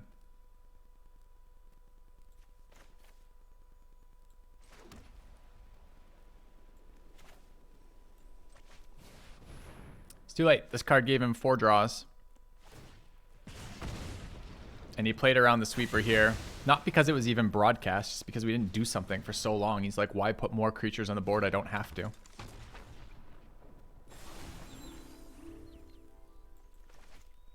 Fucking game sometimes. Wrist is okay. Second Cavalier out of the deck hurts a lot.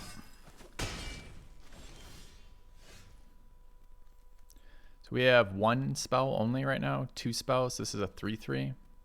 3/3 blocks this 3/3, but the fucking thing has trample.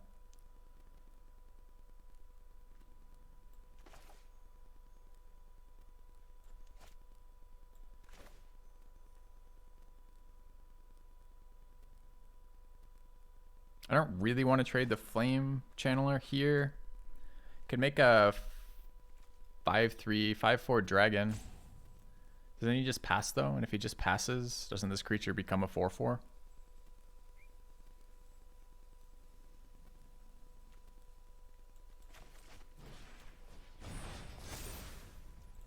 Did not miss my damage here. So I don't have a profitable block versus the Cavalier right now. I just have an equal block, which isn't very good.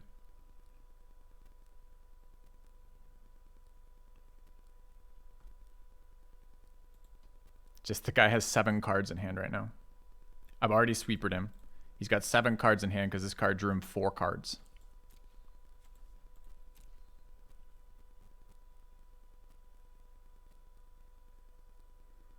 And I'm at 6 life versus red-white. So that plane's not showing up really hurt us. Another pump spell is super bad. It tramples. Of course, it's another pump spell. Could have gang blocked. I don't want to give him the dragon, though. Dude, just casually double spells on 4 lands. No problem. It's turn 9. It's So here we get a guy.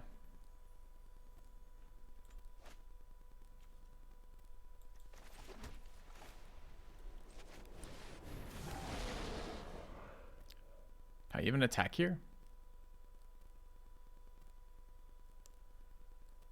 No. No, I can't attack here.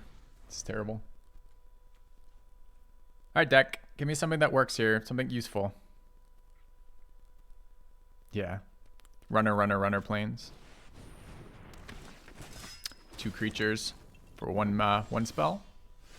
This is one of the ones we want.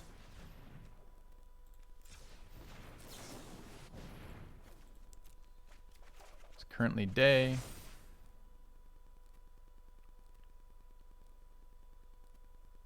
If I attack, I'm dead. If I block, probably dead. Taking 4. 3, I guess.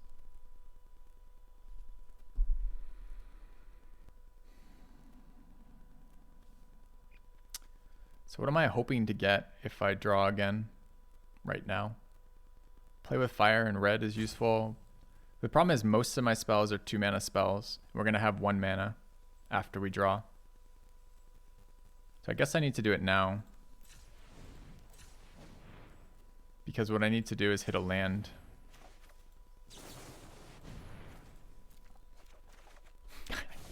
And a spell. A land and a spell.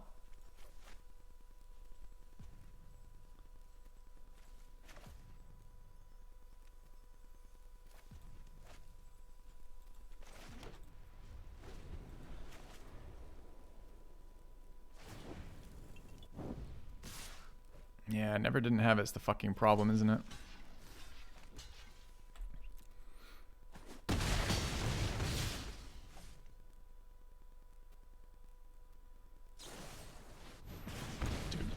Dude, just how many lands did we draw?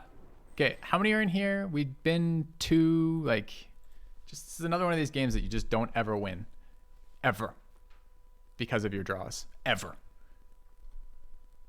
It's like, oh, opponent. I have 4 lands. I play 2 spells a turn for the entirety of the game. Me. I have 9 lands. I've cast 4 draw spells. I can't play any cards. Good fight.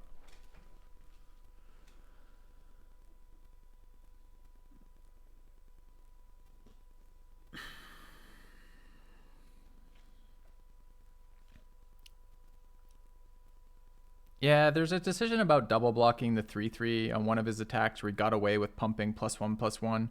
The downside is trading the dragon. The upside is I don't get blown out by a trick. I was expecting dragon to be more useful than it was. Dragon with pings with any of my removal spells kills that 3/3, but a lot of my cards kill that 3/3 anyways. So probably I should have just gang blocked the fucking A thing. new subscriber arrives. Thanks, Locke. It fills you with determination.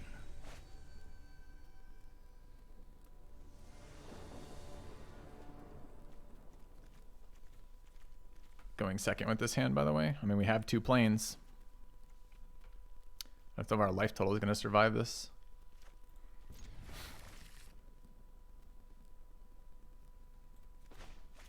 It's amazing the cards we're not seeing. I played a guy 3 games in a row yesterday. He was red-blue. He had 1 Thermo Alchemist. He had Thermo Alchemist on the board 2 of our 3 games on turn 2. I haven't seen Thermo Alchemist yet. It hasn't shown up in my deck yet. We haven't seen our burn down the house yet either.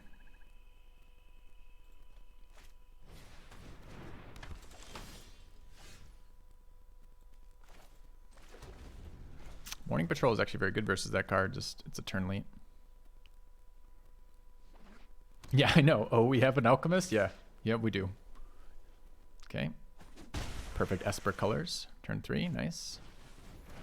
2 sticky creatures that come back. We've drawn Keppa 4-lander, drew 2 lands to open the game up. I didn't want to play that card. I was trying to move it in my hand, but okay.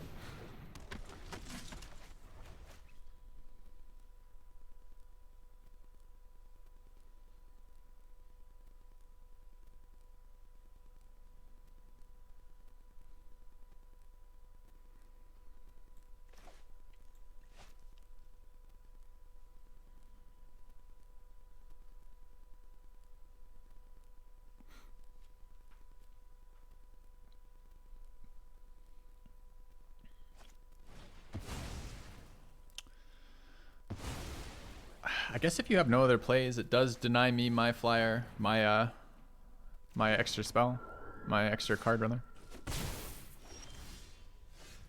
It's a good one to deal with that. Here we'll act like, well, I guess we can't act like we're short mana.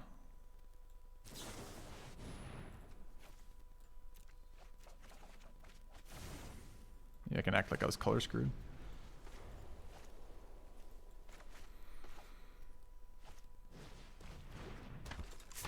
There's a second part to that. I could just sweeper here. It's a 3-for-1. Kinda. Alternatively, I could exile this instead though. Maybe that's better.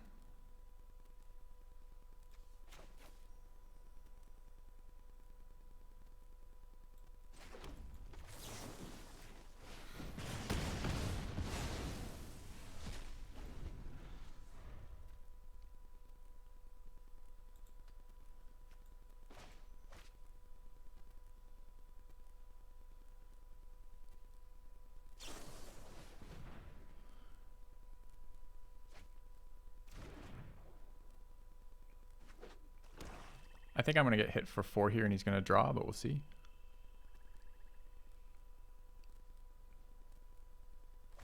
Actually really annoying a 4-4 here because I don't want to sweeper a 1/1 creature if I don't want to take 8 damage off this either. Well, we've given the perfect answer.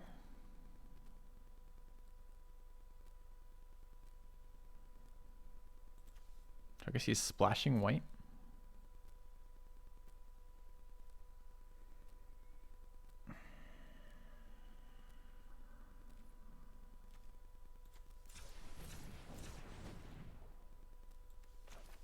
Dude, I don't want to give him 2 kills off that.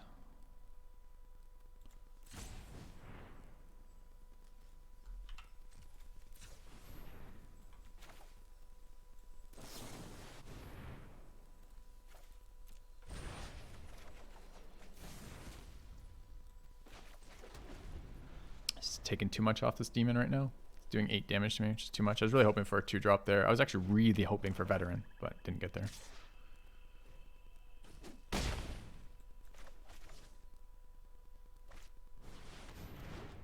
I think I'm just going to sweep this. It's fine. Ooh, good mills for us.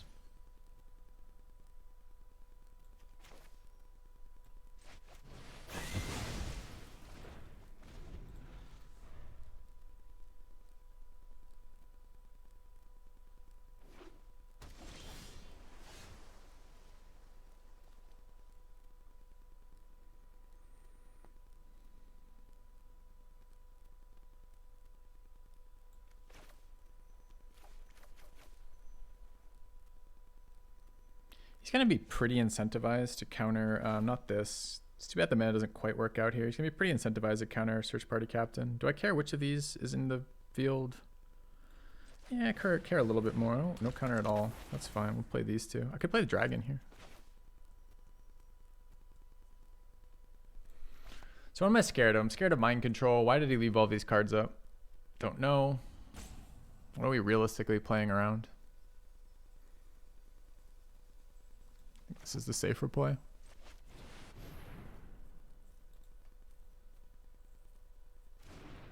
He might have played around that too. This could be flash flyers, I guess. Defend straight, sure.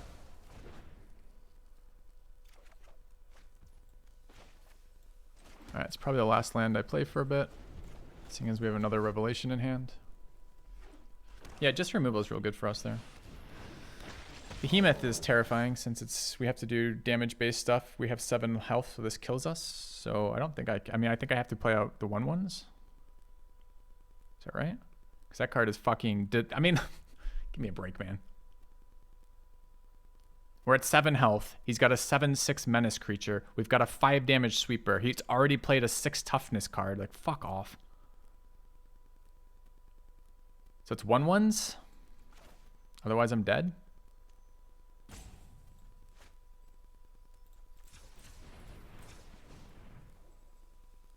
How do I kill it? Is it a zombie? It is. So it's a 2 damage. I can get a 4 damage burn spell. I don't have 4 damage burn spells. I can't play both those. I can't block without doing that. 9 mana, we're on 7. We could have 8. So I can't do any of the things I need to do. So I have to put out 2 1/1s here. And if I'm doing that, I should probably dig.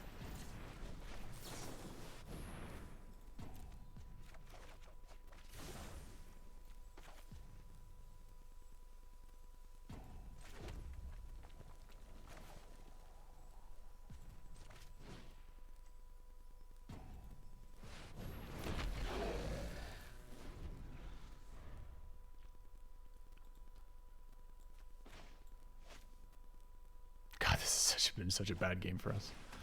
Oh, he kills my thing and draws a card. Well, that's okay then.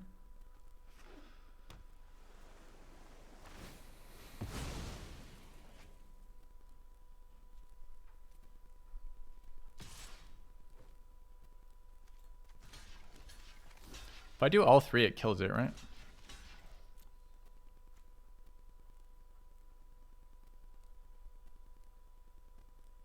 Does he have another removal to go with it? After playing a removal this turn? He sure does. He sure does. Nice.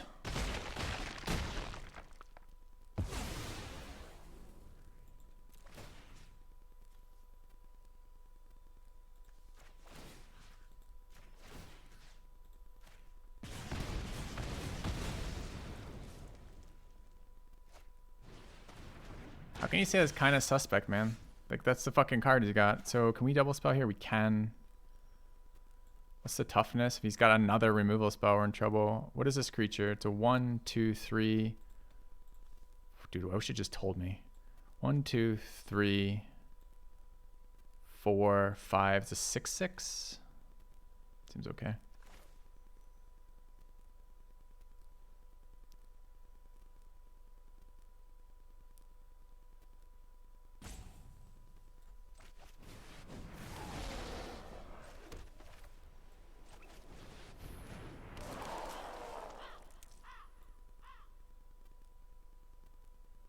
All of his cards are bad for us. I guess we care about the tap down more than anything else.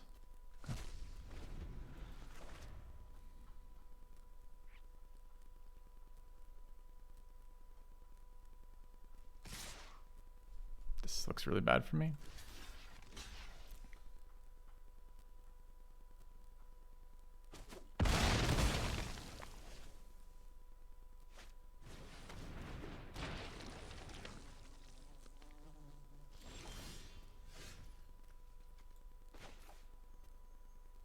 I mean, a fire-breathing dragon that kills zombies seems okay right about now. With removal to kill the siege zombie.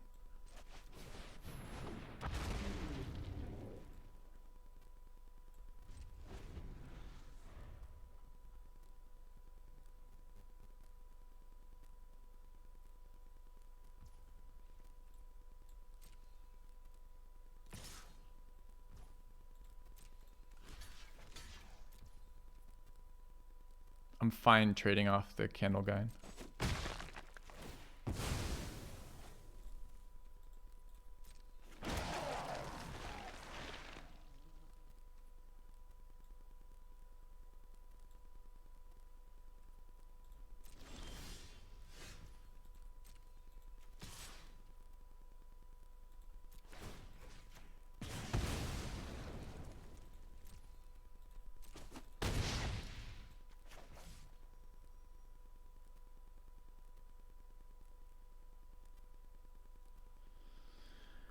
Guess graveyard is better here.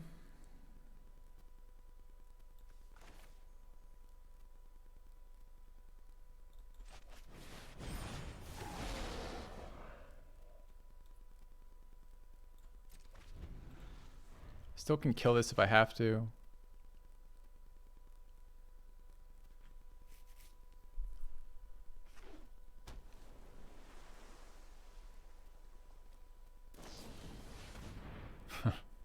Sweet. It's got the answer, chat.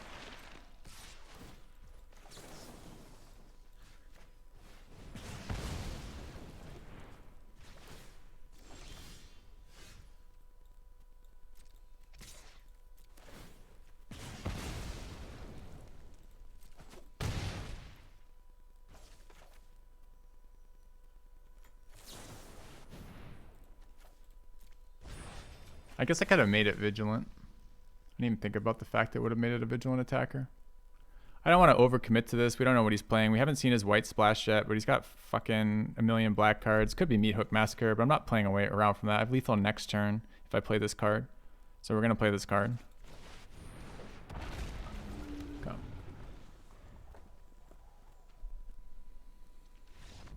All right. Tough one. I think there was a punt where I could have Vigilant attacked and saved my burn spell. I think it was better. I was aware that the zombie could counter. I was aware that a zombie, if anything survived, I was going to get counterattack. My thought process was, if something survives, I can still burn it out with my spell card, which was true, but I really didn't want to spend a spell on a decayed creature. I kind of forget about Homestead having Vigilance all the time. It was nice to see dragons killing zombies. That's what that dragon is supposed to do. You just never see the fucking card. It got a little bit sketchy with the menace creature that he had, as well as Startle to keep his menace creature alive from the 1/1s. It was nice to play both of our rare sweepers with different modalities and actually get some value out of it, which was kind of cool. Will I be revisiting the last spell? I don't know yet, Salik. I had a lot of fun with that game. Alright. We need white mana. This card, is this hand playable? Doesn't do anything without white mana. It doesn't do anything till 3, and these cards are dead till 5. I don't think that's playable. Oh, great. Need red mana.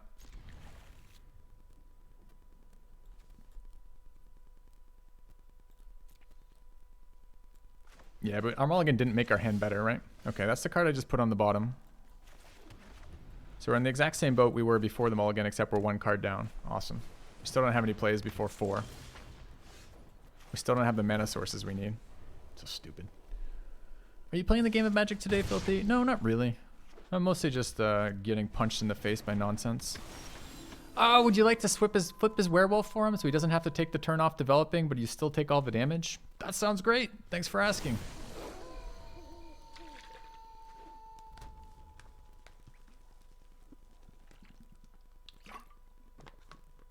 So we lost this one.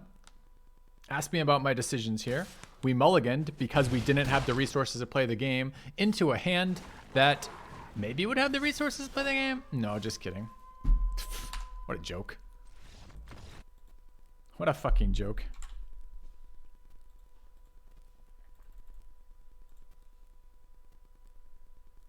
Guy has 2/3/4 curve going first. I mulligan, don't get the lands to play the game, and he's playing werewolves, which is like a double punish if you can't cast any fucking spells, because it flips them immediately to the stronger side and kills you. Amazing. Amazing. Fuck. That's so painful.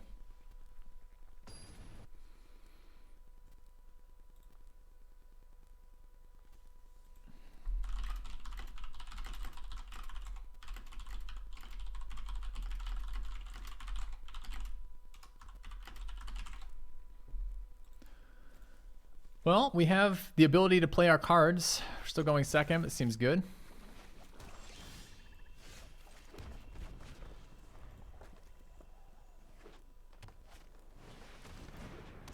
Removal check. Can I wait a turn to take 2 more damage to develop the Flame Channeler and flip it? Is it better flipped?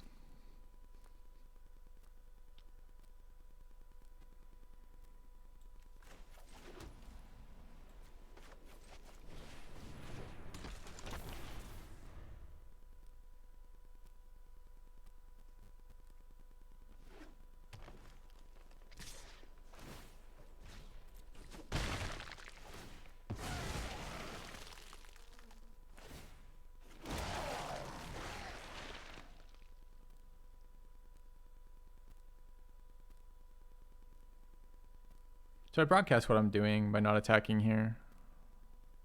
But I do prevent 2 damage.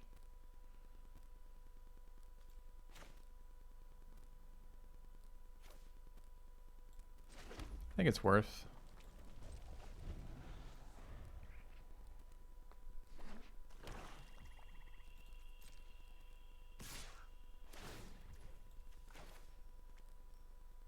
Could still be Death Touch. Is there anything that punishes a different block?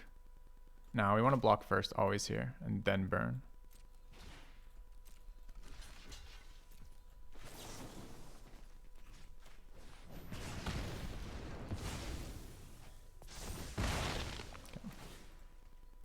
Just Blade Brand is the only punish, but it doesn't matter if we do it prior or after blocks there. That's kind of a punish. He gets a 5/5 out of it. That's kind of, dude, fuck you. Turn 2 this. Combos with a 5/5. Thing tramples too. I guess we're 2-for-1ing ourselves by Commando burning it out and taking 5 trample damage. What does this card do if we do damage? Okay. A bear has never done anything for me ever, but it's going to be good here, I guess. I don't really want to take 5 damage. My other option, I guess, is Elementalist gang block and get blown up by any trick.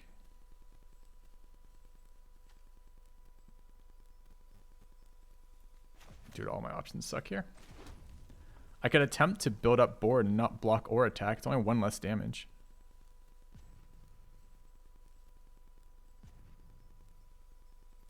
But I lose the creature. I guess it depends what he does here.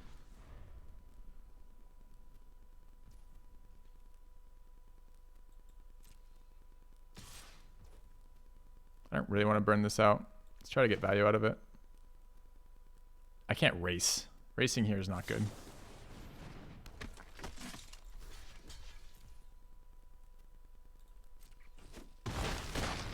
You know, 5 damage to face. I could emote whoops if I felt like being a scammer, but...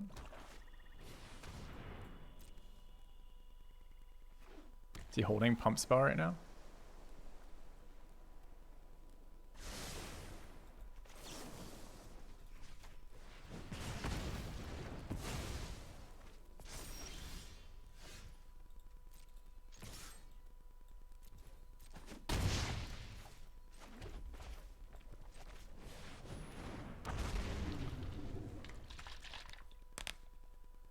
Blue mana, single blue.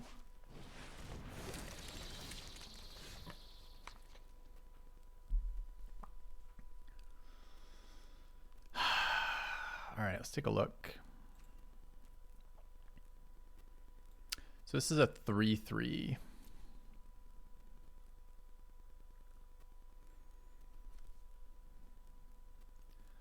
So what punishes us off the top? Our sweeper, our dragon, our burn the accursed. Every other card is playable.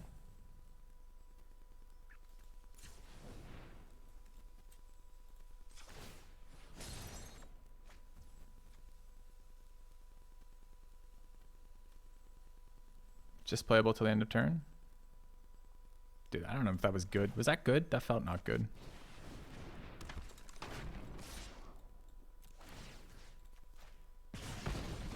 So I guarantee taking 3 here.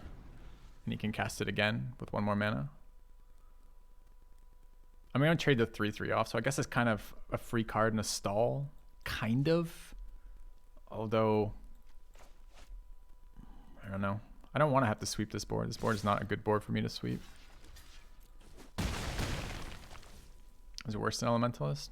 Maybe. It's random and it's a card and we're a little low value here, especially if he's going to keep doing this shit.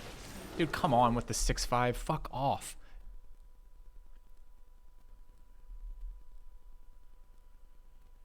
If we draw a land, we can kill it. We do 2 to a zombie with dragon, and this is a zombie bear.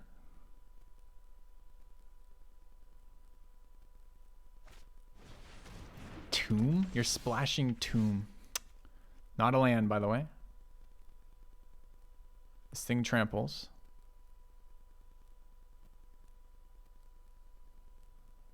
So I can't cast and recast. So I'm committing to taking another 6 here.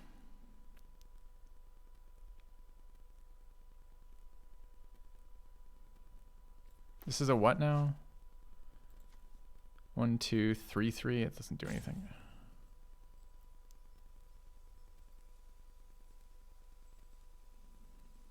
I guess it trades with the 3/3.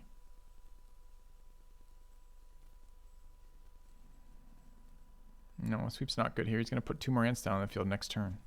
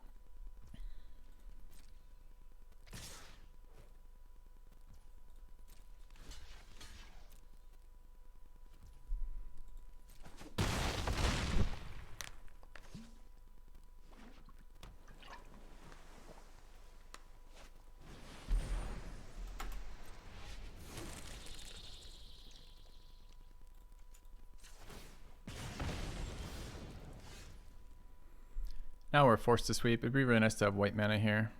So we get in for 4, 5, 6 and kill the board. And then he rebursts the zombie. It's a 4. It's a 4, 3. Have a blocker, kinda.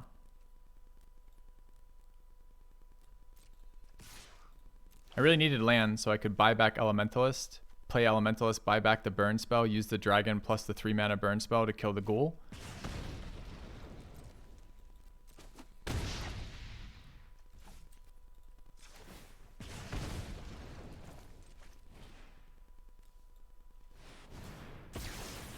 Why don't I get a chance to respond to my own cast and tap it? It's a cast. Why the fuck didn't I get to use my Alchemist? I just get scammed by the client?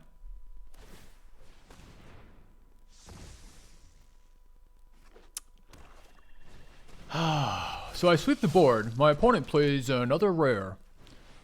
And 2 more creatures while remaining in his graveyard. Fuck you, game. Fuck you. Where's my other plane so I can play the game of Magic? Sing Trample.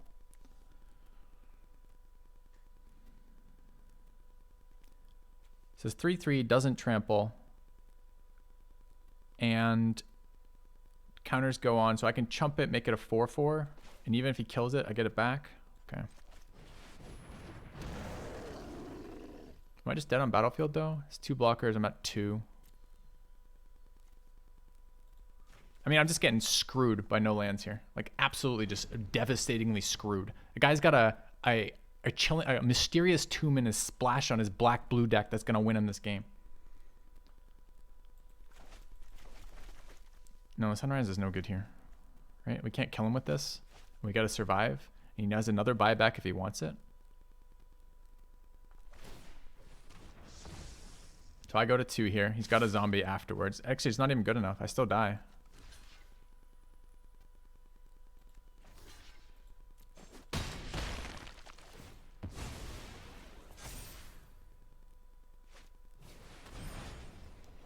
Alright, so this is another mana screw is what just beat us. This is literally another fucking mana screw is going to beat us. That's so infuriating. So I have to burn down the house this turn, but not as a sweeper because the zombie will survive it. Can I maybe, just maybe, have resources to play this game, the same game my opponent's playing? This creature's going to get too big unless we draw a plane. So this is 1/1s. Is there any other play? This is a 4/4. This does 3 damage. Can I kill him? This is 5 plus face damage. What are we, 1 off?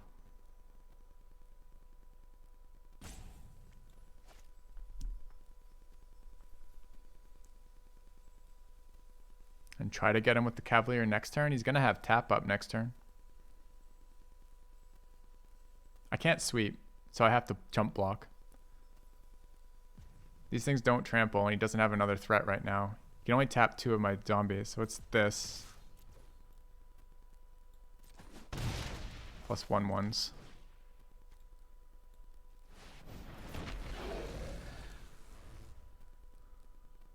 No hasters in here. Oh, devils have haste, and I could have killed him with it. Oh, well, that's a misplay. No, he'd be at 1. Wouldn't matter. They don't die at end of turn.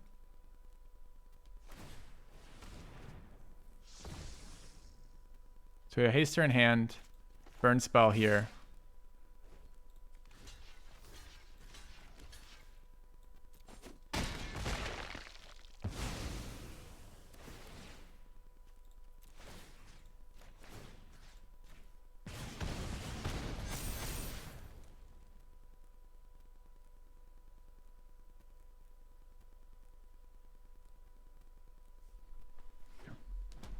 Yeah, no, like but that's been true for like 12 turns around, right? Like 1 more land and we have so many better solutions to the problems that we're facing in this game.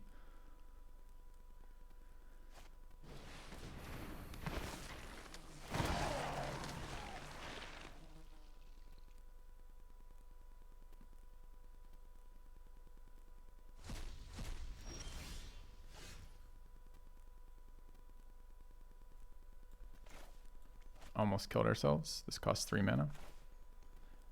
Is there a world in which he counters? There is. It's blue splash. He's probably not playing counters off splash. Is there a better way to play this? I could pass, make it night, cost 1 mana. I can pay the counter then.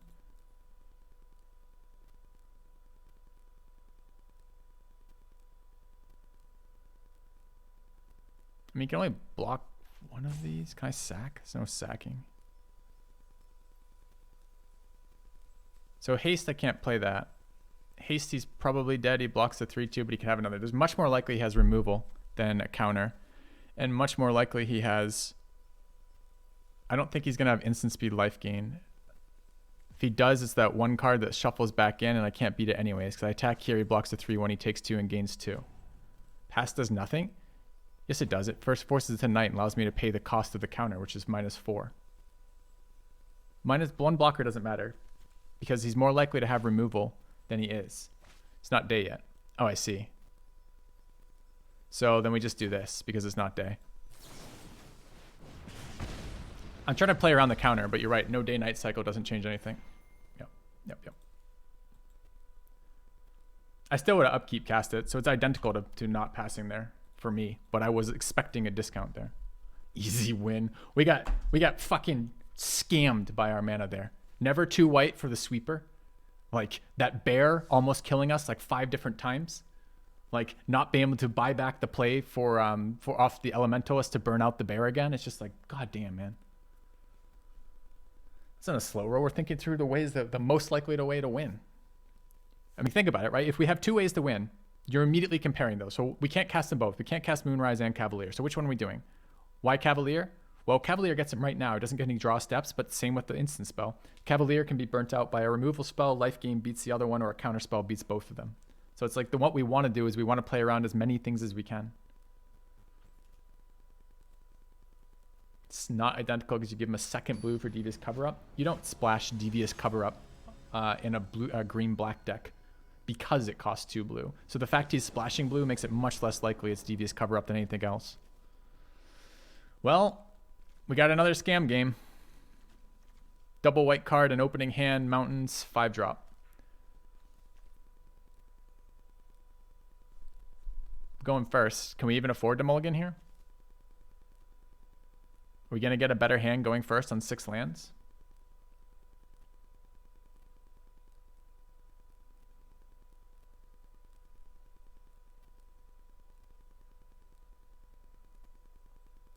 Yeah, but you don't understand how to win games, Red Rums, if you don't get why we're agonizing over small percentage plays because we're trying to do something at the top level.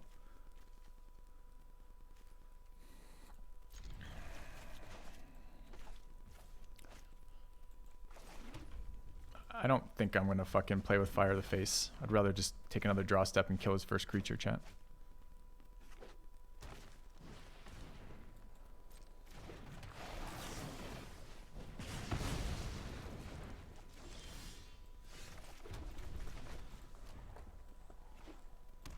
Oh, I see. I thought it was a criticism. You're saying keep on keeping on. Thanks.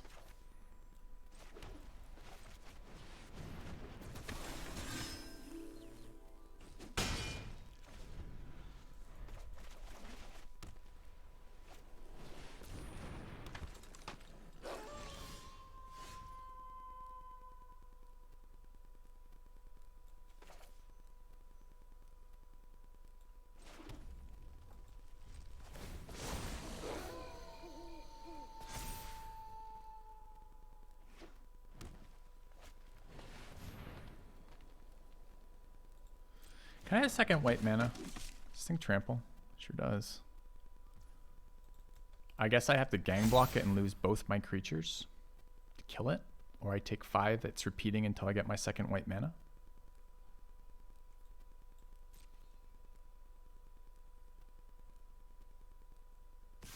Dude, no fear. No fucking fear, huh?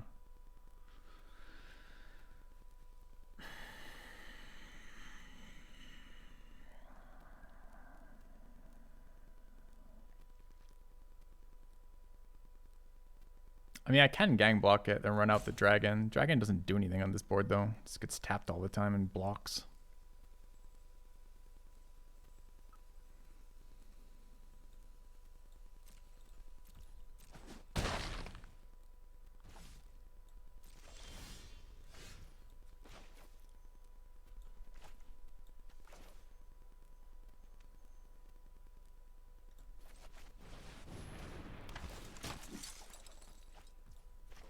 Fucking scam game. Scam game. Give me my fucking land, you piece of shit game. I guess we're taking another 5 and chumping. Tap it and deal 8 to us.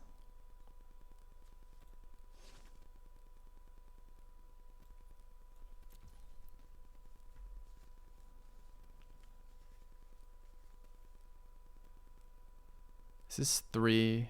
If we draw the card that lets us draw a card, we need the land down. Unless he plays another land creature. I think we have to play the land here, annoyingly. No, Galvia, I like to play the hard way. It'd be too easy if I could just draw lands and play them and play my cards roughly on the turn they're supposed to be played. That's why I, you know, I guess I'm a little inconsistent there, because part of what I do is play the cards that make sense for the right amount of mana, but then I don't hit the right amount of mana ever, which gets awkward. I mean, that's the easiest fucking gang block I've ever seen in my life.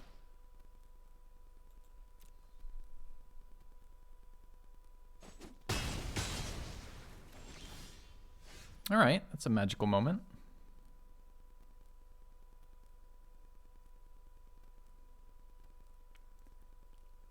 It's got to be good enough here, right?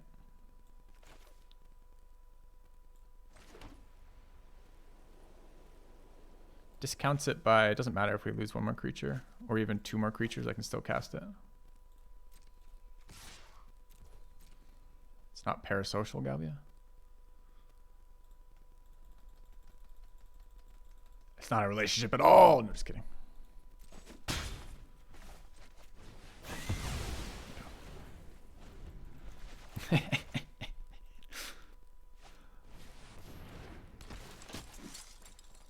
All right, nice to hit that plane so we don't lose the entire run.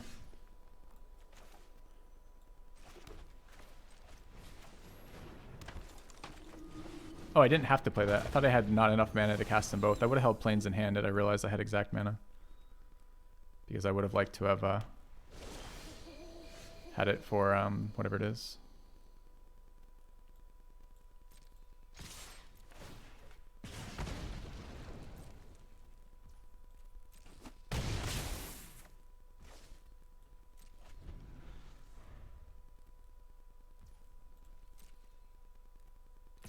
It's a bold move when you're at 10.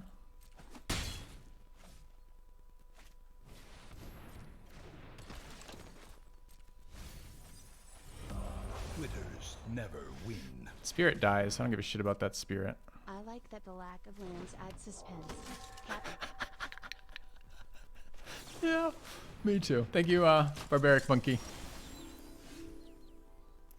Alright, so we can kill this, burn that out. He takes 4, 7, 8. This doesn't go face. I still think that's better than letting him block there.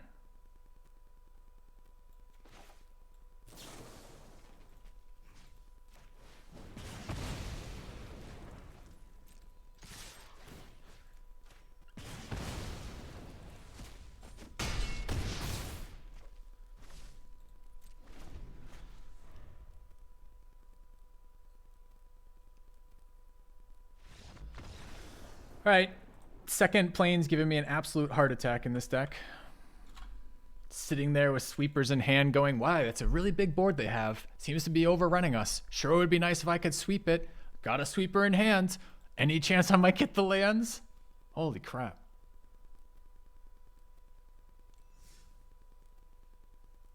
I'm probably knocking the table. There's nothing I can do about audio issues right now. If there's audio issues, you can remind me that not to kick the table, but... what were you saying, Gabi? I missed the part.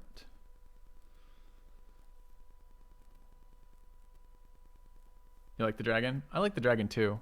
I feel like it's one of these kind of cool uncommons. Like, it's not super strong. It's not going to win a game, but it occasionally has a neat interaction when you're like, oh, that's kind of cool. I like that it kills zombies as fire breathing. I think that's kind of neat. And I like that some other things with that. Slam the desk. It's more like kicking it, right? So it's where is it? I'm bouncing a leg, and I'm trying to figure. I think it's there. That noise. Yeah. Anyway. Don't hear it? Well, who knows then? We have a new PC. I have a new PC here. I haven't opened it yet. I need to open it, install it, and film it because it's the one from Artesian. Am I liking the format? It's a fucking load better than the last format. People have been saying things about audio issues before. It's just audio is such a nightmare as a streamer because none of us, well, very few streamers are audio engineers, and it's just like there's a million pieces that go into it, right? There's what, 3 software pieces working on this. There's the software for the audio components, OBS, and then also voice meter. And then there's like 5 physical components. There's a ground loop isolator, a cloud booster, a PreSonus audio box, the microphone itself, and then all the cords that go with it. I guess there's 3 sets of cords. So there's like six or 7 audio parts that go with it on the physical side. And it's like the randomest shit breaks audio. So like we were getting like attack helicopter noises. Like it sounded like a fucking helicopter in the background before we put the ground loop isolator in. But the ground loop isolator sometimes seems to like overheat and not work quite properly, which you can't really tell until you go touch it and it's red hot and you're like, oh, okay. So you're just like amazing. I mean, chat, I was going to say this is a win because Alchemist is in hand, but probably this is just a signifier of the end times. This is we're 5-2, so this is game 8. The first time we've seen Alchemist in the first like 40 cards. So that's exciting.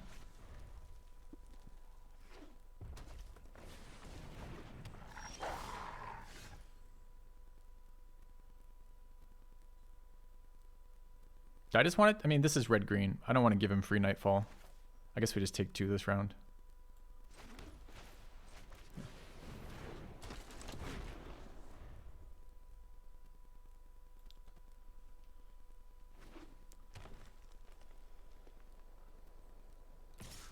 First time this cut wolf has ever gotten value.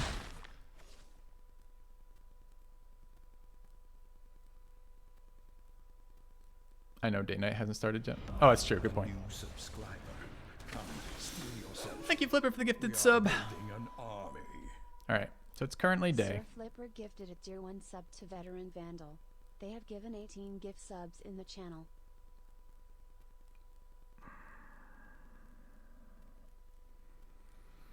Is this just a 2/2 veteran? Is that the plan? This card's actually really annoying because if we let it flip to discount, it could just be burn out the 3/2 and keep moving on with our lives.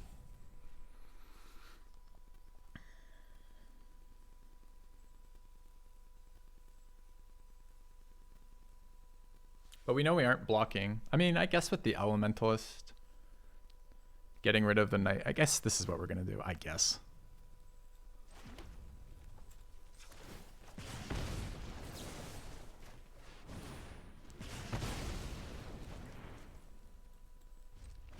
Okay.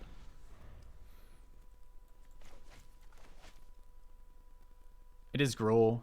Gruul with double wolves so far, double werewolf, wolf synergies. So we're expecting the nighttime swapping spell as well as probably one of the Werewolf Matters cards, like the 3-mana 3/3.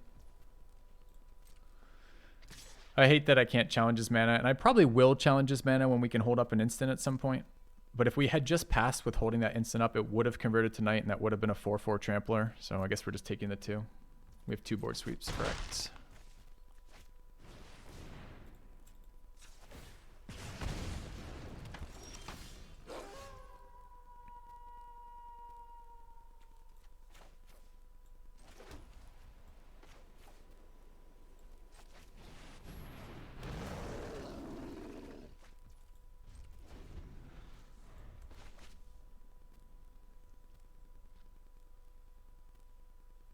I miss a ping.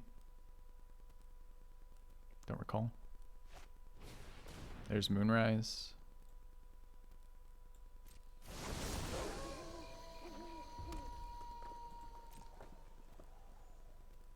He's gonna draw 2 cards here.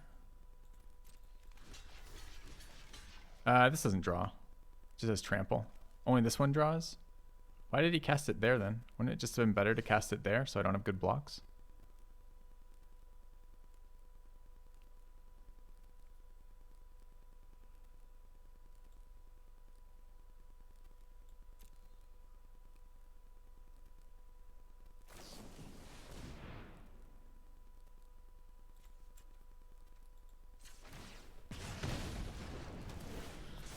Alright, so I take 1,000,000 damage here. But his hand's empty. I mean, granted, he just drew that card, so it's not entirely empty. Is there any world in which we don't just sweeper here? It's a pretty unexciting sweeper, but I mean, what else are we gonna do? He just drew an extra card, which sucks. We're getting 3 for 1, 3 for 2 value out of that.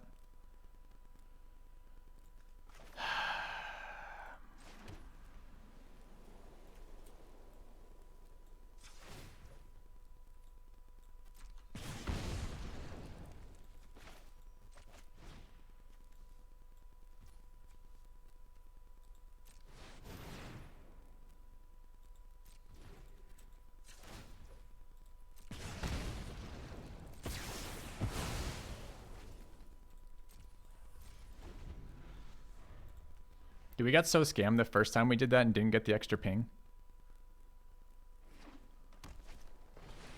Yeah, that's the card I would play too. If I were out of gas entirely and my opponent just used a 5 damage sweeper and was at 8 health, I would also play that card.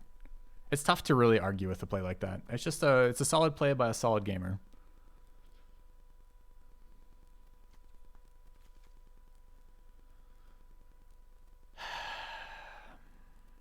Doesn't trample, but it gets trample. So if he forces it knight and it gets trample, this is a 9/7 trampler.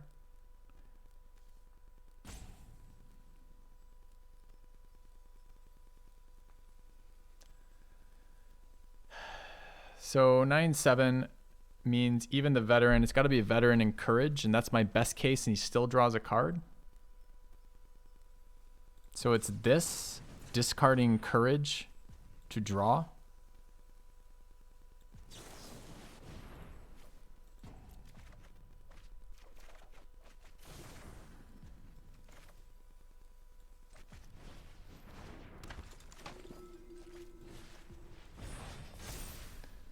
We're gonna need 6 mana next turn, yes, or we're gonna need 7 mana. I don't think so. Dude, imagine being empty-handed after this bullshit series of fucking turns, and then your top decks are a fucking 9/7 that you can play out. It's so painful. So we have 5 damage here, and it will be day.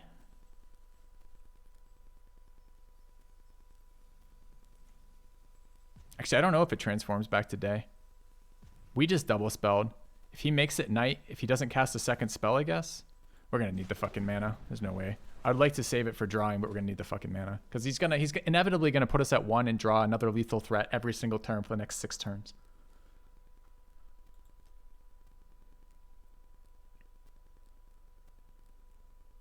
Also, imagine casting double spells into a creature with 3 ward.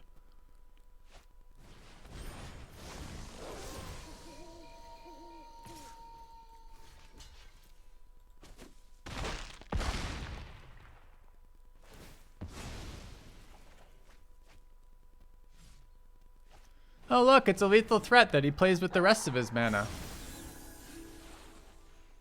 Okay, this thing doesn't trample anymore, so it is possible to chump that. Alright, we're in 4/7, so I can run out. Oh, it's so close to being good, but it's not good. So I can play with Fire the Dog. This thing isn't quite big enough to block, so it's chumping again. So if I veteran is 2, burn is 1, we're at 6, leaves me 3. I can't revelation without discarding something else. So it's either chump with the dragon or it's chump with the veteran. So veteran always comes out here. I could revelation away the dragon or the rage for something else. But dragon is technically an answer to breaker by just blocking for a turn, right?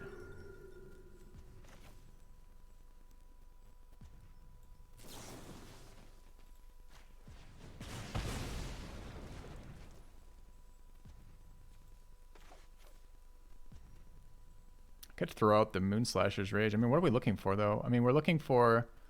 I think we are. I think we have to dig here. So I think we're looking for either Sweeper or Burn the Accursed.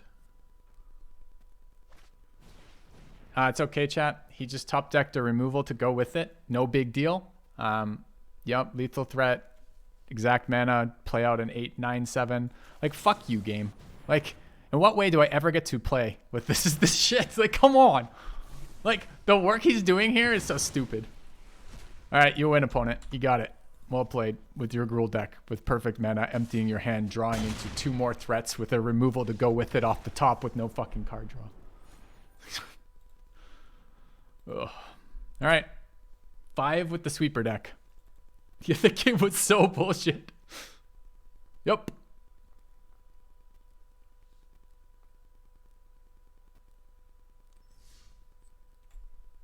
All right.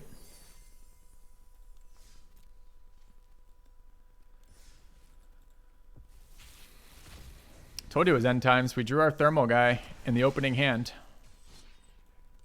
That means get screwed, filthy. Doesn't seem that fun. Hey, welcome to Magic. Magic has really high highs and then really consistent low lows. That's what Magic does to you.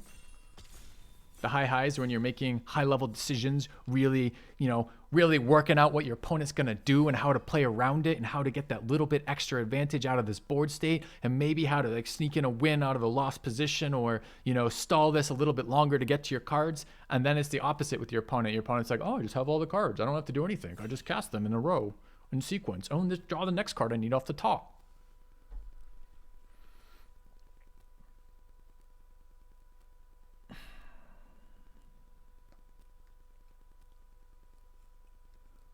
Ugh. Ugh. Game makes me so fucking salty sometimes.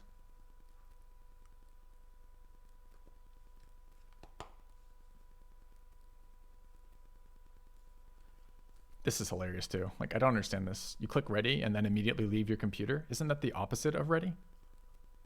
It's not like the queues are long. It's not like you have like 5 minutes of queuing to get into the game. I'm ready to leave the room. Oh, that's not what this red button meant? What did it mean? This card's a scam. It's just literally a red burn spell. It's just worse than the uncommon. Like the uncommon that gives you first strike and pump is basically better than this card because it's flexible all the way around. This is just like a really weak red removal spell or a X kill the guy. I don't think it's worth going into red again. It doesn't matter if it's fireball. It's just an X spell to the face, right? I think it's just eaten alive.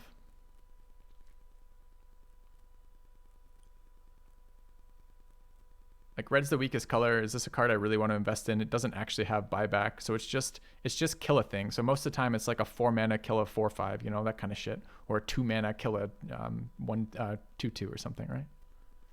Just really doesn't do anything for me. So I guess it's either Eaten Alive or Search Party Captain if I'm not going to go there, or Abomination. But I think I'd take first Eaten Alive over first Abomination. I played that burn spell twice or 3 times now, that red rare, and every time I've just been like, I wish I had Frenzy in my hand instead. The fact it's not instant either is super brutal. Horde's real good. Elementalist is okay. Unnatural Moonrise is great if you're playing your shitty Gruul deck and you just happen to have exactly the cards you need. That Unnatural Moonrise uses the trample and draw to kill someone, especially if you also just right off the top of your deck draw like a, I don't know, like a 6/5 Vigilant Ward Creature or something, or Ward Creature anyways. But this card is not a card I'm going to pick up early. I think I'm taking the Ridge here. I like Horde. Horde is really good. It's between Horde and the fixing, but I really value fixing. Although I did just pass a red card.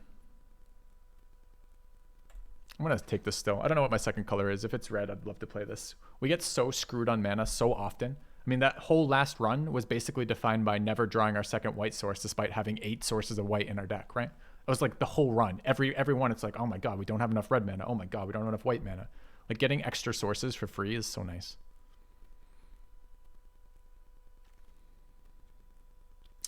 Ambush versus Strangler. Strangler is not great unless you have sack effects. Then it actually gets quite nice.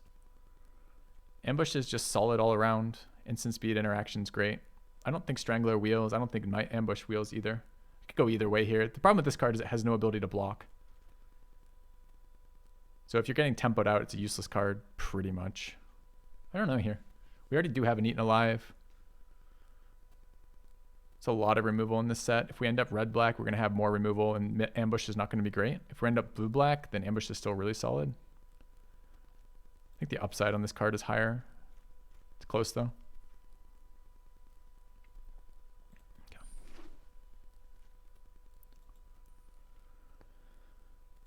All right, what's next? Interesting, interesting. There's a build around blue-white recursion card. A vampire.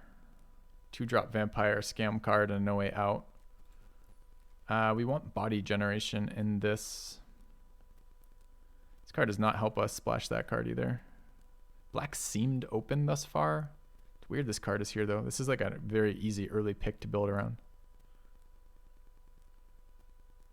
So it's either super low value perforator, fixing, garbage, something we're never playing, or something we might be Esper and Haunted Ridge might be nothing.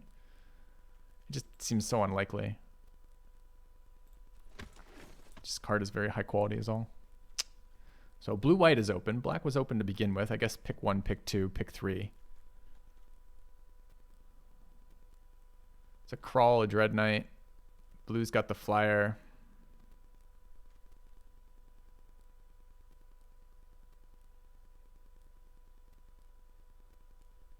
That card seems good. I guess we could just toss our first 3 picks, no problem. I haven't played this yet. It reads nicely. So you either tap an enemy creature, or you get +1/+1 and trigger an ETB on your card and it's flashback. That seems pretty solid. And it doesn't seem like, I mean, you got to think, these were passed to us through 2 people. So it doesn't seem like the people around us are wanting to do blue-white.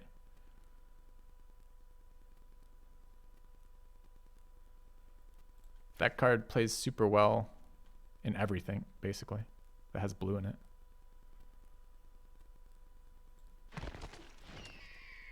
So maybe we're Esper with a Hallowed Ridge, Haunted Ridge, just for scamming people. You know, just rare draft the land. What does this retail for? Oh, wait, right, I forgot. Digital client, you pay real money for digital goods that don't resell at all. Could grab Jack-o'-lantern fixing, but it's one-time fixing. I don't really like one-time fixing that sits in my graveyard. Guess I'm on the startle here.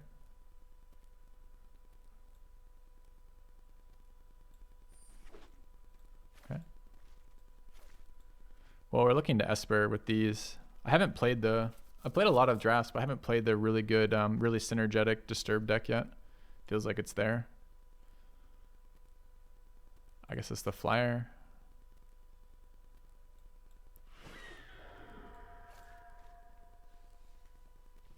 I'm not a big fan of Baby Helix, mostly because I don't want to play white-red with the start. We have good blue cards and good black cards. When are we going to get white-red from that?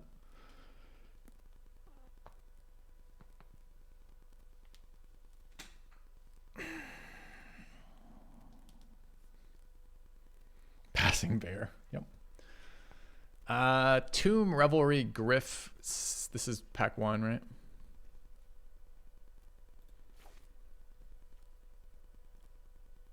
I like this card. I don't like either of these cards. I'm not sure we're playing any of them. So we got 2 cards, pick 1 and pick 3 for black, and we haven't seen anything else black. We passed that zombie over the ridge, which is kind of annoying here, but we were trying to stay open. Secret of the Key is fine here. Plays nicely with the Cast from Graveyard effect off Keeper.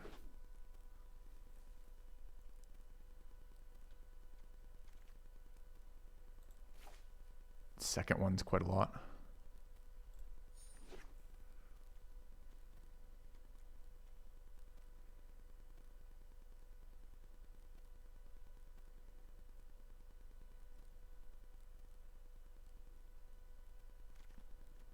What is Graph? What is a Graph Keeper keeping?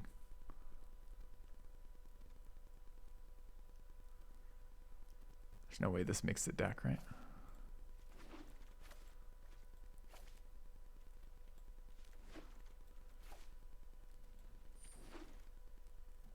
All right, let's take a look. How did it pay off for taking all the colors except red and green? All right, red egg, Green uncommon, green black uncommon, green white uncommon. Rewarded, chat, rewarded. Got a silver bolt and colorless, I guess, for our pack 2 pick 1. And a locked in the cemetery. There aren't any mono white cards in this pack except for Sanctifier, which is basically not a mono white card. I guess this is Bolt.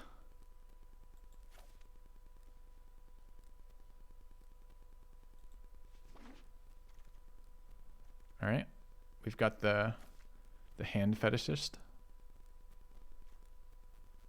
Card's good. I mean, it's not great. It's really, really slow. But it's a 1/3 that doesn't scry the top of your deck, that occasionally draws your card. So I think we're taking this. We're playing blue. The Angler would be good if we wheeled it. Okay. All right, let's take a look. Red uncommon, green uncommon. Nice. Working out for us. All right, green removal. Strong options here. So our options are Collector, Candle Guide, or Gryff. Is there any world we're not in these colors? Could just be blue-black, I guess.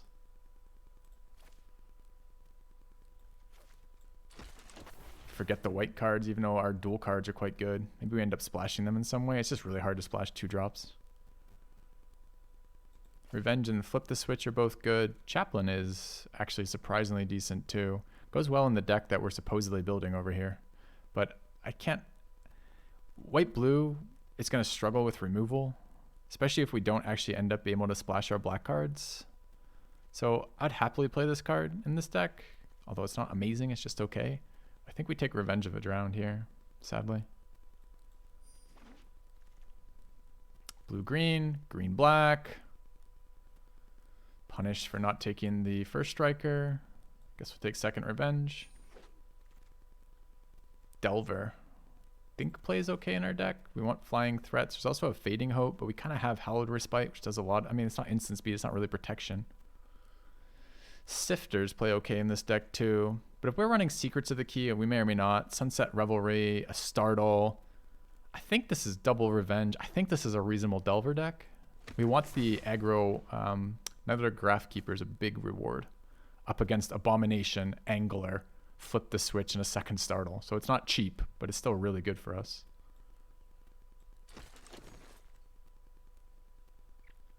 That's the type of card we need right now, which is removal. In white too. This is pick 9. So the Cemetery wheeled, the Geist Wave wheeled, and the Startle wheeled. I think we'll run Locked in the Cemetery. It doesn't really play well with Delver, but it is quasi removal. Yeah, blue's pretty open, and I don't think white is, but I think blue-white is. I think we're the only blue-white player at the table, which is why we got Graphkeeper so late, and they got passed to us earlier. So I think white is being cut a little bit, and blue is just fucking wide open on this table.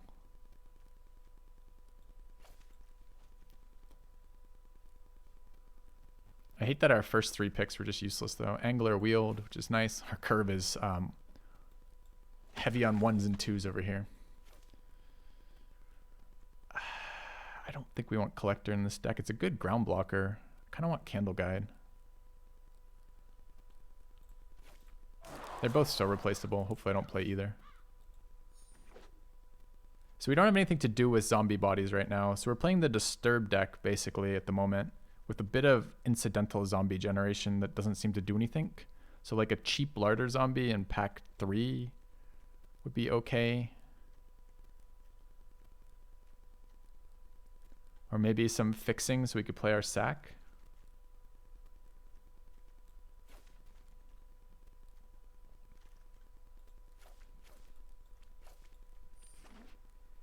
There's no way this is a Hedgewitch Mass deck, right?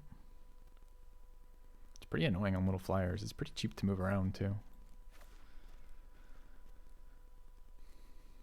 And the thing about Disturb decks is you rarely have any extra open mana, right? We have a mana sink here, double mana sinks on every Disturb card. We have tap down effects on Graphkeepers. Maybe it should have been the 1/4. No, just kidding. All right. Spirit Lord seems to... This is actually the first kind of like real good piece of good luck. I mean, probably after the second graph. It's a really solid card for this deck, the Spirit Knight.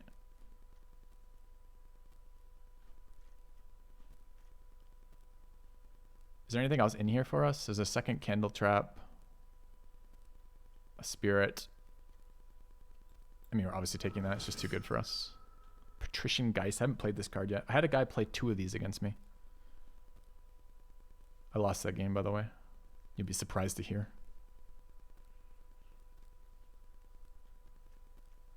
Okay. Yeah, it'd be nice to... So we'd like some like little value cards here. It'd be nice. We don't actually have a lot of ETBs at the moment. We just have the Falcon Abomination. That seems like a good card. That has an ETB. It's white. It's removal. So pack 3, pick 1 and 2 have been really good for us.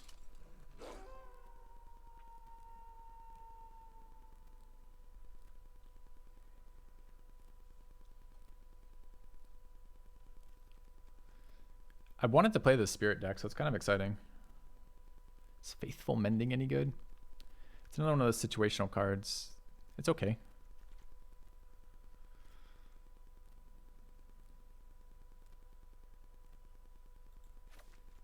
Yep, I'll take this one.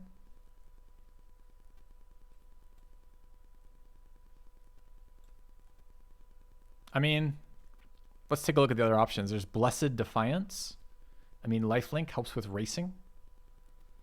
There's Exorcism in case we fear the undead.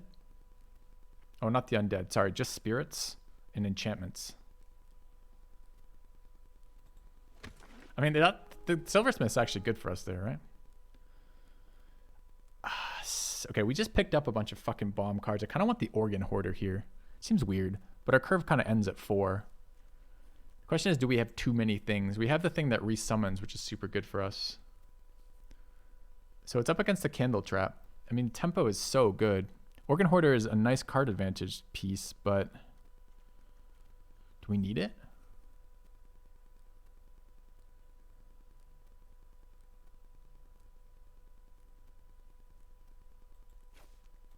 It is great with Disturb. I don't know, it's so close. There's so much tempo on the Candle piece.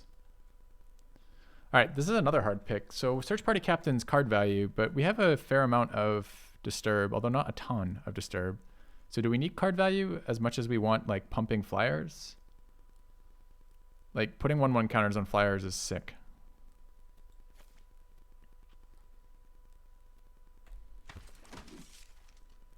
Third Graph Keeper. Yes, please. Fourth Graph Keeper, I guess. Up against another Candle Trap. Okay. Would we like a 3-mana Disturb creature? Up against Larder Zombie? Yes, I think it's still improving our deck. Okay.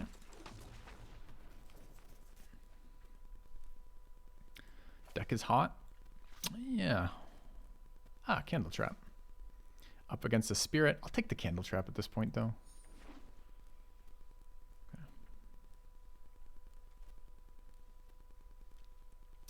Chat, remember, my first 3 picks were Eaten Alive, Haunted Ridge, and Olivia's Midnight Ambush. We didn't just, like, get here. This card seems fine. I mean, we did just get here, but I mean, we got here in a really roundabout way. Yeah, pack 3 really fleshed this deck out.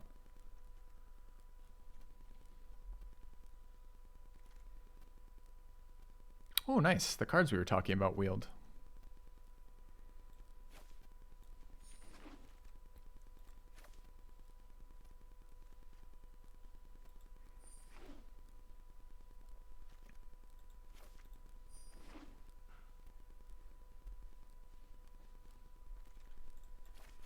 I mean, this card is actually good in this deck. All right. This deck is actually hard to build, believe it or not, because we have 10 extra playables.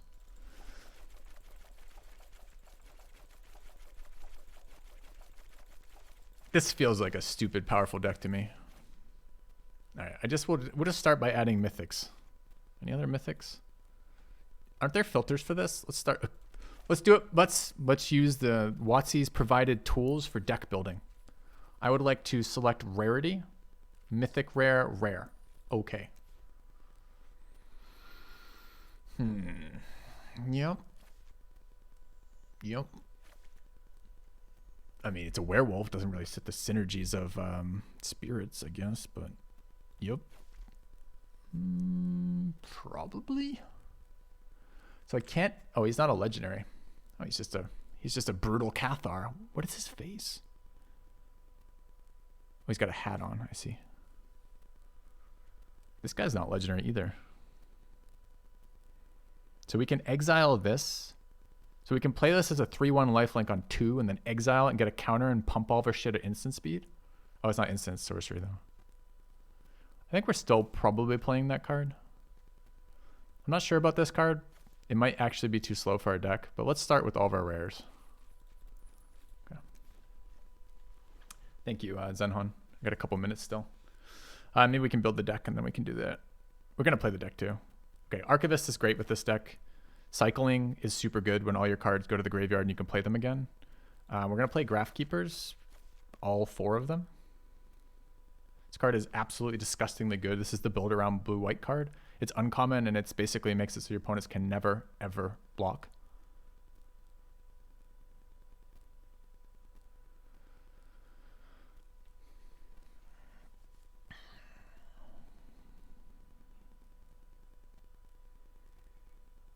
I don't think we can run Delver anymore. We have a shit ton of creatures. We're not going to fit a bunch of spells in here.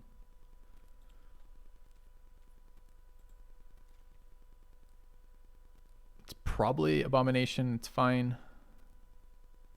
It's probably Organ Hoarder. Synergizes super nicely with Disturb cards. 2 Graph? Yeah, we went up to 4 Graph Keepers, Vitamin. Yep. This card gets quite good with our deck.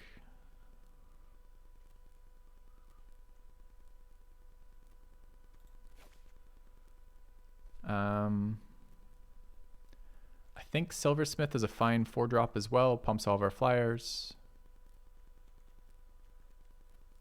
I think I can run all 3. I mean, okay, so Candle Trap is a really high tempo play if we can eventually activate it. I'm not sure we have any 3-power creatures. We got 1 there, 1 there. 0 power creatures. There's a 3-power there. I guess we can make 3-powered creatures. The cards I'm interested in are the Faithful Mending, the Triple Candle Trap, because it's so high tempo. This deck is going to be stupid high tempo, right? They can never block us. We have a bunch of annoying flying fucking creatures that don't cost us any mana that come out of the graveyards. So we're going to be high tempo. So Candle Trap is good on the tempo side of things, but they can still block. But if we're just, for example, if all of our creatures fly, or we can tap them down and we're just taking like their big like 4/3s and 3/3s on the ground and just candle trapping them, that's huge value for us, like huge tempo value, right? So that plays nicely together. There's an Angler in there, which is another Disturb card. It's one of the weaker Disturb cards, but it's still there. I don't think we're going to have a lot of mana to hold up. The rest of our deck doesn't operate at instant speed, including removal, so it seems unlikely we're going to be able to play Flip the Switch for any shit. Revenge is another card, though, that is like surprised that blocker that you thought was blocking isn't blocking, which is a really fucking nasty trick when all your shit flies.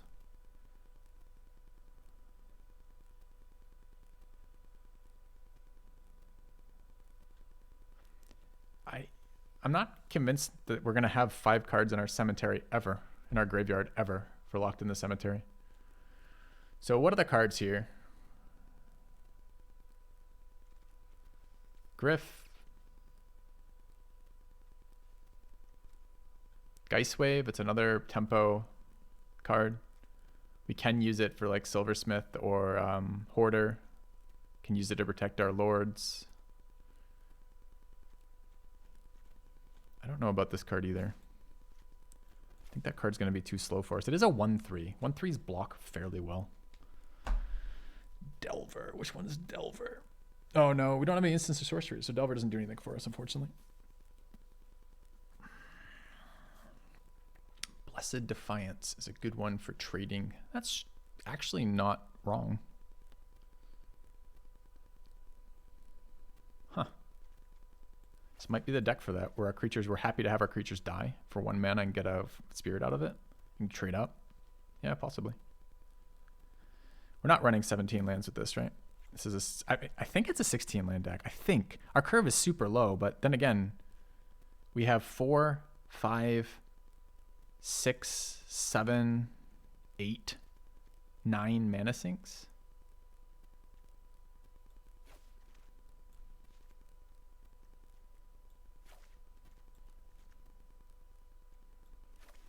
Maybe it's not a 16 land deck.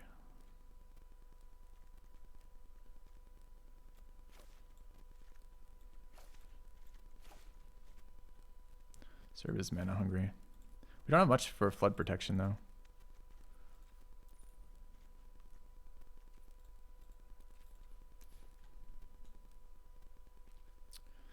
So this is a pretty sick blocker, but we can't manipulate Day Knight with this deck. I'm not really convinced we should be running 2 Revenge of the Drowns. I'm not totally convinced Faithful Mending is what we want either. I guess this helps with floods, which is good. Helps with racing, puts cards in the graveyard, which is all reasonable. So I think we play this. I think we play that. What's our last card? Just a Startle? Zombies aren't super good for us. They don't really do a lot. We don't have any way to utilize zombies. So my final cards could be a Candle Guide to hold down the ground, a Silver Bolt as kind of quasi-removal, Locked in the Cemetery as quasi-removal, a Geist Wave as unsummon or tempo, and a Startle to push through damage. Any of those are probably fine. Could even top end a Griff, this Soul Guide Griff as a flyer. I don't even hate Mask. I just don't really feel like I need another mana sink. So I'm not sure it's actually going to help us. It's okay to pump stats of a flyer cheaply. And a 2 mana equipped isn't awful.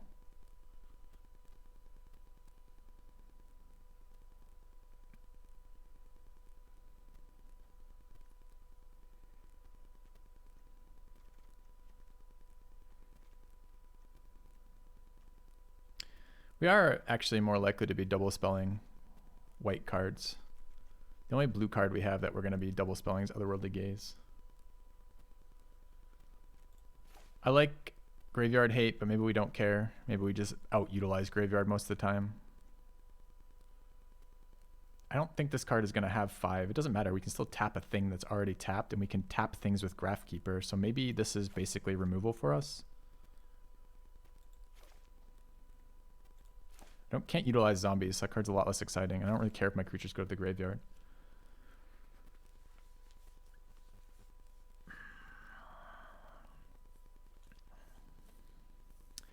I don't know about these 2 Revenge of the Drowns. I mean, we could draw a hand with 3 Candle Traps, 2 Revenge of the Drowns, and a Locked in the Cemetery.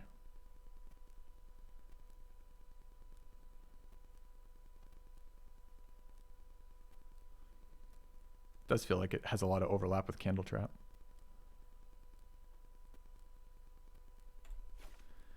What do I think about Geist Wave over Revenge? Revenge. Which fucking one is Revenge? Oh, Revenge of the Drown? No. We don't have cards that we want to bounce really ourselves. Maybe occasionally the Adversary and occasionally the Brutal Cathar. This is Graveyard Hate too. Maybe this.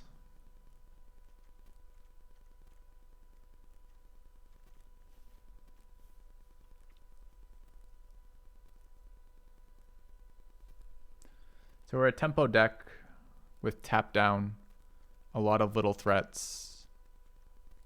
Curve ends super quickly with a bunch of bounce spells to be ultra fucking irritating when we're pushing for damage. Okay. 9-8 versus 8-9. Let's see. What can we operate without? We need blue and white for all of these, so it's kind of irrelevant. Early game, we need blue, white, blue. Are we really playing Blessed Defiance?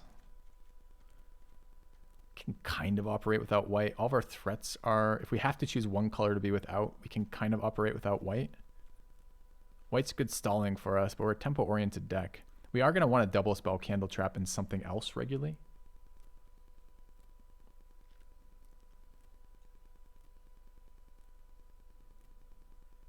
We have plenty of mana sinks, Carbon Disarm. So yeah, we want the mana. I don't hate this card. It's an interesting little sneaky little white card. I mean, I don't know. This is a bunch of fucking cards that we want to cast on white mana. But we can kind of still put some pressure in with blue. I don't know. Gaze lets us fix. Archivist lets us fix. I think we're on just blue mana. I think it's 9/8 blue. Okay, I need to take a quick break.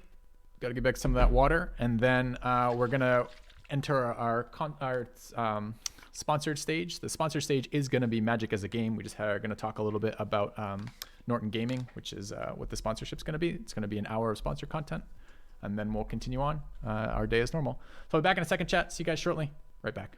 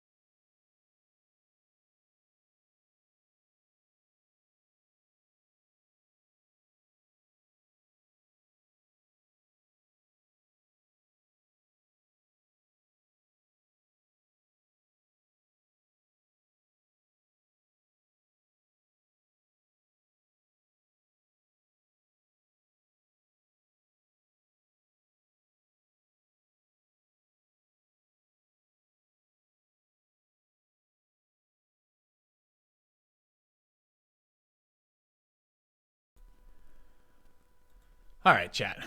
So let's start with this. One final reminder. This next hour is sponsored content, being sponsored today by Norton Gaming.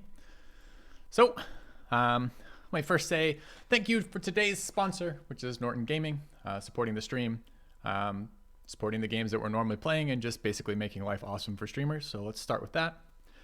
All right, so it's a mix of some scripted stuff where some statements to read and then some kind of talking between us and chat and then some gameplay. So let's start with this. So scripted statement. Today I'm going to talk to you about their latest product, which is Norton 360 for gamers. This isn't the Norton that you're used to or probably had on your computers many years ago. They've created a product that was specifically designed for gamers and has everything you would need to keep you safer when you're playing online. And we're going to do this. So they're giving away 5 free year-long subscriptions to this. It's a subscription service. You can do it monthly or yearly. We're going to give away 5 of these codes that are worth a year of it. And what that is it's a suite of protection tools. So it has a secure VPN, it has dark web monitoring, it has a password manager, and it has identity protection, I believe, is the other one, I believe. So looking at that, let's take a look. So we're gonna do it this way. I'm gonna give out codes to chat for anyone sharing interesting stories of cybercrime that's they've been a victim of basically crappy things that have happened to you on the internet. So I'm gonna share my first story. This actually happened to me while streaming. It was super unpleasant, and actually I would have been, if I had the software that I'm promoting right now when this happened to me, it wouldn't have happened that way. So let me tell you a story about this. So a few years ago, I was streaming D&D, and I was streaming D&D over Skype. So we had a lot of fun with that, played with some friends, we're playing online, we were doing like a recurring like weekly session. And there was a Skype vulnerability that if you ever gave up your Skype name, they could find your IP through that in a Skype vulnerability that I wasn't aware of. And I had a hacker acquire my home IP. And they literally came to my Twitch channel and told me, I'm gonna kick you off the internet. And I said, haha, bullshit. And then they kicked me off the internet and kept me off the internet for about 3 days. Anytime I'd log on, they would DDoS me and kick me off again. I called my ISP, asked my ISP for help. They basically told me there was nothing they could do. I got bounced around in endless series of help departments that never did anything. And basically, the only reason I actually managed to get back on that was figuring out a way around that on my own, and it was miserable. Yeah, as I said, my ISP was useless. If I'd had Norton Secure VPN back then, I would have been able to help shield my data and location from the cyber criminals, and I would literally not have had to have lost like a week of productivity as a streamer being held hostage by a random guy, because the VPN would have basically helped me. Exactly why it's part of the suite of what they're doing. So, if you guys have been hacked while gaming or been a victim of cybercrime, Norton Gaming wants to hear your story. Tell us what happened in chat, and I have 5 year-long codes to give to you guys for a free subscription to Norton Gaming 360. And the point of this, as I said, it's a suite. It's designed with gamers in mind. They're trying to revamp kind of the image of their company with this. So if you guys are interested, just shout it out.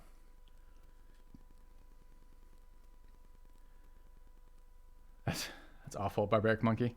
Was it an account you were done with? Oh, I want to tell you some more things about this. So anyway, I'll give you guys some time to type it in chat. I'll tell you a couple more stories about this. So I fired up their dark web monitoring, which is the second thing, one of the second features of this, because I wanted to see how many of my password and name pairs are out on the internet. And I actually found a bunch. These were mostly ones I'd known about. Like, you guys ever use Nexus Mods? Nexus Mods got hacked a couple years ago, and I had account details in that. The account details were compromised. Roll20 got hacked a couple years ago. My account details there were compromised. There were a bunch of these. And mostly, it actually ties in nicely.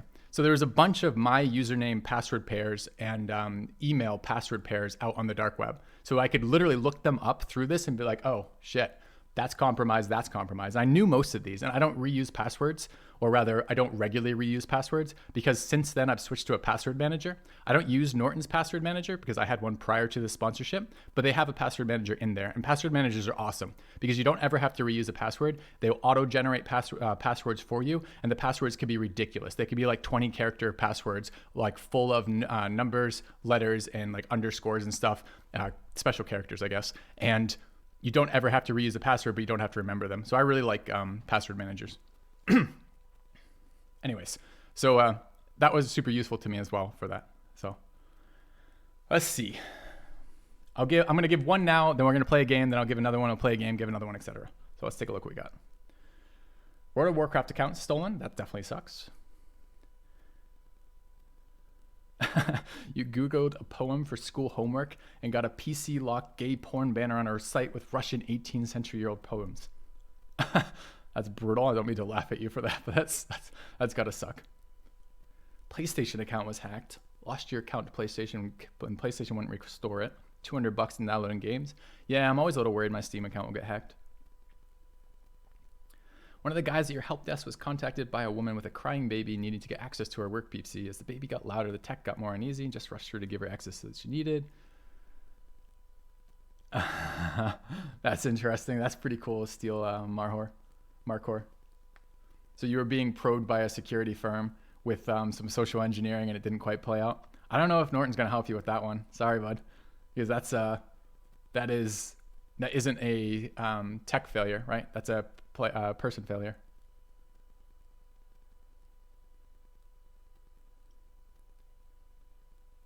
How hard is it to set up password managers? It's really easy to set up password managers.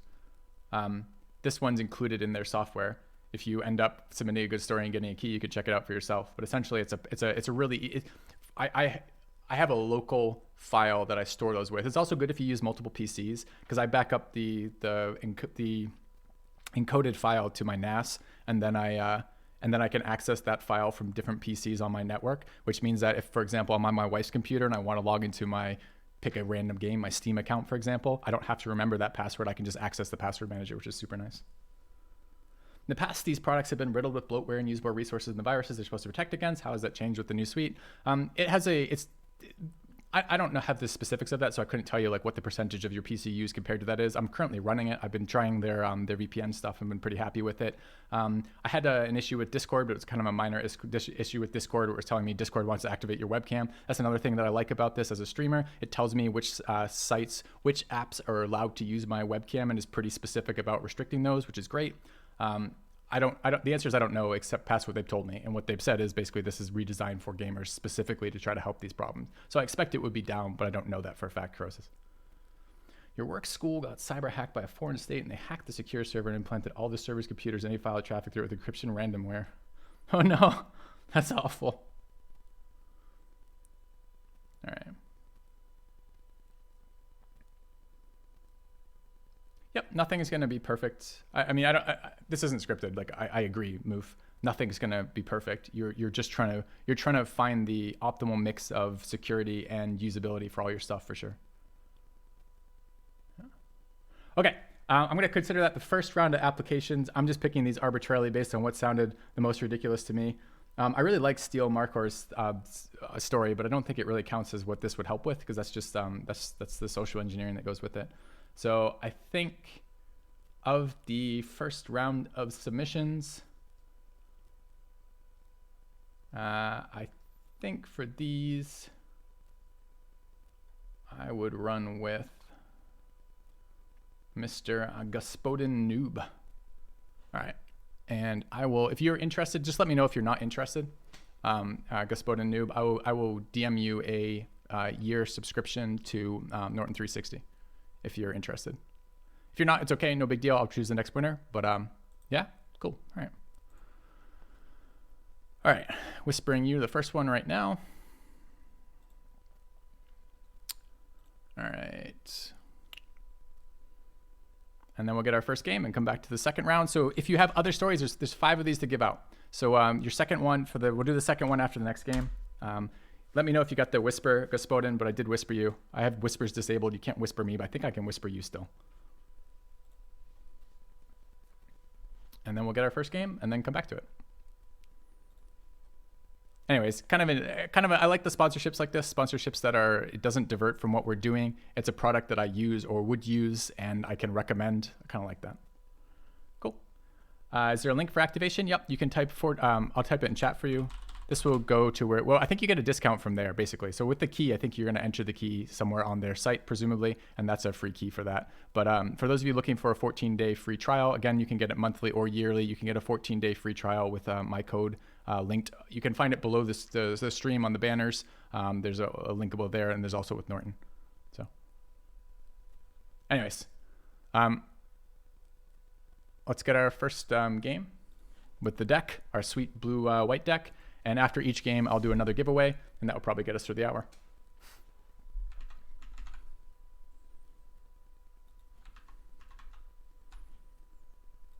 All right, make sure I'm doing all of my things I'm supposed to be doing with this. Looks like I am.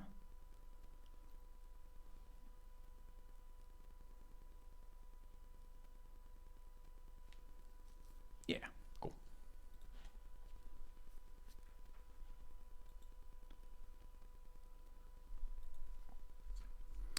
Yeah, that can happen, right? Like clicking on random shit that pops up on sites, you're exploring some area of the web, maybe you shouldn't be there, or maybe you are happy to be there, but you're trying to be safe nevertheless. Use protection, makes sense to me.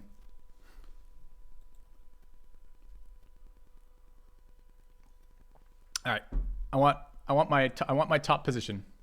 I'm annoyed that at rank 2, we were 6-0 and went 6-3 with that deck.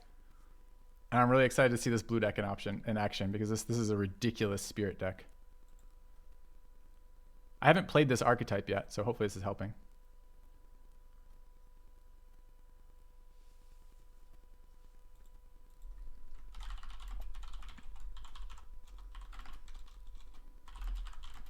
Oh, this sucks. So this is a bug right now. You can get a draw bug, and when you get the draw bug, you lose rating. So rip random amount of rating.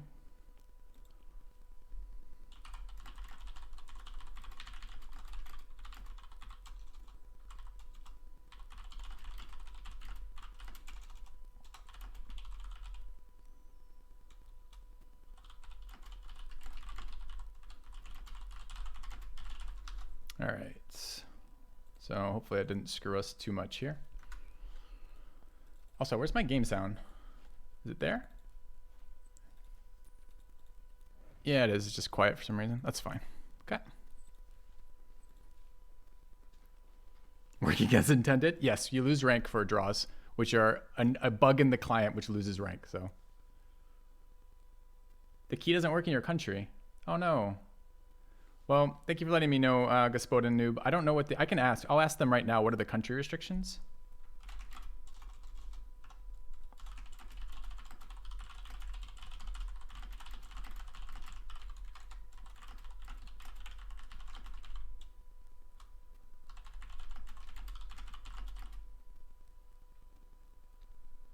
Ah, they're US only. I'm sorry. I'll tell you what, Gospodin, you won that one fair and square with your story. If you have a friend who's a US citizen, I'm happy to pass it on to them on your behalf. His hand looks great.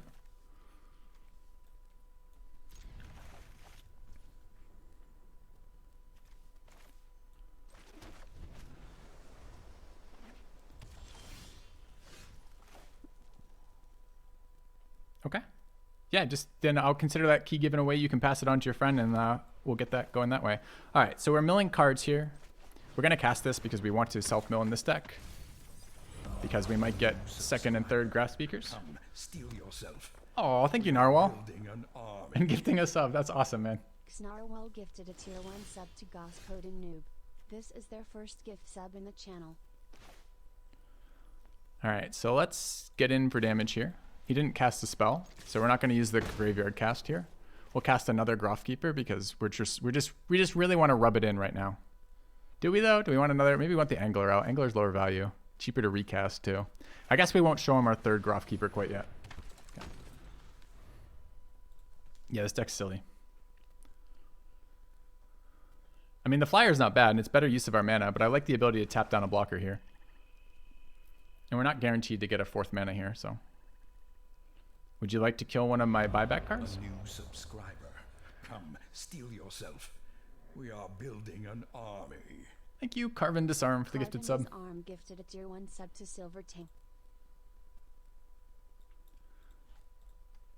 All right, guys, I'm gonna say this game looks like we've started this hand really well, which is a rarity for me.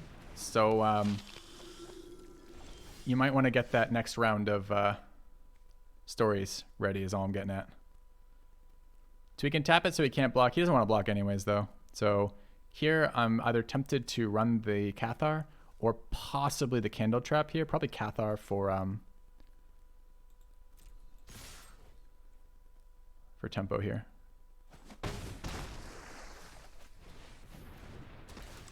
I'll take your guy. Let me know how you feel about that, opponent. Okay.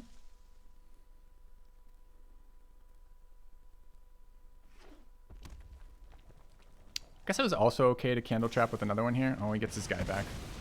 Sure. It's your whole turn, though, and you haven't done anything yet. Okay. Could tap it. I like Candle Trapping. It can block. It dies if it blocks, though, which I'm fine with. So let's go ahead and Candle Trap and attack.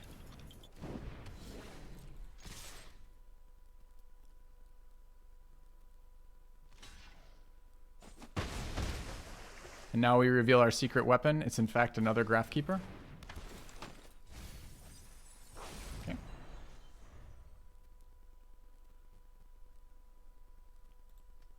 You worked in IT for 30 years? Nice. All right, he's got a blocker on the board. I guess we're casting this from our graveyard. Tapping that and getting in for 6.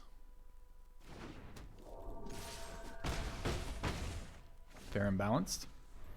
Haven't drawn our 4th land yet.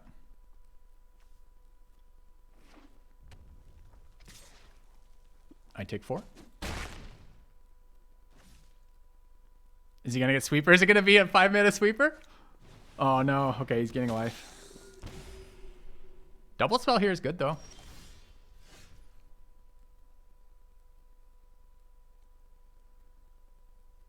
So we could flash in a creature. It doesn't really do anything. No extra mana here is kind of rough. So I could Candle Trap the 3/2 and then swing. And then what? Faithful Mending is not very exciting. Flashback is 3. So we can never double spell. We can never spell from graveyard unless we put something in graveyard first. What's the spell from graveyard here? Is 4. Aren't they dead on board? 3, block 2, 7. Aren't they at 1? No, it's going to give it Summoning Sickness. Oh, but I can tap it. Yeah, good call. We'll try that. I haven't played this card yet. It's rare.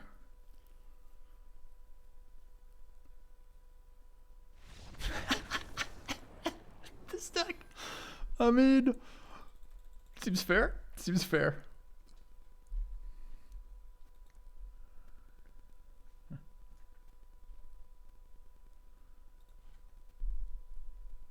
All right. 3 mana was really more than we... I mean, we cast that 1 spell on 3 mana.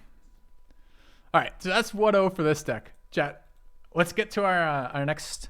I want to see the next round of stories. You guys have story submissions yet? We have 5 of these keys to get... 4 more of these keys to give away. Giving out 1. We're looking for the best cyber crime related stories. Malware, pop-ups, computer hijackings. I may even save 1 for the social engineering because it's so cool. But we're looking from the side of prevention here. So any of these things that have happened to you, share it. Let me know. You can resubmit stories if you're just like, hey, I only have this 1 story and Filthy didn't think it was great the first time. It's still a comparison between the other ones. Do you guys have another round for me?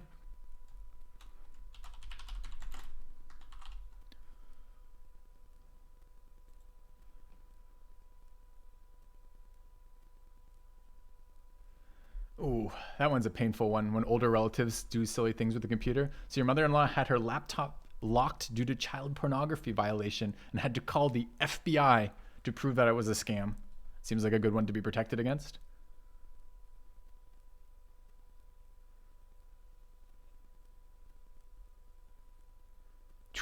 Opened a link.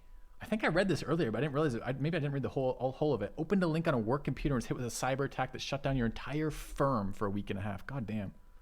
You almost lost the job over that? Do you mind me asking what type of link it was, Locke? You think what I just did is a cybercrime? I don't think Norton will protect against what I just did to that opponent. Even if he's running, Norton is not going to help him.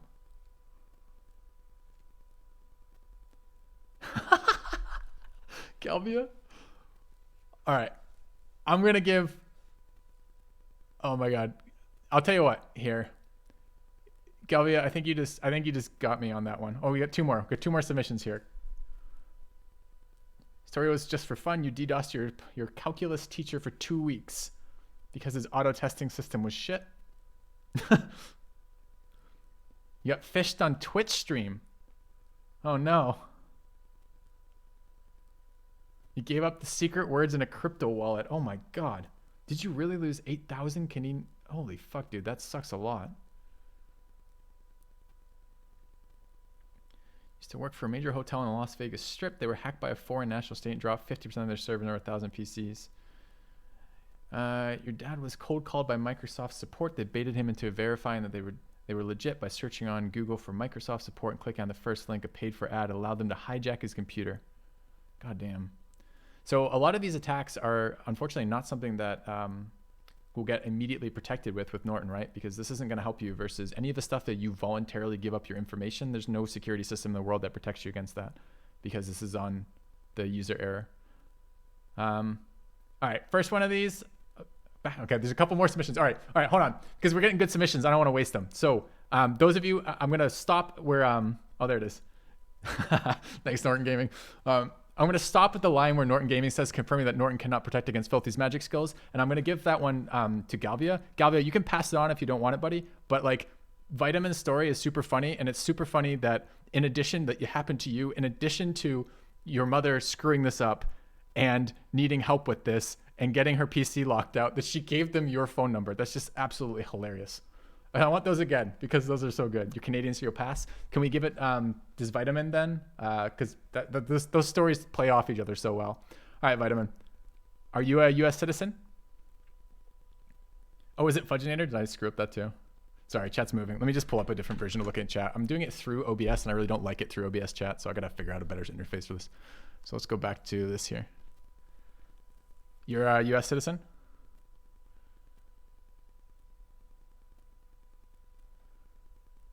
Okay, then I'm gonna DM you with that one for round 2. We got 3 more of these to give out. So I didn't see some of those ones. There's some good ones, but I want to get some gameplay in as well. So I'm gonna send you the second one.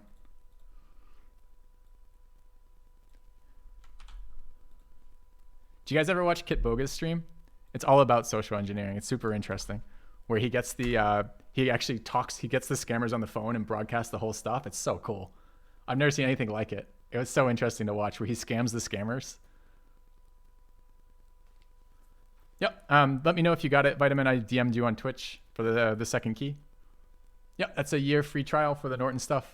Hopefully it helps you, man. Or helps your mom, it sounds like. Anyway, let's go to our next game. Yeah, he's real cool. I like Kit too.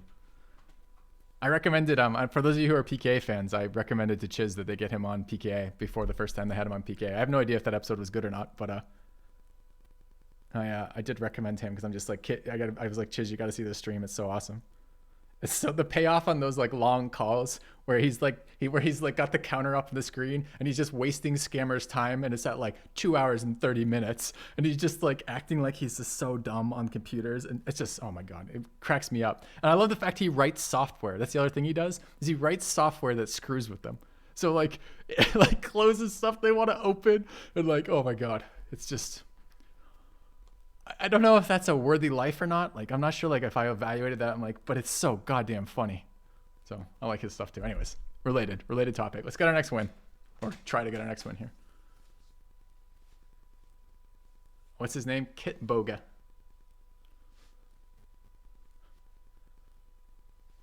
He's a streamer. He's quite a large streamer too. So if you look for him, you'll find him. His stuff's all over. Yeah, you have to check out a couple of his. They're really funny. He does accents. He does like wigs and stuff as he's doing it. He's just, yeah, he scams a scammer. Does it make him a scammer? No, it makes him a vigilante, right?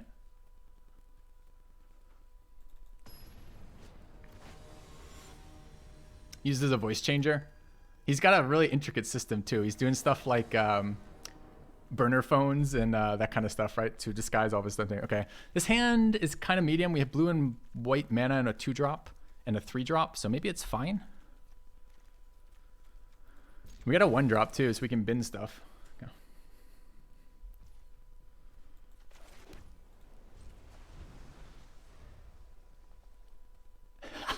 I didn't see that one, Salik, but it sounds amazing. All right, let's take a look.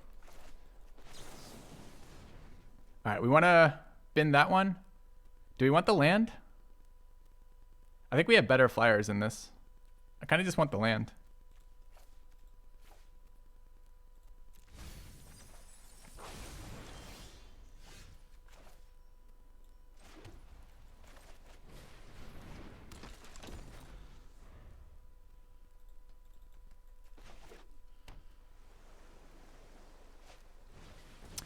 I don't think he's going to be blocking with that, and unfortunately Candle Trap doesn't shut it down. So let's go and swing.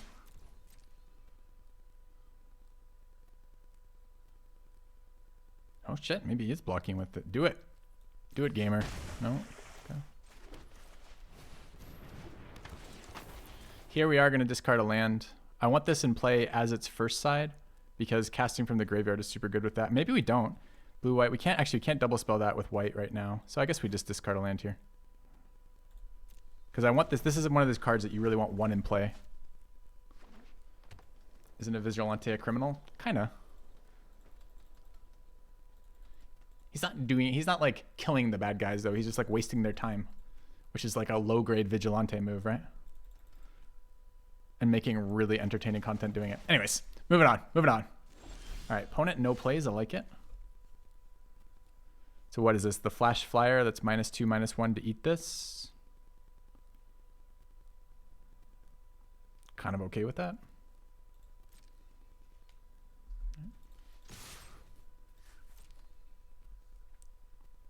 Is he saying he hates Batman? Yep, he's saying he hates Batman.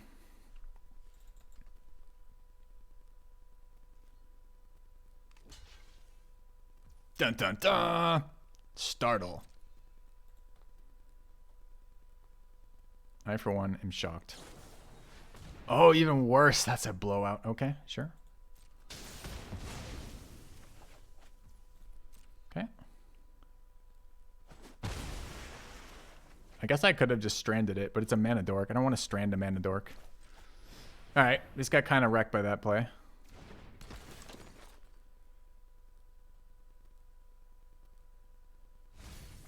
Ooh, just milled Brutal Cathar too. We needed one more land here. One more land here would have been really nice. Maybe I should have just played this. Dude, is he still casting things? Oh no. Okay.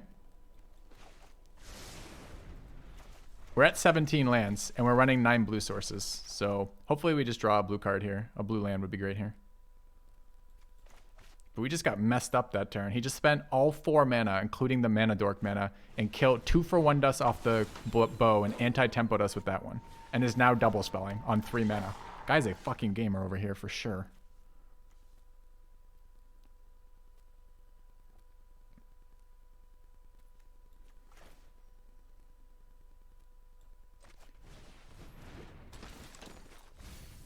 Mills 2 blue mana.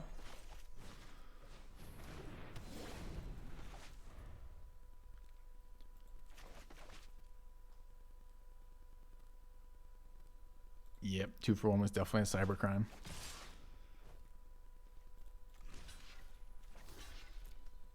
Well, we'll switch to the value plan. Dude, this guy has got the answers. Still on 3 mana, still double spelling. Second white source, not super great for us. With double white, can we cast anything? We can cast Adversary. What's the kicker on this? 2. So we can make a 4-2 here. I guess 4-2 lifelink technically challenges that. We could also... we can't cycle off the graveyard here.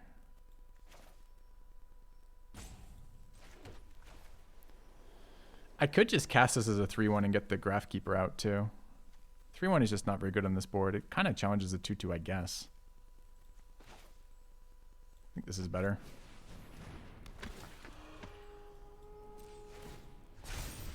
Okay. Yeah, we're getting murdered right now. He said extremely high interaction for turn 3 and turn 4 plays, right? Turn 2, turn 3, turn 4. Dude, does he have more interaction? He's somehow still on 4 cards over there. It's fine.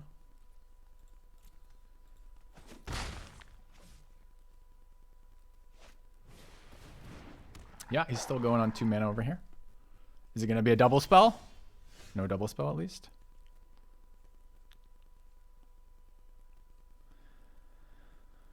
At this point, I'm trading anyways. I guess this holds off the 4-4 for 1 more turn, so it doesn't make sense to swing. We missed white mana again, which is kind of annoying. I guess it's time to start casting some spells from my hand. Just the flyers, I guess. 2-power flyer to block this 2-2 would be nice. So this is a 3-1 that cannot block. I mean, this lets me swing out, I guess. Maybe that's okay. You know what I could do? Candle Trap. Well, the problem is if I Candle Trap anything else, he gets to sack with that one. What's the activation on it? 3. So we only have 1 mana to spend. We have to get 2 more things. I don't think that works.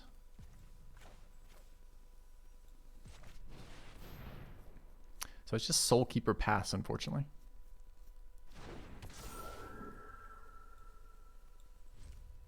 I guess we kind of want to keep Adversary in play too. I kind of missed the fact that I had a +1/+1 for everything. We could have ran something else, like this 2-3 would have been good too. We're just trying to spend mana.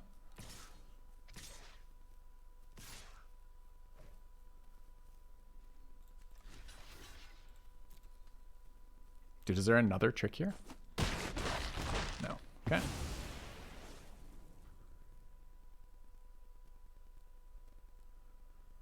Can respite to make the aura drop.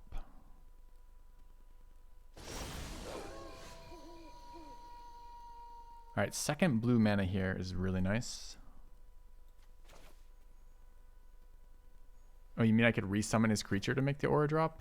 I'd rather not do that. You mean his other creature too? Yeah, I could have made that a 2/2, but I'm actually okay to get a mana dork off the field. Remember, he's on 3 lands still.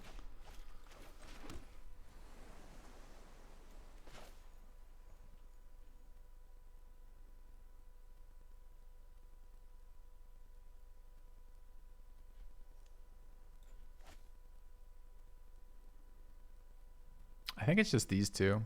He could have counter magic up. Let's run out the Graph Keeper. I mean, he's a god gamer, so it's very likely that he has something here. 2 more graphs in the graveyard. Lol. How do you feel about that now, opponent? Then we'll play out our Lord. And then we'll get in for 4.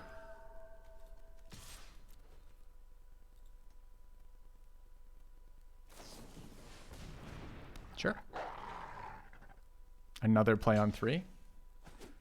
I mean, any other day I'd be irate with this, how the way this is going. But opponent's playing with a very fair, very realistic deck here. And I'm playing with this deck. So I'll be fine.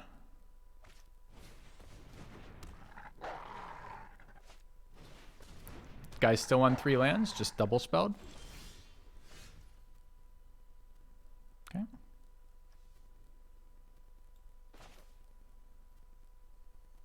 So these are 3/3s and that's a 2/2, right? But he has to pump them. Okay. I'm not worried about this or getting him for damage here, obviously. How is he still casting? Not only how is he still casting, he's double spelling.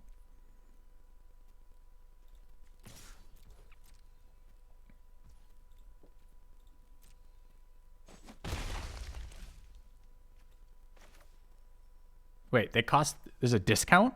You're joking. This card also gives a discount? Is that even fair? It can't be fair. All right, I play 4/2.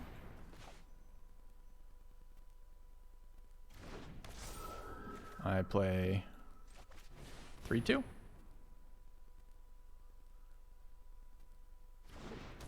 Your turn, opponent.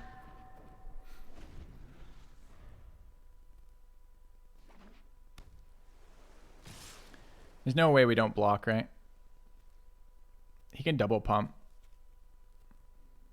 Does it matter which? Yeah, this is a 2/2. Our creatures are going to be big, but they can't block. This is a 2/3. I think we block this. Bait the pump. We can't block with these. So we just want to slow down. We have huge air damage too. Go. Yeah. Dude, full mana saturation. God gamer over here. If our deck weren't so OP, I'd be scared. Let's get in for 6. Then we're gonna cast this dude.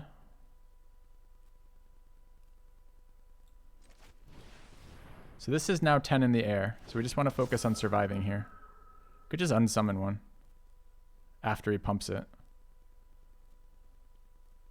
This is also removes a blocker, but so does Candle Trap. If he spends his mana, he can't also get out of that. Is it worth spending anything else here? I could resummon and cast this. Could cast another one too.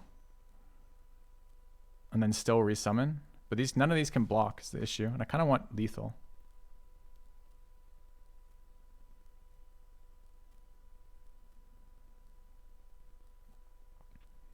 Nine's getting a bit low. So let's say he gets +3 off Coven and then pumps. So he's got 3, 4, 5, 6, 7, 8. I'm at 1. I think we're going to unsummon here. We can crack back with the zombie too.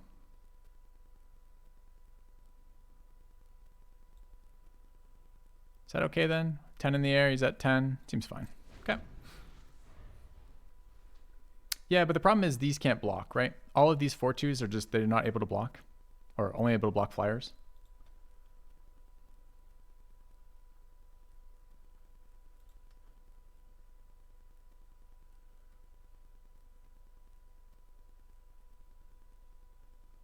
All right, chat, get your stories ready. If you were underneath the line of cutoff last time, then you can resubmit those. Or rather, I haven't read them yet. You can resubmit all of them. All right. I mean, his opener was the most disgusting opener we've seen probably today in terms of its defense to ours. Like, it countered the shit out of what we were doing. But it doesn't really matter because spirits have infinite value. Infinite value.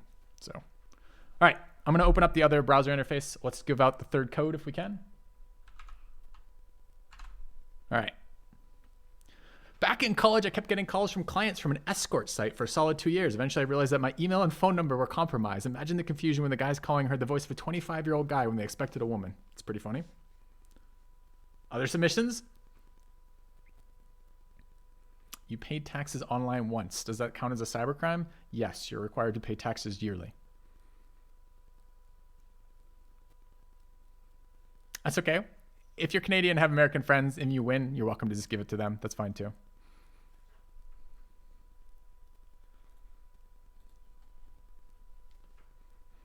That's it? Only submission? On Angry Quebecer? I want to read the other ones. I didn't get to all the stories because there's a bunch of stories. If you posted before, please repost. You play Magic the Gathering Arena. Have you've been scammed by WotC for years? Does that count? Sorry, that's again, that's user error. Can't be protected by Norton. Used to program fake Neopet login pages, steal accounts, and sell them for $5 a piece to cheaters. I think we're supposed to be on the cybersecurity defense side.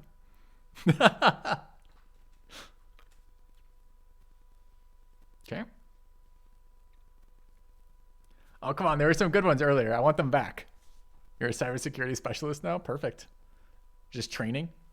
You do see that. Have you guys ever watched like the accounts of like hackers who are now like security consultants? It's kind of interesting stuff. All right, I want to read some of the other ones that were up there. Used to GM a restaurant.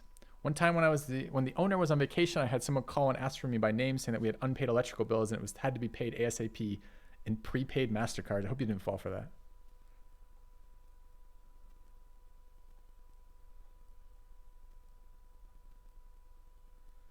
Was called into a government building to fix the computer guy. It turns out he actually infected all the PCs in the building with ransomware due to some less than work related materials.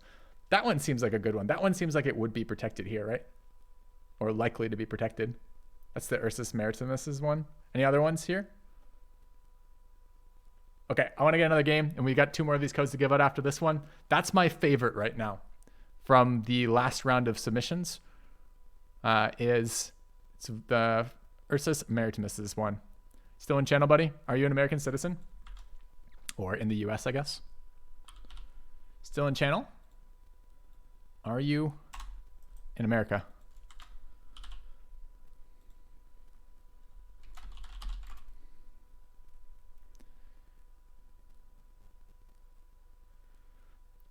You're tempting me, Kevman Poe, but I'm pretty sure that we're supposed to be on the side of defense today.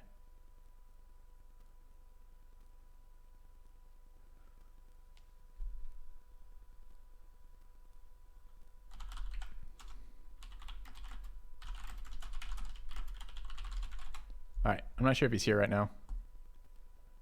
His best defense is a good offense.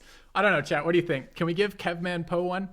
I mean, these are really interesting stories. They're on the wrong side, but he says he's reformed and now works as computer security. Does it count? I could ask the Norton guys if that's considered competing with you or not. We're competing with them or not. What do you say, chat? Do we give Kevman Poe one for these stories?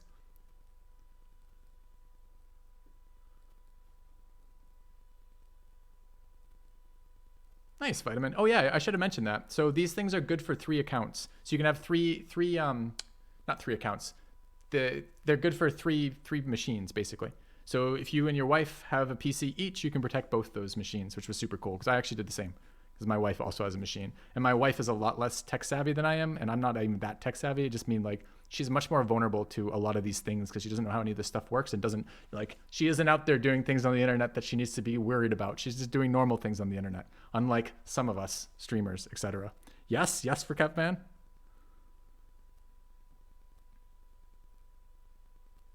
Don't need a key. You're killing me. I'm trying to give away keys. You can't not need a key while submitting stories and not having someone else you want it for.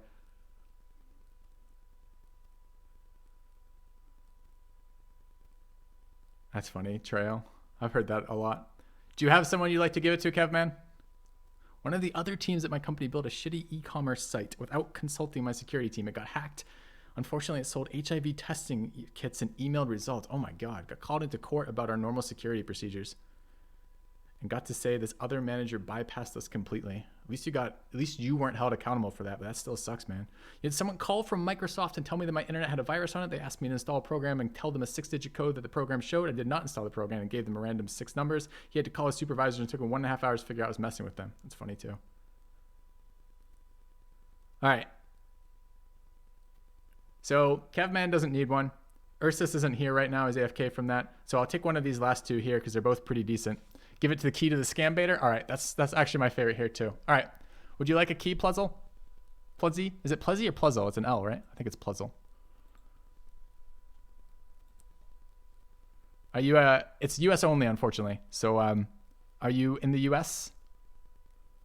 I mean, I hesitate to ask this, but could you be like, are you in the U.S. or running a VPN?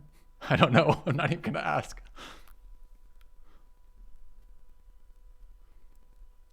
Sadly, you're Swedish.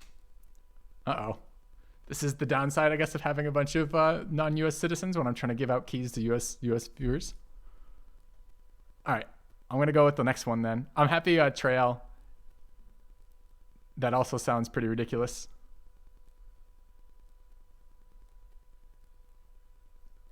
No, I'm not sad about having European viewers. I'm just sad that I can't give you guys prizes when you have cool stories. I know I have a heavy international audience. It's part of what happens with the time zone. Trail, would you like a key?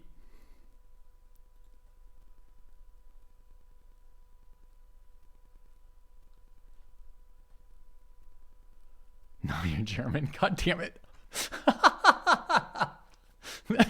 It's actually good. All right. I'm going to let you guys find a player. If someone nominates someone in chat, we're going to get our next game and we'll give out the next key there. It's kind of ridiculous. It's actually it's actually a really sweet deal for the free year of this. You can end at any time. You can cancel, so it will set you up for an auto renewing account. You can cancel immediately after subscribing, so you will be able to just cancel with no worrying about it later. And it's actually a lot of value. So you're in Texas, does that count? Sure does. All right. Oh no. So this is where our deck suffers. I think we have to mull this because we have to get white and blue mana. There we go. Okay. This is a good hand. I don't think we need this card. This card might not belong in this deck.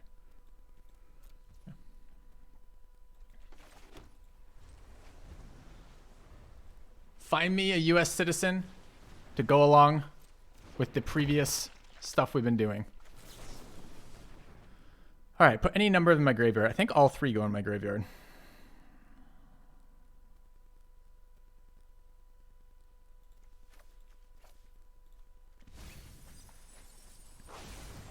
Okay.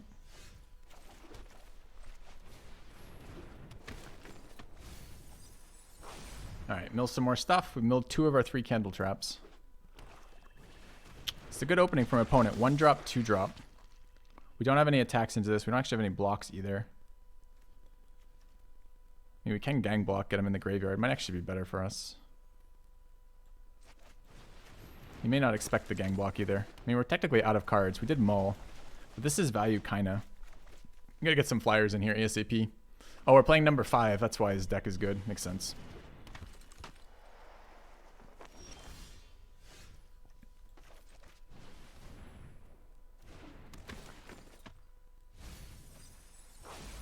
Wait, A, where's my third? Oh, it only mills 2. I was gonna say, where's my third mill? And B, can we hit a spirit creature? We've hit 7 non-spirit. 1, 2, 3, 4, 5, 6, 7 non-spirit cards. This is killing me right now. Okay, we gotta get some flyers out.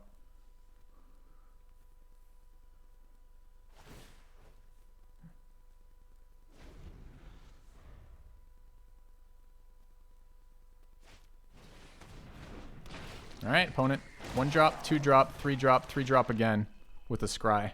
He's doing good stuff.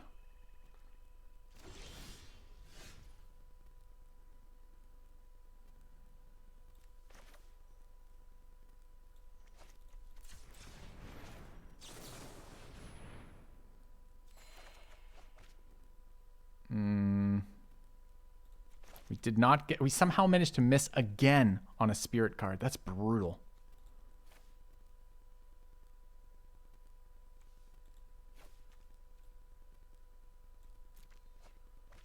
All right. Every land in our deck now in the graveyard. We have to put value in the graveyard. The whole deck revolves around playing cards from the graveyard. At the moment, no such luck.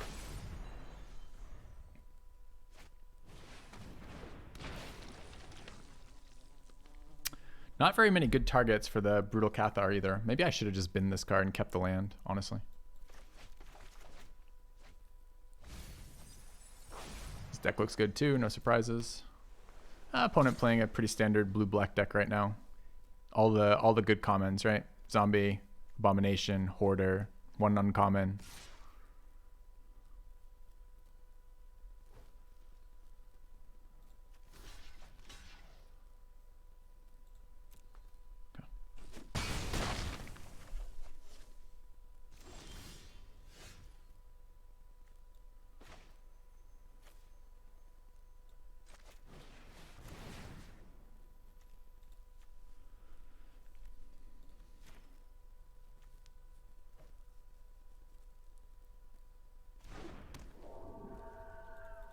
Okay. Yeah, Brutal Cathar, only brutal to us right now. Chat, have we found someone to give this 3rd key to? We're going to have another key coming up in about, 4 minutes when they kill me.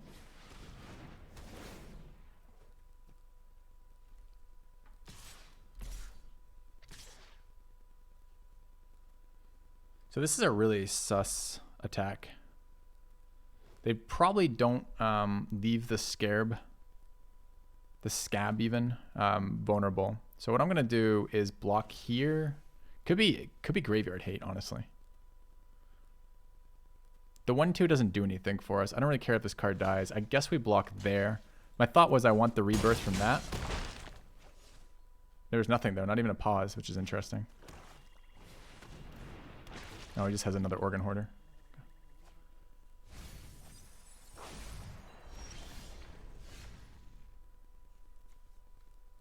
Chat, what happens if I... What the fuck happens if I Hallowed Respite the Soulkeeper? Does it come back as a 3/1? Comes back on the front side. Really?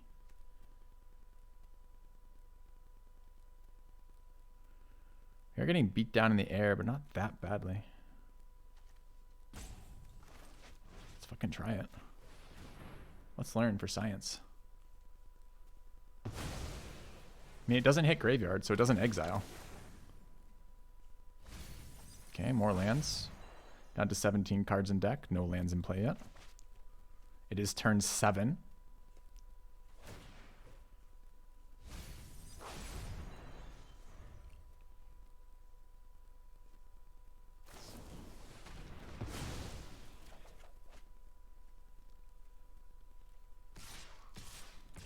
So sad we're getting tempoed here.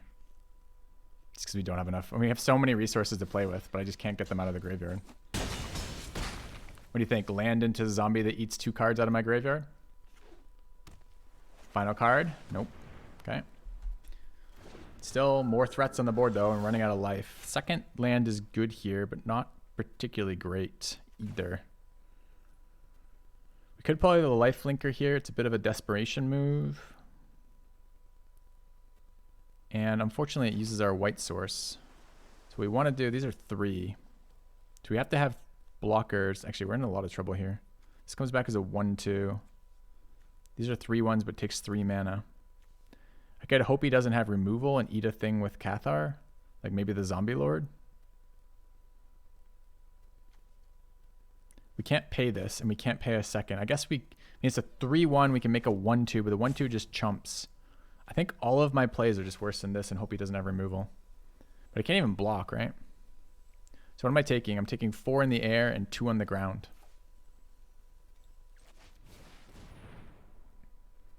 I have more lands in the deck. There's 5 more lands in the deck.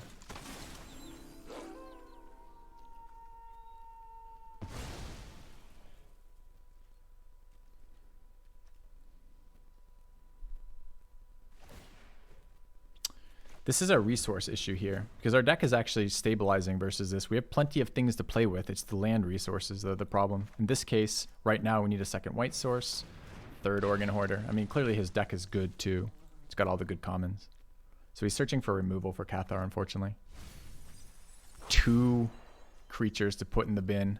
This one is particularly dangerous for us. We don't have a good answer to a huge creature right now.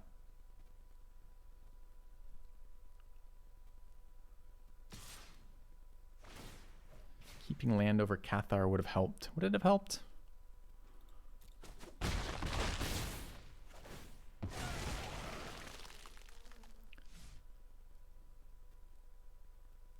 It's another 1/2 flyer on the board. Don't think we can stabilize from here. We just don't have resources.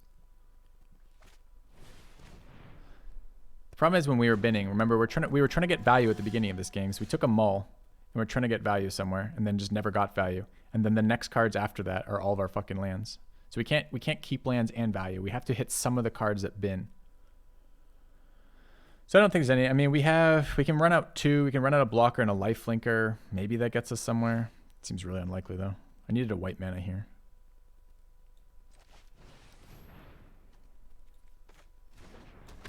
It is just a bad draw for sure.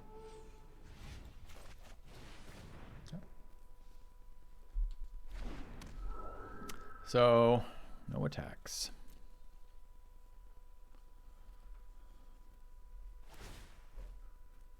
I mean, the problem is also we're going to be in this awkward situation where as soon as he eats his things, we need a kettle trap.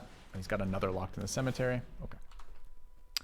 You're wrong on binning the early lands. Again, the early game, the problem was we're desperately trying to filter through our deck to get something weak to put in the graveyard. Sometimes you just can't win a game. And I think that's there.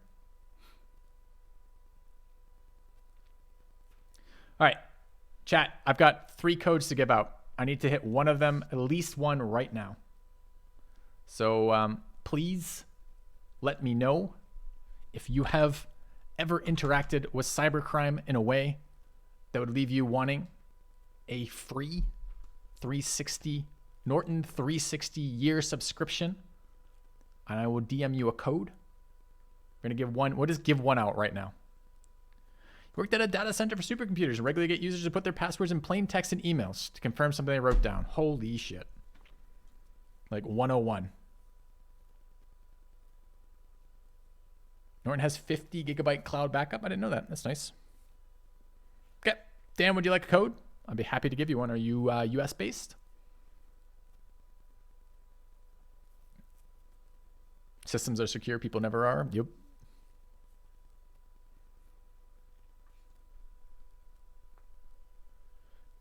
Sold. Dan for skin, getting a code. All right. Code number 3. Let's do it. All right. And any of you guys want a free trial, you can get a 14-day free trial by using the link in the Norton command, which is !Norton in chat. I've just sent you a whisper, Dan for skin. Let me know if you got the code.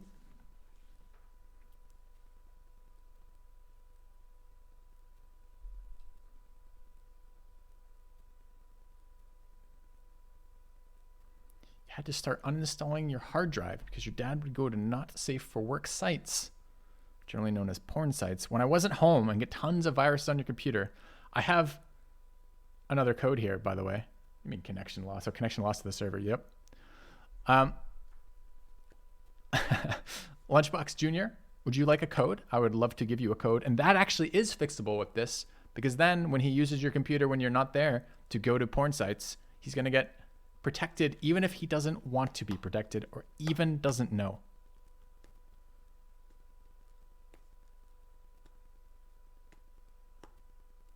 So, saving family life, what can't Norton do?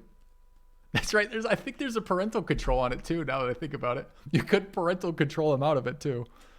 All right, you'll have to report back on how that worked.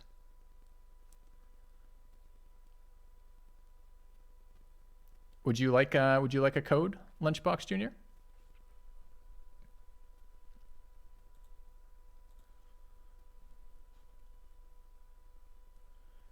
Are you US based?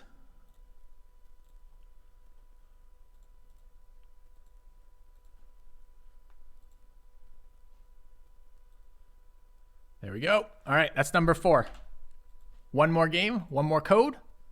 We'll get going in a second. I'm going to DM you the code right now, Lunchbox. Please report back if this keeps your dad from accidentally adding viruses to your computer. Looking American. Point and mock. Go. All right, let's get our next game. I guess I'm reconnecting to the server. It's a brutal loss for us. Really unexpected loss, honestly. Just a resource issue. I think our deck beats his deck most of the time, too. Like, those threats were not unbeatable threats. It's just we could never get on the board for the amount of things he was doing per turn. Sad and true. Cool. No, it's a really funny story because it's actually something that would help with this. I like the ones that interact with the product, right? Because most of the really cool stories being shared are the are social engineering stories. And there's unfortunately nothing that software will really do for social engineering. So I like hearing the ones that can actually use the product, which is cool. All right, next game. Oh, you being an American is sad but true. Oh, no. Can't think of it that way, man.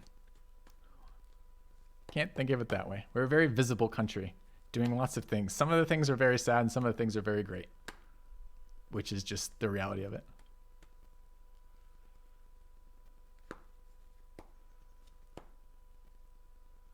All right, I'm ready. I'm ready. Let's do it. See where this deck goes.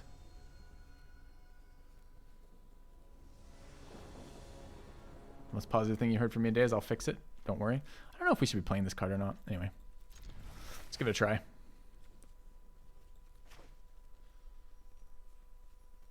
All right. Opponent's mulliganing. Good sign. We have both colored mana. A good sign. We didn't have to mulligan. A good sign. We have a Graphkeeper in our hand that builds our graveyard. Opponent's playing that card. Also a good sign. Second Graphkeeper secured. All right, we hit a card with our own mill. It's amazing. That's cheating. I don't know what it does, but it's cheating. I do kind of know what it does at this point. Do we want to bin a plains? We need another attacker on the board. We could just eat this. It's not a very scary card. So we could just run out Cathar. And if he wants to make it Nightfall, then we get a 3/3 first striker who pays 3 life to be dealt with, which seems fine to me. I think this is a Cathar play. The other play is basically Archivist and like just bin the plains, but we don't know if we need resources yet. So let's do this. Give me the Beggar. Nice part about Beggar too is there's no ETB on the Beggar. So if the Beggar comes back, it's a 0/4. It's not going to ambush one of my creatures mid-combat. It's not going to give him some advantage. It's just not going to be very good for him. And he might have been setting this up for something. On all planes, it's unlikely. Okay, opponent takes 2. All right, 4 damage here. We could play out the Lord. Lord doesn't do anything here. We could bin the Graphkeeper to get more in there, which is okay as well. Not very mana efficient. With 4 mana here, we could do 2 and nothing else. I kind of want this in the graveyard, though. It could be the 3/1 Ambusher, too. So maybe we attack first. And then if we want to, we can trade the Ambusher for a creature. Kind of feel... Oh, no Ambusher. Okay, fine. All right, I'm going to play this play. It's the most power I can put out on the board. I don't mind getting a creature into the graveyard. He's only playing white cards right now. There is a white card that eats graveyard cards, but and on 5, but I think that's fine. Okay.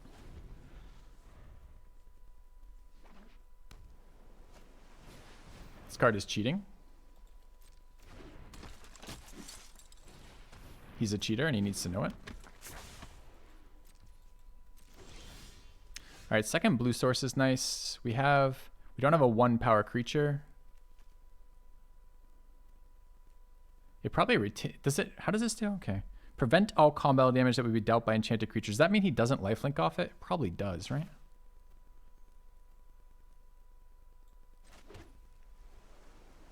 I can still cast. I just can't. You just can't exile our card. So this is probably fine. No, let's do this.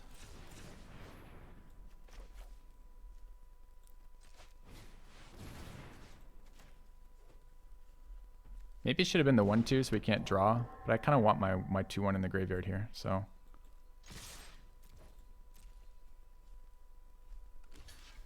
Okay. Yes, take another damage. Good work. Oh, I was supposed to Blessed Defiance that. Whoops. Small mistakes. Because I wanted the 1/1 so I could do the candle. Anyways. There's a whole line I was playing where I left 2 white mana open specifically for that and then forgot to cast the spell that I was planning on using by just clicking next like an idiot. I'm sure it won't be important to any part of this game.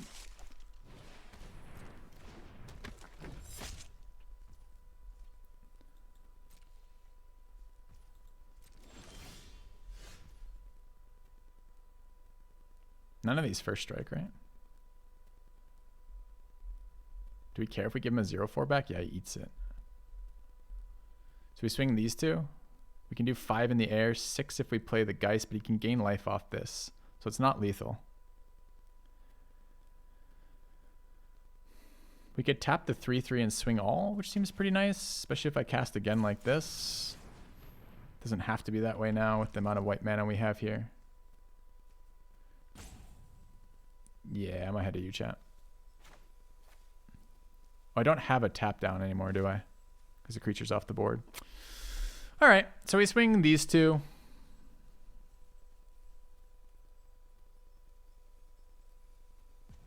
And the plan is Blessed Defiance plus Graphkeeper this turn. Or possibly Revenge if it's a bunch of shit. That one has Ward. So we just swing like that. It's okay. Yes, I understand that 3 + 2 + 1 is 6, but you have to read the other cards on the board, which also give him life. That's fine. So what is he, just like okay with this? Sure.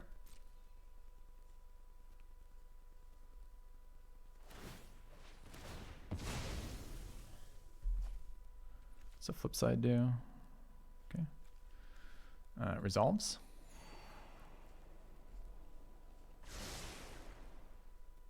Sure.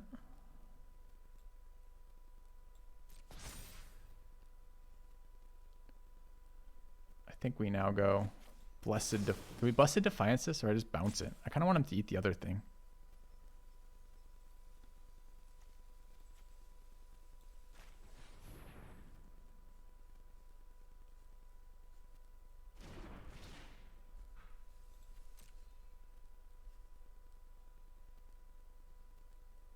Do it. Eat it. Eat it, coward. Eat it. Chat, everyone, don't move. Don't spook him. Don't scare him. Just bully. Pure bully. Channel the bully. No good. Okay. I cast this one. Ooh, we could cast this one. This one is also, what is this on the flip side? 2/1. I like 3/1. Okay. What's his Artimac do? Just cosmetic. No, it's a mana rock that lets him switch day to night and gives him card draw and card selection and life gain when he switches it. It's quite a good artifact, honestly. I just haven't had a chance to play it yet. Does Norton protect against cyberbullying? No, that's user error again. Or, in some cases, user success. All right, bullied this guy out of the game. Let's finish up this sponsorship. So I've got one more of these codes to give away. I am now taking any good US-based story. Doesn't even have to be that good. If you have an experience with cyber crime and don't want to dox yourself and give convicting details, then please say something in chat and I'm happy to gift you a year-long subscription to Norton 360, designed specifically for gamers, providing all sorts of cool features in addition to just virus protection, things like password managers, dark web monitoring, storage, multi-device protection, full year for free. It will auto sign you up for recurring subscription, but you can cancel that immediately while still retaining the effects of it. So no scam. What would you like? One for Bayrathrine. Okay. Cheers. All right. Last one going to you. Not American? Oh no. Rip. All right. Would you like one, Fudgeinator?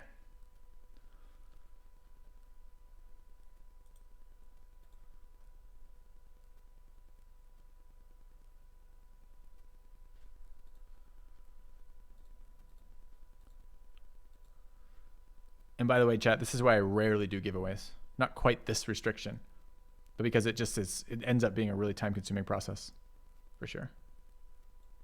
Your girlfriend's American? Good enough. All right. You dox yourself? I think eliminating one of the countries in the world is probably not doxing yourself. Okay. All right. Key sent. Congratulations. Let me just do the outro that Norton wants me to do with this, and we will end the sponsored part of the stream and continue this deck. The deck is ridiculous. The sponsorship's been good, though. So here we go. All right. As I said previously, they offer 2 plans, monthly and annually. You are welcome to do either. The goal is affordability, designed for gamers, while providing security for your devices and the devices of the people you care about. And our outro here. Thank you again for my sponsor today, Norton Gaming. I had a wonderful time, which I did.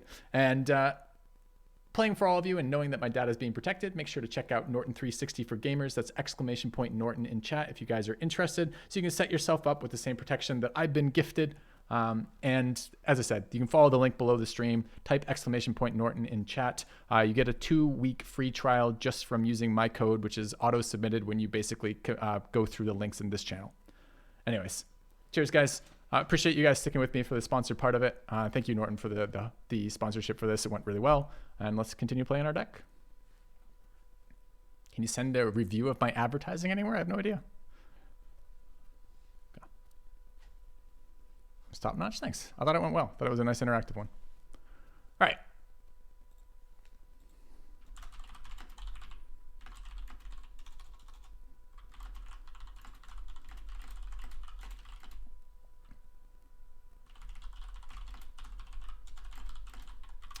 All right, so we are rank 10, 3-1 with this deck.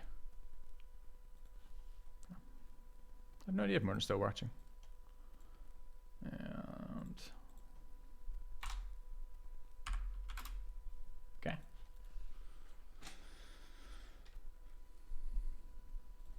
Giveaway as a cybercrime to get our location data. That's right. The company has hired me to identify who are not Americans, and that's it. There's just ominous silence after why. They just look at you. They're like, no reason. White and blue mana, Graphkeeper in our opening hand. This deck is sick. I don't think this card really belongs in this deck. We don't seem to run out of value ever. It's just hard not to play a blue rare that says 4 mana draw card, you know? How many wins are needed to repay the cost of a draft? 5.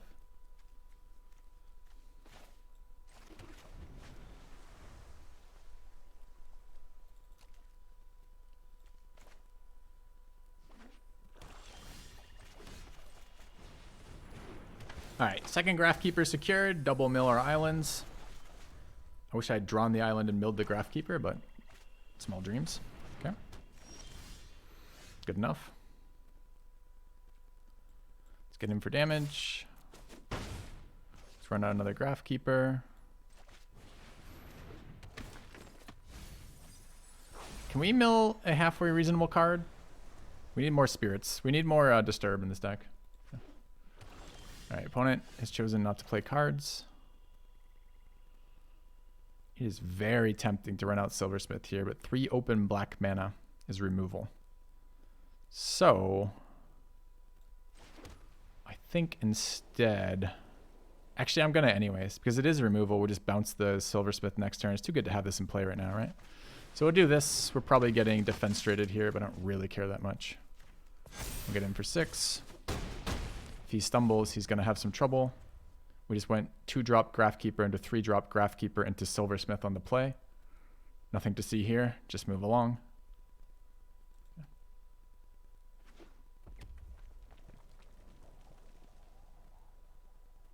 Emotionally, psychologically, or like, what are you asking? I'm not entirely certain.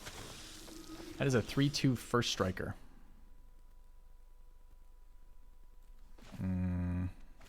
I could make these 4/3s, but 4/3 doesn't get through this.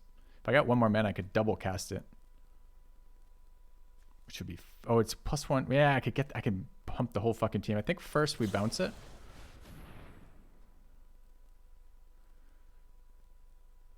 Yes, go ahead. And then we swing for 1,000. Okay, your turn, opponent.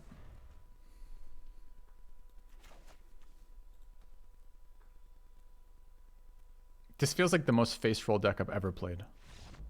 Like, I don't have to do anything. I just cast this. This is like what every opponent ever against me is like. Oh, I just cast the spells as I draw them and I win the games. It doesn't really matter which ones I choose. Just whichever ones work with the mana. We should keep playing this deck for a while. If I played this deck all day, we'd be rank 1. I have to not mill all my lands? No, I don't even have to not mill all my lands. I just have to mill the appropriate amount of spirits while still having some lands.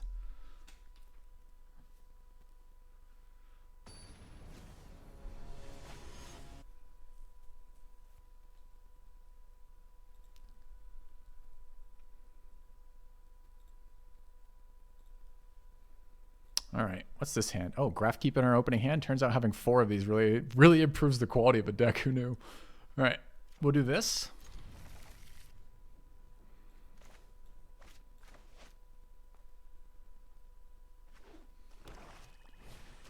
I mean, 1 drop from opponent's a good play.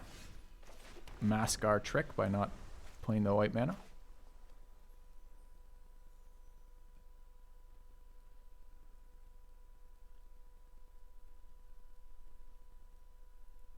You thought blue is bad in this set? Blue is very good in this set. Okay, 1 drop, 2 drop. Nice quality cards.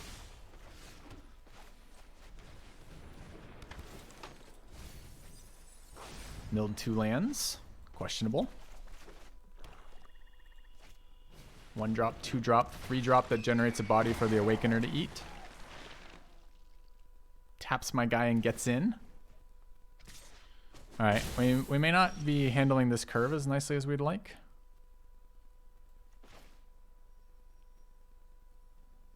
There's fear in my eyes, chat.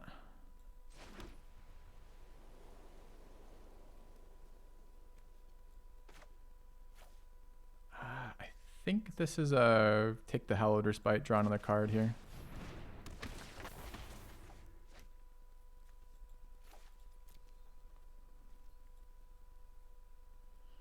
I don't think I can afford to attack here.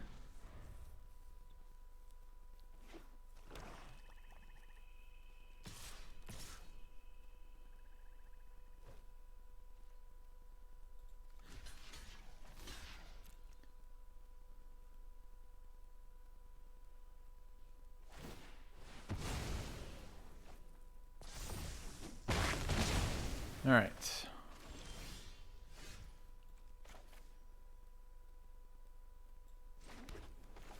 So it doesn't take a lot for him to tap it down. Just another 2 drop, another 2 creatures. We might get a block here with the Blessed Defiance. I'm going to go for that.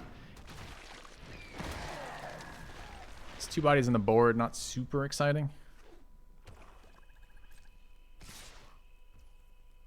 So we block here. I'm expecting Startle. That's fine.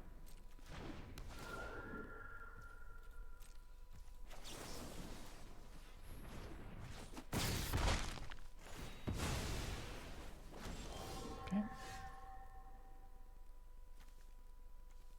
5 mana is awkward. 3 to cast.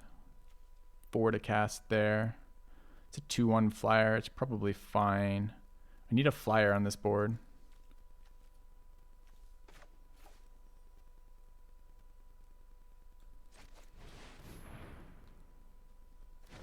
Okay.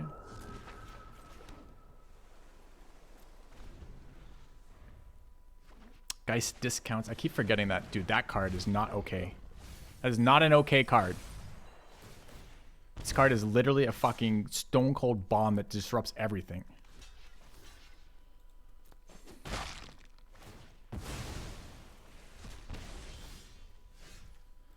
Alright, so if I play this, we can get it out for 1, but we're still taking way too much damage.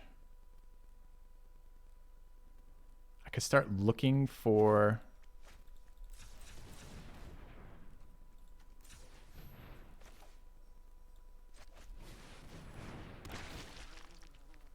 those.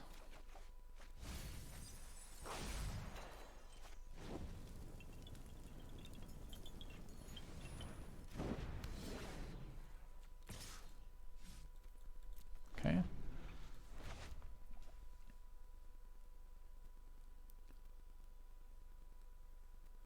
Problem is, it's blue. He could have bounced, right? So it doesn't prevent the Dreadhound Mill effect either, or the Drain effect. This card is stupid good. It's such an amazing closer in this format. A huge body, ETBs for Drain, makes blocking hard. It just does really good things.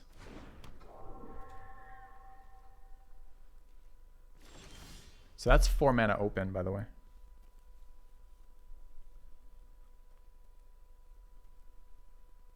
Three to activate.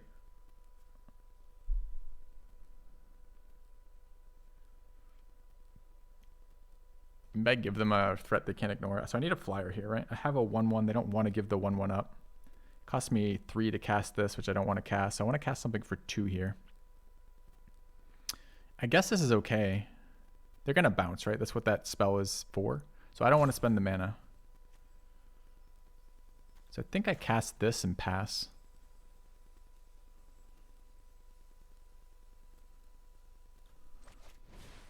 Okay.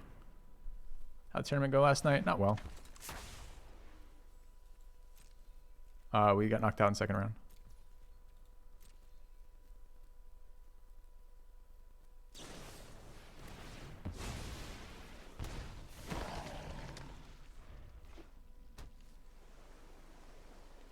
So here we spent the mana and he still gets the fucking 6/6. That sucks. Never no answer, huh? Gets the Dreadhound back and replays it. Are you kidding me this turn? I mean, rip, I guess.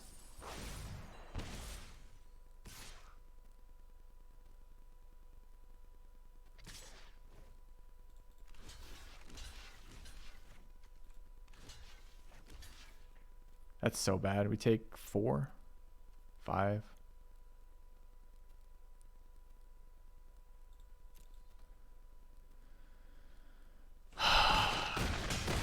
I can't exile in response to that. Why didn't I exile it on my turn? Because he's clearly holding mana up to do something about it, and he would have just sacked in response. That's why.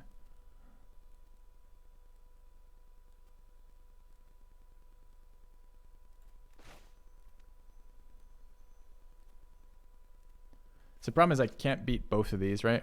This is a good top deck. I can chump that, but I can't chump this. So I have to eat the 7/7. And run out this thing and hope I'm not dead.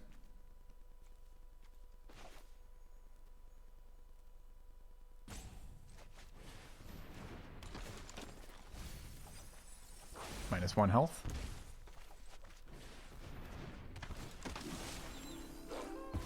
Which is too bad.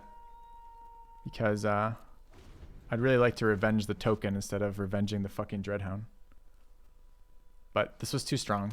Like, again, this is the second blue-black deck we're losing to, which seems crazy to me because it doesn't really feel like we should be losing these. So I take 2 here and go to 2. This card has just individually done 10 damage to me and killed 3 things.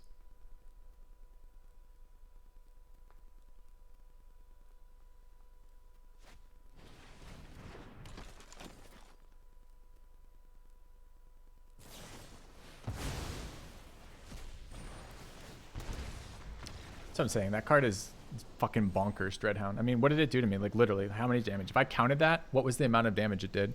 It triggered, like, once on ETB, twice when I double blocked.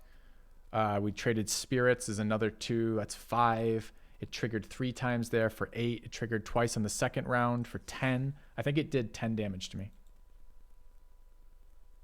Okay. It's only uncommon? Correct. Absolutely bomb. Bomb, mythic uncommon, right? So,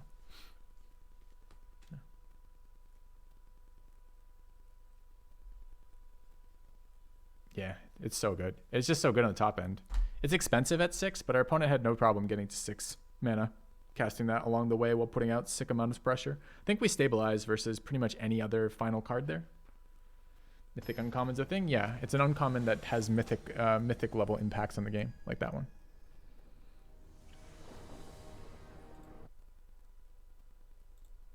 All right. What's Joe saying? Miss Joe's DM. Oh, yeah, Joe, you want to draft the next one? Ah, it's 3:30 though. Shit, I missed it. All right, we got to get planes on top. This hand kind of sucks for us. There's planes though. We can make this hand good with Otherworldly Gaze.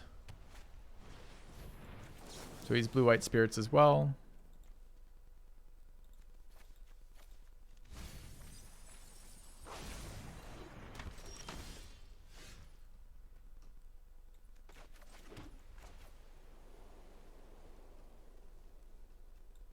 Okay. Am I doing Magic again tomorrow? Yeah, you have some time tomorrow? No attacks is nice. Is this a counterspell he's holding up? Does it matter? Gonna counter Bait Hook Angler? Go ahead. Oh, it's an exile counterspell. You got it. Bait Hook Angler down. Understood.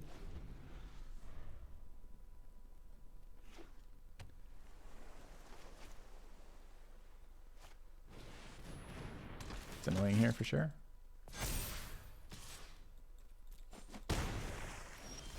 All right, so he attacks both. We gang block the Silversmith. That seems to work. I think it's better than just candle trapping. I actually want this here. We're a little bit flooded. High pressure again from opponent. I get punished by some removal spells here. Let's start here.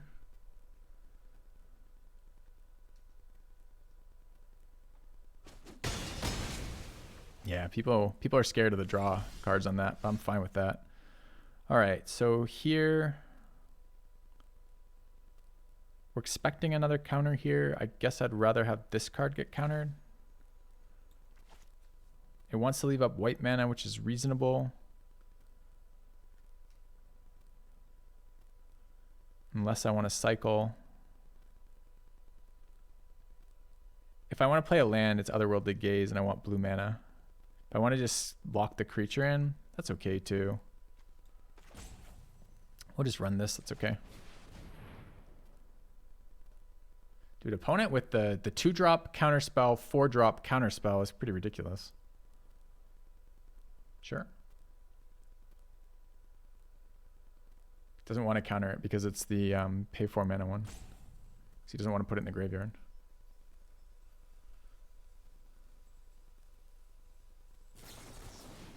Yeah.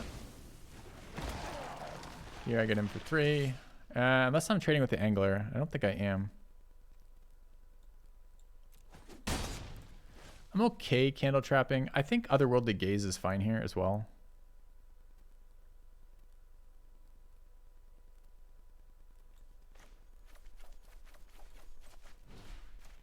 I don't mind stranding that either. Opponent's spending a lot of resources to be tempo oriented towards us with these bullshit counter spells. Having 2 in your opening hand and hitting them both by turn 5 is kind of wild. All right, immediate punish for the Angler here, which he now has a tap effect. That's counter magic again. I would like to eat the 2/1, but I'd rather play around the counter magic first. So let's go ahead and disturb.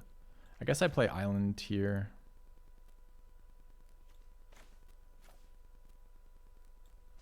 And then run it out.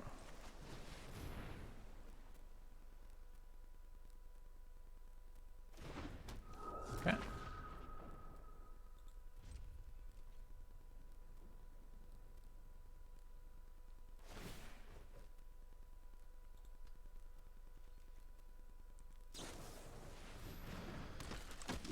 Holy, tired of opponent having an infinite number of instant speed interactions to go with his 5 mana this turn. Okay, sure.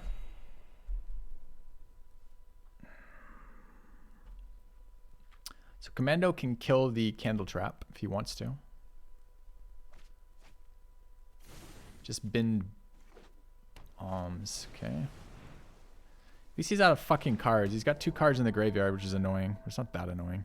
I guess I could tap down and attacked again.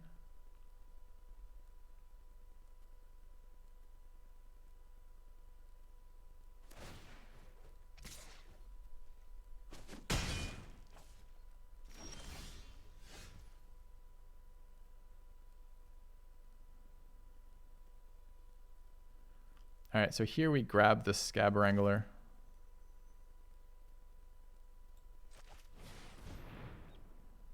So I can actually, you know, play the game a little bit here as well.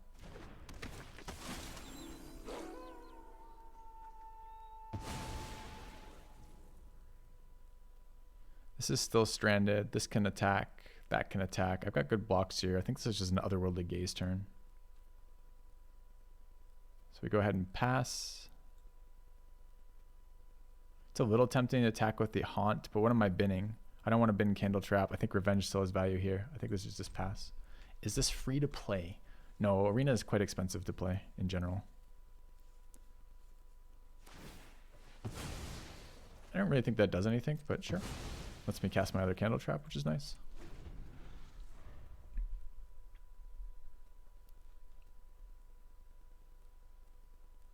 Now, he did just draw, so could be any number of things. Code I gave you says it isn't a valid promotion code. Do you remember which order you were? 2-1 first strike's kind of annoying here.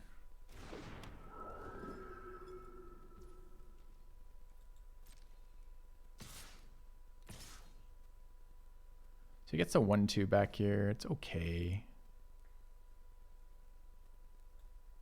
I think we're blocking here.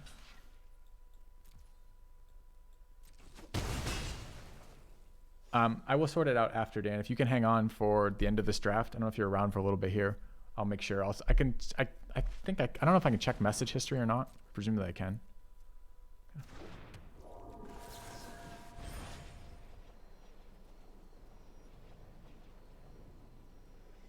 I think we just put all 3 of these in our graveyard, right?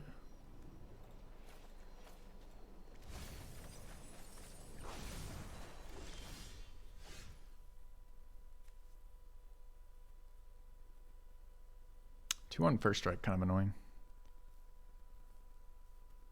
So it's 2 to do that. I could cast Geist and then 2 to disable that. Seems okay. It's just ward 1, right? Okay.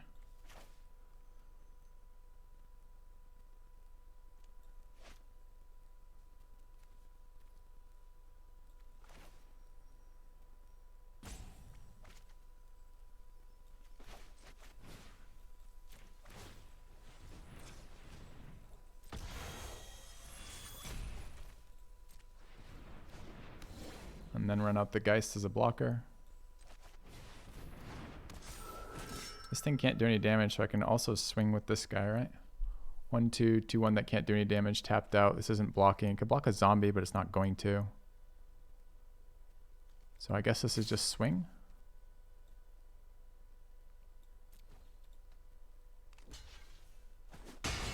And it seems great for me. Now I don't have to pay the candle cost and I get your fucking ward off the battlefield. Okay. Dude, Faithful Atkinson's my ass. White removal, kill a thing. Bullshit. Okay. That's really bad for us. With 5, you can tap 1.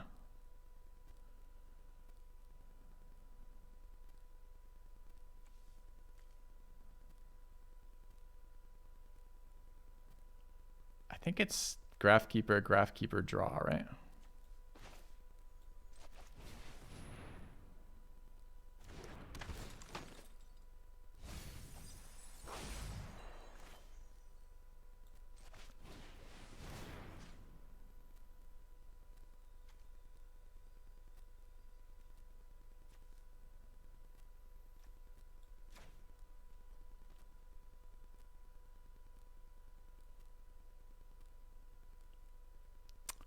This card is actually really dangerous for us not removed. I'm kind of annoyed that he top decked a rare fucking white removal off just like from a totally nice board state for us.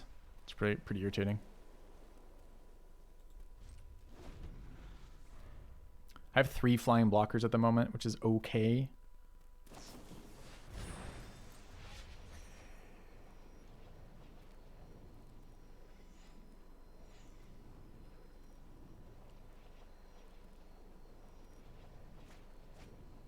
Two grave cards for him as well. It's really, really solid turn. This card's a really big beater, this 4-2 as well. And he can force me to block with the Geist on alternate turns. So we're going to have to draw some action here.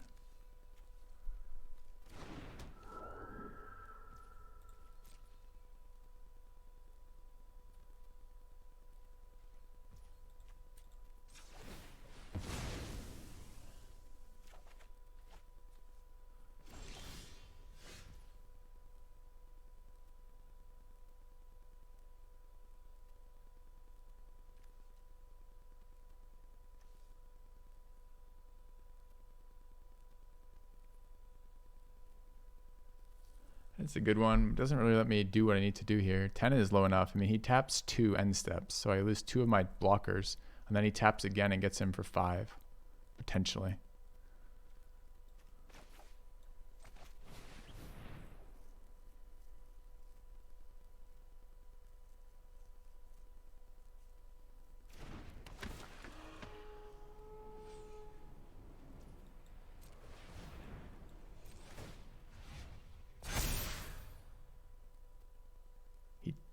Didn't choose to tap anything?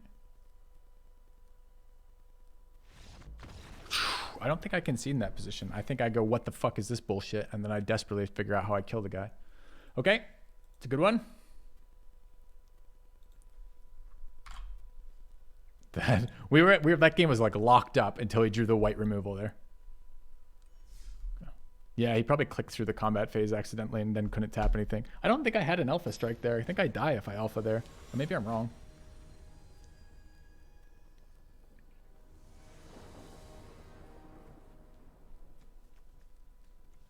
Go.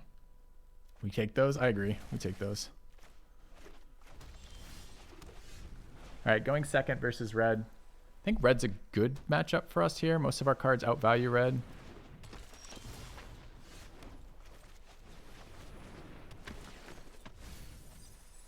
Milled a card that we didn't want to mill. Contact Norton about what? The code is giving you an error, Dan for skin.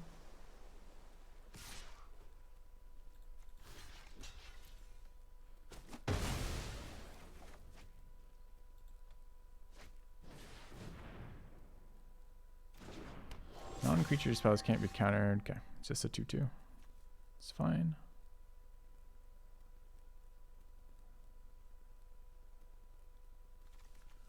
I'm not planning on countering spells. I can play out the 3/1 and just trade. It's not very exciting. I can play out the 3/1 and not trade.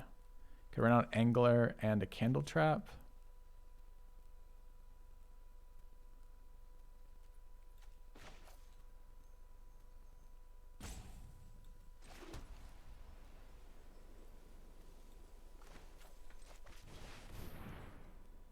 Guess we're doing this and just trying to swing past. I'm not sure. Blue-red is about killing me in the face, so I'm okay trading too.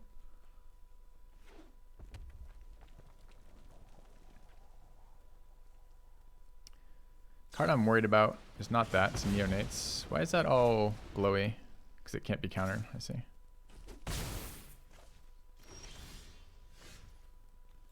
All right, another land here.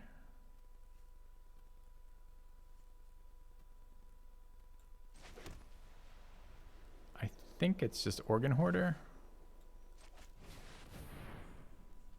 to try to stack graveyard a little bit.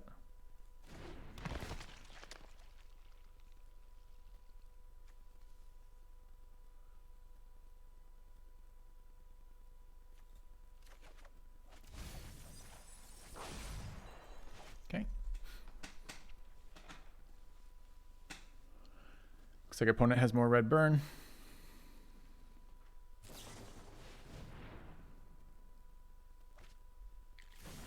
Picked up a Dissipate off the top, or off his card, excuse me.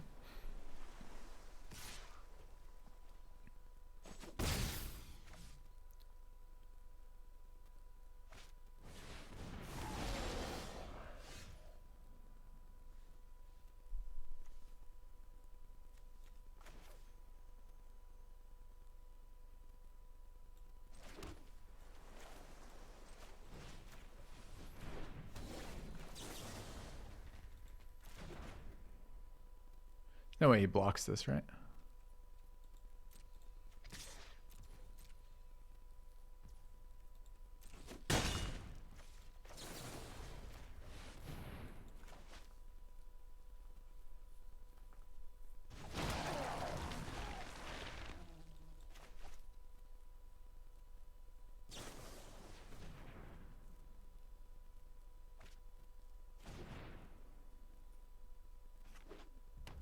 Up to 6 lands. You can cast out an instant, hold up counterspell. Counterspell exiles. So I want to run cards out of my graveyard here as much as possible.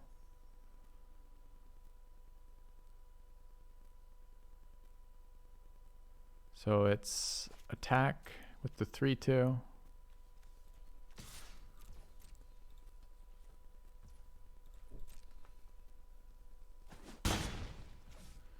Run this card out.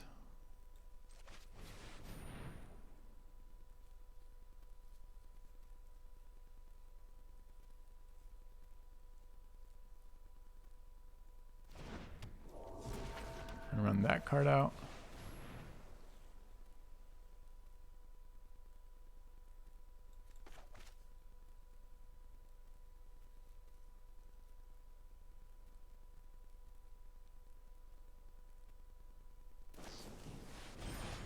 Okay.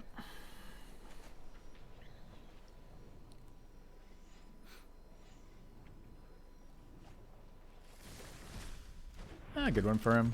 Burn the Accursed. So that hit twice for him. He must have a really spell-heavy deck. It's really annoying he got to 7 mana. I thought I would have a couple turns to dig before the resummon.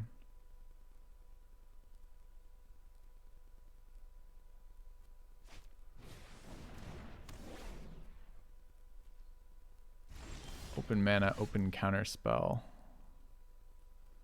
5 mana for burn too. So we want to swing first.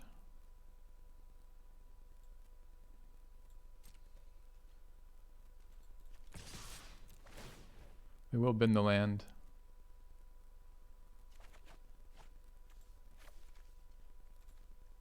Whole hand's blue. I guess we'd bin the white land.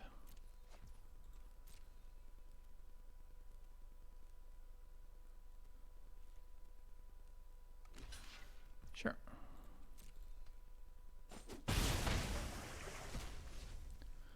I'll run the Feral Abomination.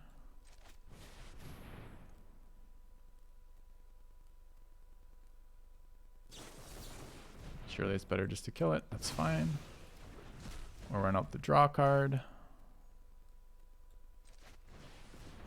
We'll run out an island. So that card's just going to die, right? But if he summons a thing, we might be able to draw 2 off of it. So we'll try that.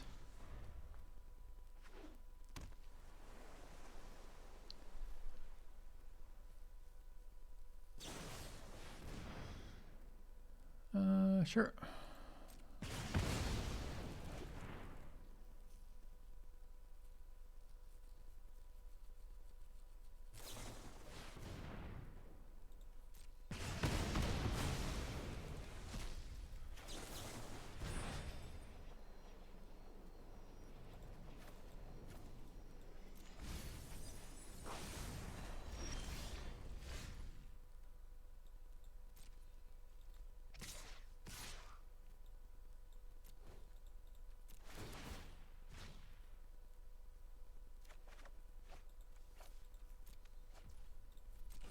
Alright, it's an answer to his summon. Yeah. I could Geistway my Organ Hoarder.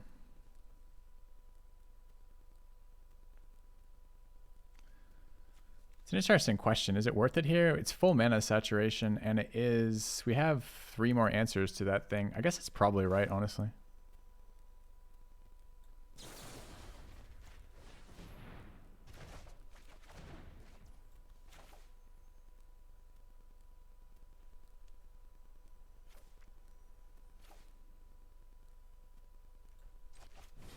Gotta be careful of our library here. We're at 15. Yeah.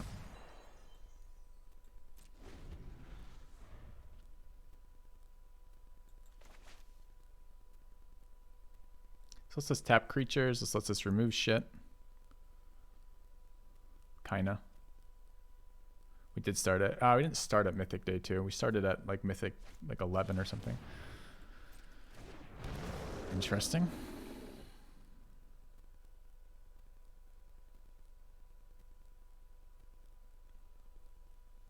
Sure.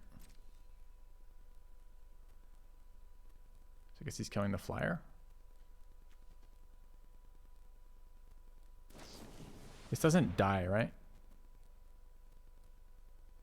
So I can't play this on that, right?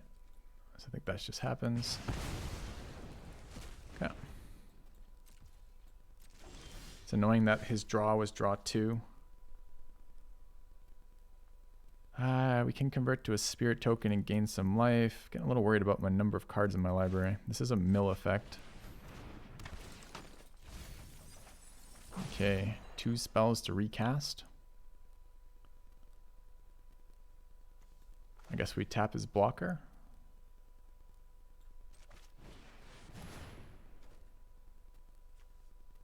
I think we're going to get him for 5 here as well.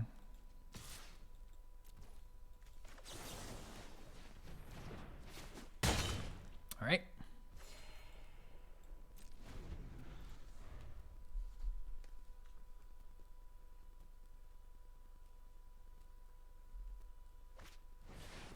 Sure. Doesn't fly. I'm not worried about it.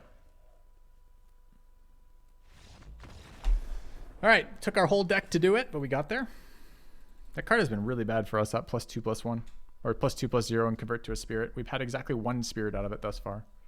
The only thing it really does is let us play around the blue creature.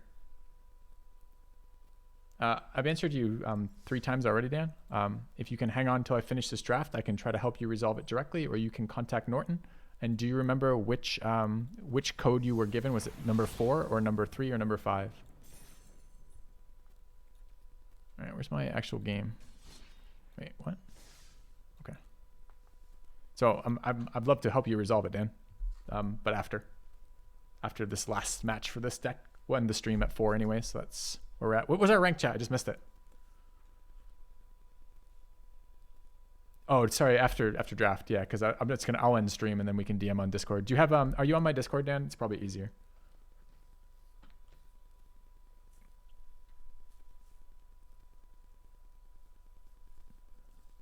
You were 3rd. Okay.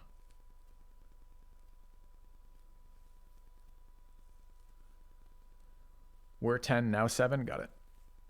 We're gonna end like the stream at the exact same spot. Gotta get the green screen back. The exact same spot where we were when we started the stream. It's kind of annoying.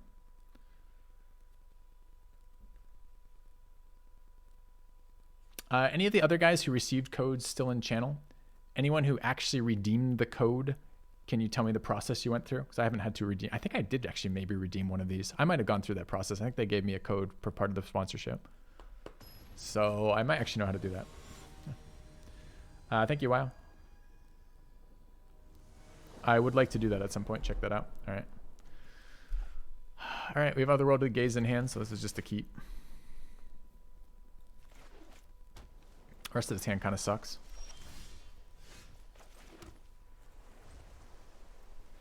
Yeah, I'd like to have got to position 1 instead of position 2. With the 6-0 deck going 6-3 at the border of 2 to 1 was pretty brutal. Dude, is it just only spirit decks at this stage?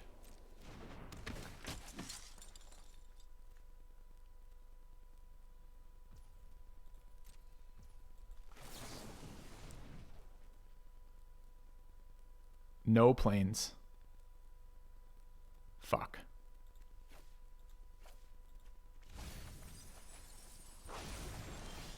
All right, never in doubt.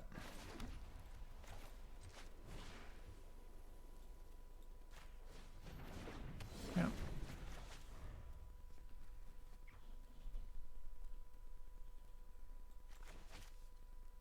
It is white-blue. There's like 15 ways in white-blue to deal with this, including Fading Hope, which he has in hand, can recast and eat it. Because, of course, why wouldn't he have the 1 mana answer instead of the 3 mana answer or the fucking... that's so annoying. Okay.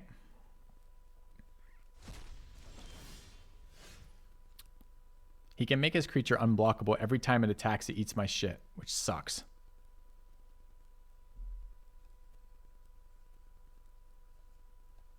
course, he's got the 1 mana answer in the recast.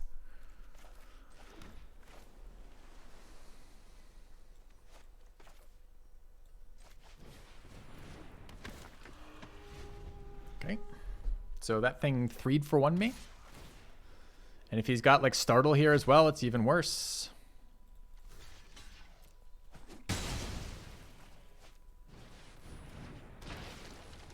Full mana saturation going first, turn 2, turn 3, double spell, turn 4, guard draw. Nice. Nice opening for opponent. Let's hope we can get back into it because it's been pretty bad for us. We've lost 2 resources already. And now we're drawing dead.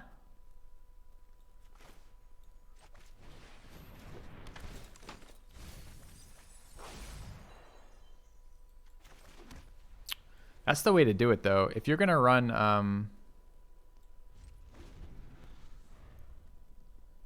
blue-white, and you're playing a blue-white mirror, you would really love it if you have Graveyard Hate and they don't.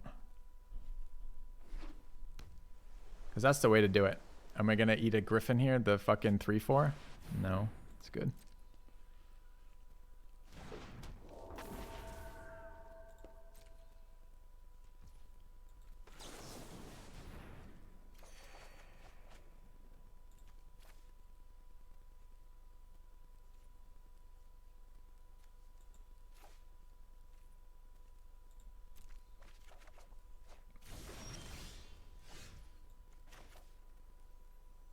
He's counting my Graph Keepers. We haven't even started yet, buddy.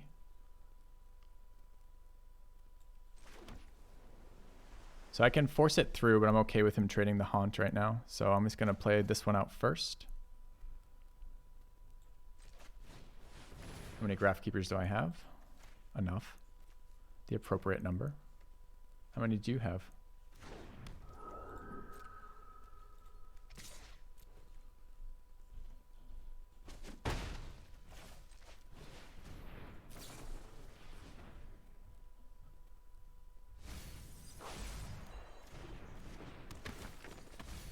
Double Island Mill is a win in my books.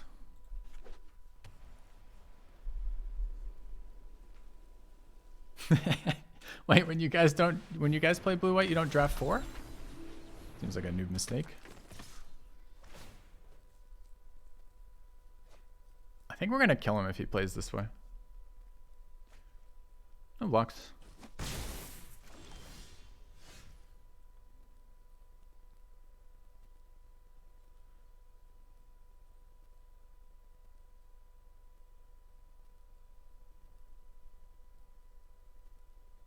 So I really like a 2/3 blocker on this board. But I really like to play it on both, so I think maybe we run this out. Dude, we need 1 more mana this turn, would have been so good. I guess we could look for mana, but what the fuck are we binning? We're gonna have to bin one of the cards we draw.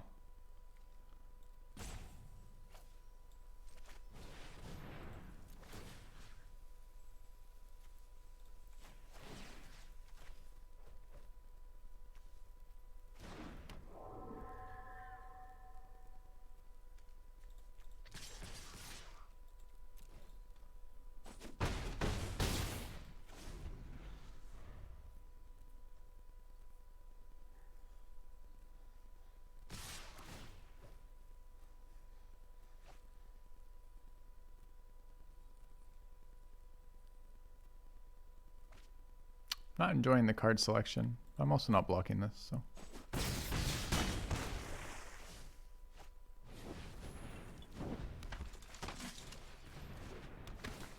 Full mana saturation is pretty scary.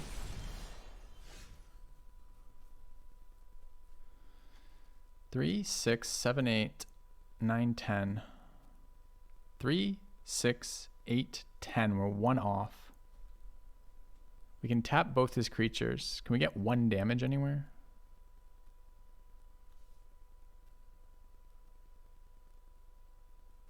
If we hit Hallowed Respite, we could. No, we can't because it resummons. We'd have to hit the Spirit Lord or Blessed Defiance. There's 2 there.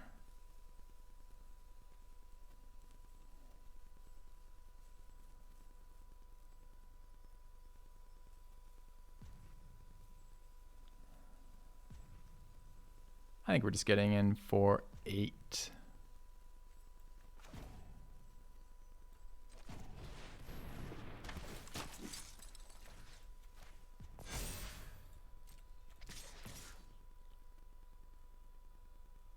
Okay.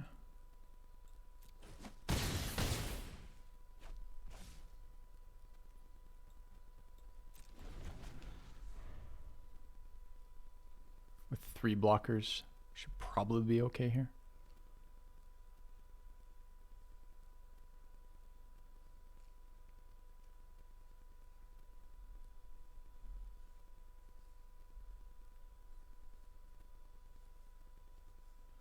You think he did the math and realized he was at 1 health?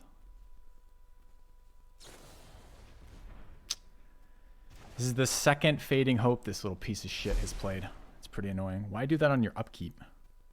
Does it matter? Also, that's not a blocker, so I guess that's good for us.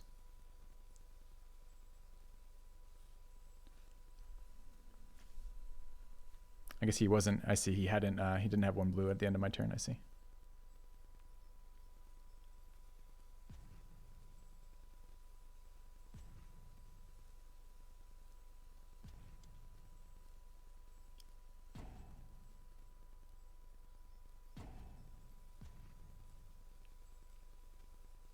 So I'm showing lethal on the board with Faithful Mending sitting there.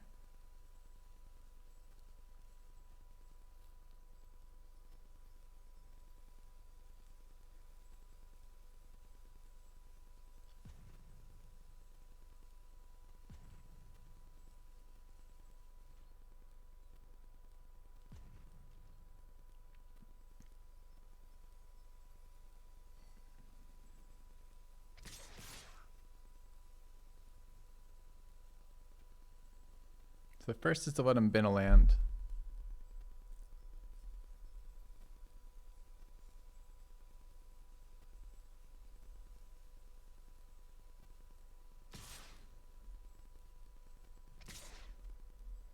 So we don't block anything that has the effect still. Guy thinks at like a fucking glacial pace. Wow, you managed to turn it sideways, 1 at a time. Discard. Okay, that's the land. This is 3, 4, 5, 6, 7, 8, 9, 10, 11, 12, 13, 14. So we block there.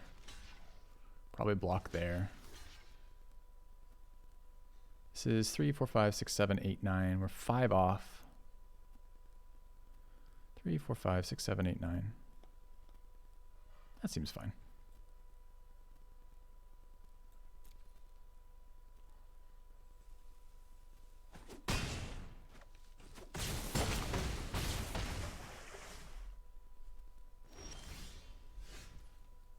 No blockers on the board. We have an answer to something coming out at instant speed.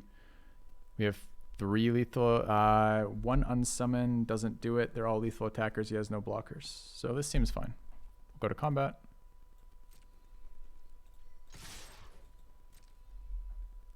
Okay. Is that 7 with this one? It ought to be. This deck was fucking nuts. All right.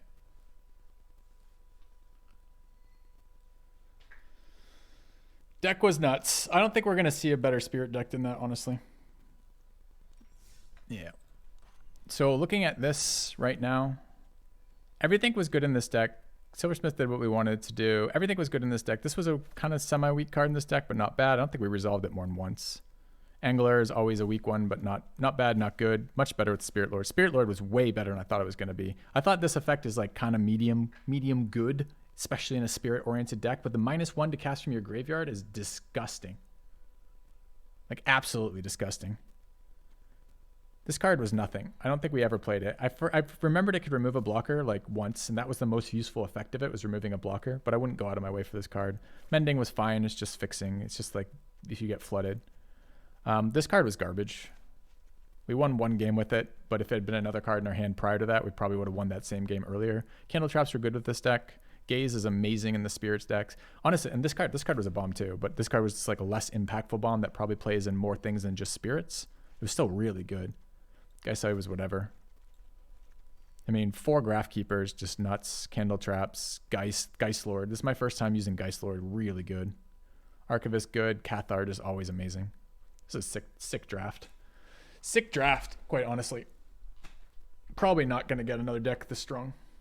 Yeah. We lost one to a land screw and one to just being like insanely tempoed. Just couldn't keep up. Like struggle. I think both our losses were struggles on lands a little bit. I'm not sure. Oh, the one was Doggo. We lost one game to a very strong blue-black deck with heavy tempo pressure and finished it up with a Dreadhound that did 11 damage to us. 11 or 12 damage. I'm not even sure. Not even off a single hit. It never hit us. That's just drain damage off that fucking Dreadhound. And then we lost one to like a straight up land screw. So those were our 2 losses. So, all right. I'm going to end the stream here. Annoyingly, we're number 7 instead of number 1. But we can start tomorrow. Oh, number 6, excuse me. We'll come back tomorrow, number 6, and move for number 1 again if we can. I'm really liking this set, so I'm having a lot of fun playing it, which is super sweet. Dan, you're in Discord. Can you DM me in Discord or say something in the main chat before I end the stream so I know that you're there so I can contact you that way so we can get that sorted out. And I will raid a friend on the way out. Let's see who is streaming. And let's take a look. I would love it if young Joseph were streaming, but I'm not sure he is. Just Lolaman streaming is a really good one to raid when we're looking at Magic. He is playing best of 3, which I feel like is cheating. But I would love to play best of 3 one day, but until they give me ranked, I won't be doing that. Anyways, I'm going to raid him. He raids me all the time. He's a really strong limited player, really fun to watch, nice guy. We collabed with him, raids me all the time. Just a really nice guy to raid. So I'm going to raid him. And I will see you guys tomorrow. And we'll push for 1 again tomorrow. See you guys later.